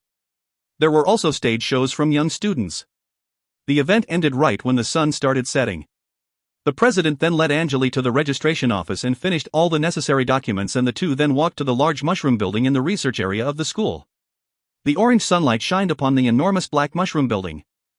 The building was surrounded by metal walls and the walls were coated with electric pulses. On the left side of the gate, there was a black sign saying, "Permission required." This is it. Mediv entered through the gate first. Angele glanced around. There were several guards patrolling the area constantly and the place was deadly silent. They were the only 2 wizards here. He followed after the president and entered the mushroom building. They walked down the dark spiral staircase. A brown wooden door appeared by the end of the stairs. Mediv raised his right hand and knocked on the door twice. Chi. The wooden door vanished into the darkness and a spacious hall was revealed. Angele saw blue water waves illuminating on the walls as he stepped forward. In the center of the hall, there was a large blue pool, and that was where the shadows of waves came from. The air in the place was wet and cold. Mediv walked past the pool and stopped by a gray stone gate on the other side. He pressed his palms together and invoked the incantation. Ka! The gate lifted itself up. The two entered the gate together. Inside it was a large room that was painted in light yellow. There was an area surrounded by metal railings in the center of the room, and a humongous stone was kept in the middle. The stone was about 1 meter wide and 2 meters tall. It looked like a normal stone that could be found anywhere in the mountains. The stone was protected by a crystal barrier. There were several light wizards walking around it, and some of them were really old. They were writing down data from time to time, though Angele was not sure what study they were doing. He also saw 2 wizards meditating beside a table. The wizards heard the stone gate open, but it seemed like they were not concerned. Only a female wizard raised her head, glancing at the president and Angele. Master Mediv, isn't the anniversary celebration still going on? The female wizard questioned in a light tone. Mediv shook his head. I have a new friend here who just joined the World Stone Project. Is that so? The female wizard responded, but then lowered her head and stopped talking. Mediv was not mad, since that was seemingly how they communicated. He turned around and smiled. Don't worry about them. They're just trying to focus on the study, so they don't really care about the things happening around them. Angele nodded slightly. Understandable. I'm here just for the stone too. Help yourself. The president pointed at the large stone in the center. You can exit through the tunnel on the opposite side. Just one more thing, the force field around the stone is unstable, thus any minor change will make the energy waves around it explode. Please proceed with caution. For sure. Alright, I'll leave you to it. Thank you, Master Mediv, I'll start working on it right away. Angele smiled. Mediv nodded, then he turned around and left the room through the stone gate. Angele stood by the gate and glanced around. There were 5 wizards in the room. 3 of them were at the gas stage and 2 normal wizards. He decided not to waste any time and walked to the crystal barrier in the center. He pressed his palms onto the surface of the crystal. It was cold and smooth. Angele could see the rough surface of the world stone through the translucent barrier, and on the stone, he noticed something that looked like fingerprints. Tear-shaped glowing crystals lined up on the walls, and they brightened up the whole room. Angele hesitated for a second and glanced at the other wizards around the barrier. 2 female wizards were doing the calculations on their notebooks, and a male wizard was thinking about something with furrowed eyebrows. None of them was interested in communicating with Angele. I'm sorry. Someone interrupted him before Angele could finish. If I were you, I wouldn't waste any second talking to people, the female wizard raised her head and said. She was the one who chatted with Mediv. Why? The wizards here can only stay in the room for 2 hours. After that, you need to leave the building for a while, because the unstable force field will damage your body from the long-term exposure. You can stay longer if you want, but don't risk your life, she advised in a light tone. For real? Angele's expression turned serious and asked Zero to check the energy waves in the room. Although the energy was unstable here, it would not do any actual damage to his body. That was the reason why Zero did not warn him. Much appreciated. He smiled politely, but the female wizard had already lowered her head. Angele shook his head slightly and turned around. He started observing the world stone closely. Create the task and analyze the world stone for me. Task created, scanning the world stone. The target is surrounded by unstable force fields, so it can't be scanned. Task failed, the chip reported quickly. Angele knitted his eyebrows. Create the task, scan the unstable energy around the stone and create a basic model. Task created. Scanning the energy radiation. Time needed to create the model, 13 days, 21 hours, and 45 minutes. Angele shook his head slightly. The model of the energy flow takes more than 13 days to create. The world stone is not a joke. I can't even scan it directly using the chip. Legend said that the world stones were the portals to other realms, and different world stone would bring one to a different realm. The modern wizards spent a long time trying to activate them, but none had ever succeeded. Angele was not in a hurry. He still needed some time to learn the basic knowledge, and he decided to proceed slowly with caution. Several months later. Inside the underground research lab. There were only 3 light wizards remaining in the lab. The 3 were all standing around the world stone. 2 of them were male and 1 of them was female. There was a man with brown short hair wearing a long white robe and a tight leather suit inside. His eyes were surrounded by golden glows and there was a silver glint on his skin. It was Angele, who had already stayed in the lab for a long time. "Did you get anything?" Green, the female wizard, suddenly asked. "I have some trouble here. The results I get are different from Blue's." Angele creased his forehead. The handsome man with blue pupils and hair beside Angele nodded slowly. "Yeah, the difference is huge, over 0.5. So this model won't work. We need to start over again."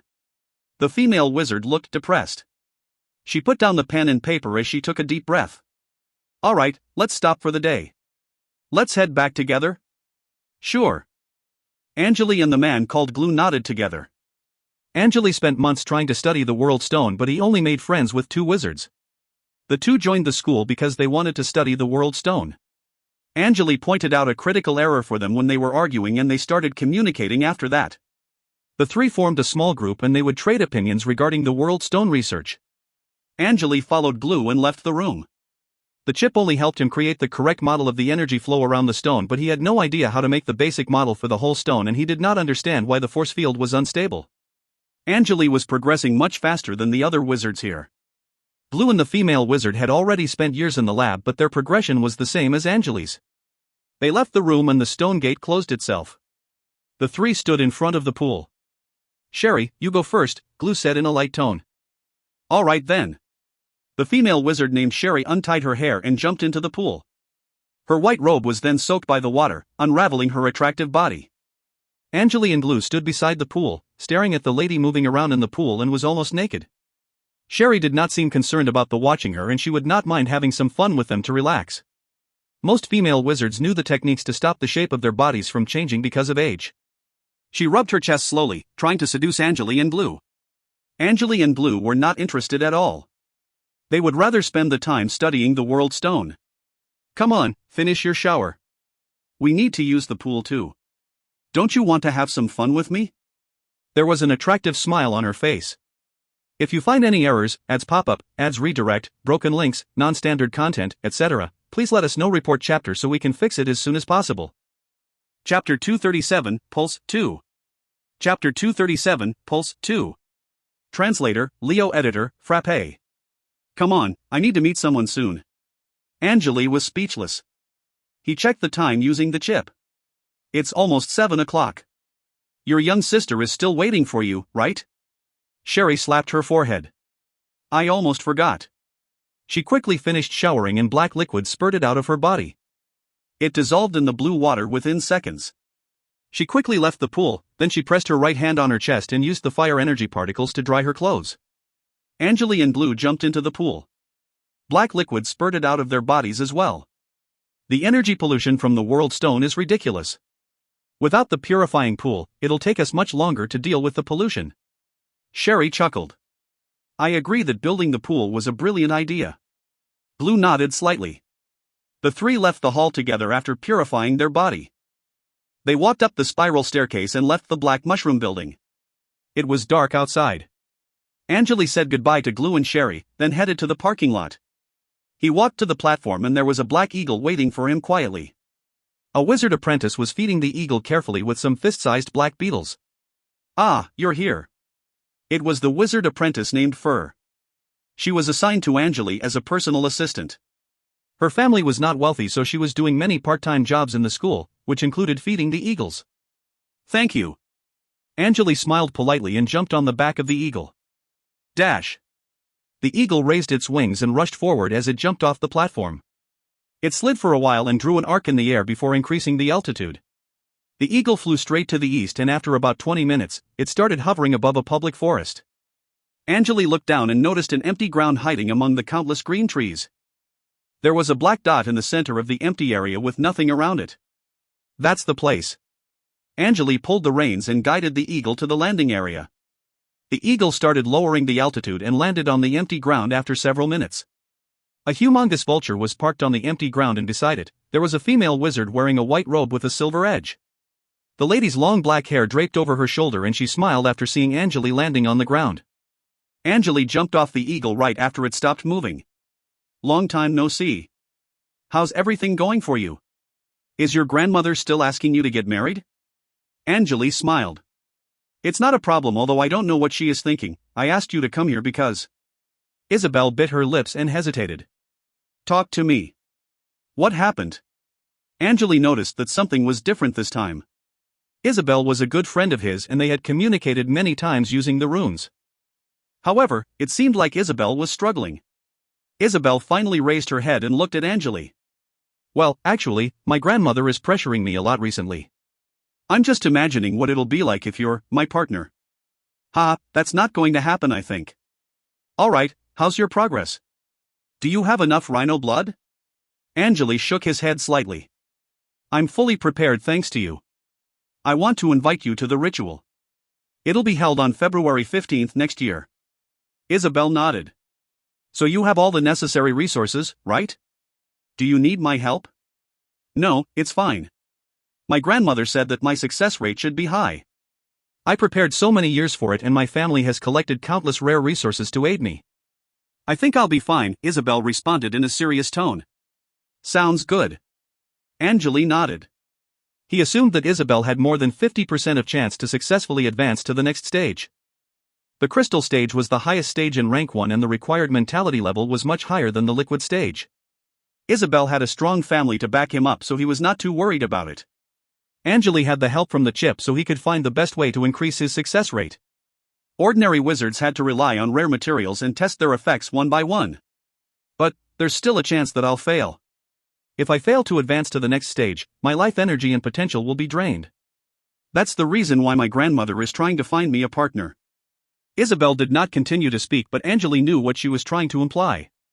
If your potential is burned out, you won't be able to bear a child with high potential, right? Angele shook his head again. Master Flan is doing this for the future of your family. Yes, I understand. Isabel nodded. The two stood on the empty ground and chatted with each other face to face. Isabel jumped onto the back of her vulture as the sky got darker and darker. She vanished into the dark night with the vulture within seconds. Angele stood on the ground alone and watched the black dot disappear from the sky. He then started walking back to his eagle. The eagle belonged to the school, but he applied for the permit to use it for personal reasons. He took several steps forward and realized someone was hiding in the dark. Reveal yourself, he suddenly shouted. A dark shadow walked out of the bush behind the eagle, yet Angele did not hear any footsteps. Great. It seems like I made a wise decision. You should be Isabel's husband. You're a much better choice. The man removed his hood, revealing a pretty face without any eyebrows. Master Flan? Angele was surprised. He involuntarily stepped back immediately and kept a safe distance from her. Why are you here, Master Flan? You want me to marry Isabel? Are you serious? He took a deep breath and tried to calm down. Flan stood beside the eagle. She looked like a white mask floating in the air as her body blended into the darkness perfectly. She kept looking at Angele. I'm not joking. Isabel's ritual is coming. You two should get married within 2 months. I'll send Isabel to your home. Reproduce at least 2 children for me within a year. I don't care what technique you use, but you must meet my requirement. It sounded like Flan was giving orders. Within a year? Angele was speechless. I like Isabel, but it's nearly impossible for us wizards to have 2 kids in such a short period of time. I think you know the reason too. 1 year is a long time. How much time do you need then? Just tell me. Flan creased her forehead. Angele suddenly turned his head around and stared at the sky before he answered the question. He heard an infant crying. His heart was beating intensely. It was a special feeling that brought by the connection between 2 people with same blood. It's my child is born. It would only happen when a wizard's child was born. Angele visualized the scene that a tired woman just gave birth to an infant in a dark room on the other side of the gem sea. There was still some umbilical cord left on the baby. What happened? Flan was not sure what was going on and she looked at the sky as well, but the only thing she could see was the night sky. Whatever, I have already made the decision. You better follow my plan. She shook her head, then turned around and walked into the shadows. The lady turned into white fog and disappeared into the air. Angele lowered his head and deeply whispered under his breath, "It's my son is born." A blue communication flashed on his right hand. He remained silent for several seconds and held his fist tight. Nancy, hire the best knight and rank 3 wizard apprentice you can find. Send them to our homeland and find 2 people for me. Sure. Who are you looking for, master? Nancy responded to the message immediately. A woman named Caitlin and a boy that was just born. If that boy has potential, bring both of them back to me. If not, give them money, make sure they can live a good life there. Angele raised his head and stared at the sky again. Several seconds later, he jumped onto the eagle and flew into the air. In the night sky, Isabel was on the back of her flying mount and was chatting with someone using the communication rune. I went to meet an old friend. She smiled. Oh? How did it go? You don't really have a real friend, do you? A clear male voice responded to the message. It went well. He's my only friend. So, did you tell him that? No, I didn't. I don't want to trouble him too much. It's my problem. Isabel lowered her voice. Well, not a big problem. Although it'll be hard, we still have hope. The man stopped for a second and chuckled. Actually, without him, you won't be able to leave the family for so many times and we'll never meet each other. I should thank him too. I'm glad you understand, Raymond. I'll try to break my limit as soon as possible so your grandmother will agree on our marriage, the man said in a serious tone. Best of luck. Isabel nodded. I love you, Raymond. I love you too, Isabel. The man cut the connection afterward. ED note, I'm sorry, what? If you find any errors, ads pop up, ads redirect, broken links, non-standard content, etc., please let us know. Report chapter so we can fix it as soon as possible. Chapter 238, Drama 1. Chapter 238, Drama 1. Translator, Leo Editor, Frappe. Caitlin was pregnant. That was something Angele had never expected. It had been years since he left his homeland. The child stayed in Caitlin's body for so long. Angele knew that she was likely not treated well by the locals, as people just liked to spread rumors. Maybe she stayed in her family territory the whole time, but it was lucky that she survived the plague. Angele was not sure why it took so long for the child to be born. Perhaps it was due to his special bloodline. His mother was a tree elf, and tree elves usually chose to reproduce with a human due to the higher fertility rate. Angele wondered if he failed to control himself during the intercourse with Caitlin and some of his special bloodlines went inside her body. That was probably the reason why it took years for her to give birth to the child. However, he was certain that it was his child. As wizards had special mental connections to their inheritors, they themselves would know when their child was born. If the child had talent, he wanted to bring it to Nola, but if the child was not gifted, the radiation in Nola would be too much for the child to handle. It was Angele's plan and the decision he made. He could understand why Caitlin decided to keep the child. After all, having an inheritor of a wizard in the family could bring her anything she wanted. Chi! A purple fireball exploded on top of an oil lamp. The light from the fireball illuminated on Angele's face and the walls. He removed his right hand from the top of the oil lamp and stared at it. It was steaming hot, and that was the result of the explosion. I need to ignite my right hand once a day now. The implant of the turtle flesh might be a huge mistake. Angele shook his head and extinguished the remaining purple flame. He stood up and walked to the window of the biological lab to peek outside. It was 9 o'clock in the morning. The eye-blinding sunlight had already warmed up the land. The air was hot and dry. The warm wind entered through the window and blew over Angele's face. It helped lighten up the mood a little bit. I haven't made a lot of progress on the study of the world stone, and now I suddenly have a child. Also, the marriage with Isabel, misfortunes never come singly. Angele's brows furrowed. Suddenly, light blue smoke rose from the tip of his finger and a blue rune started flashing on the back of his nail. Green, do you have time right now? Isabel's voice echoed in his ear. Isabel? What happened? Angele responded right away. Well, do you know that my grandmother wants you to marry me? Isabel was speaking in a shaky tone. Yeah, she told me the day before yesterday. Master Flan came to me right after you left. For the marriage, if you don't want to, I can go talk to her. We are good friends, but there's no intimate love between us. Angele smiled. To be honest, Isabel was a good girl, but Angele did not like her personality. Isabel was way too naive, and Angele would not have the time to protect her all the time. Yeah, I'm sorry, but I don't think we'll be a good couple too.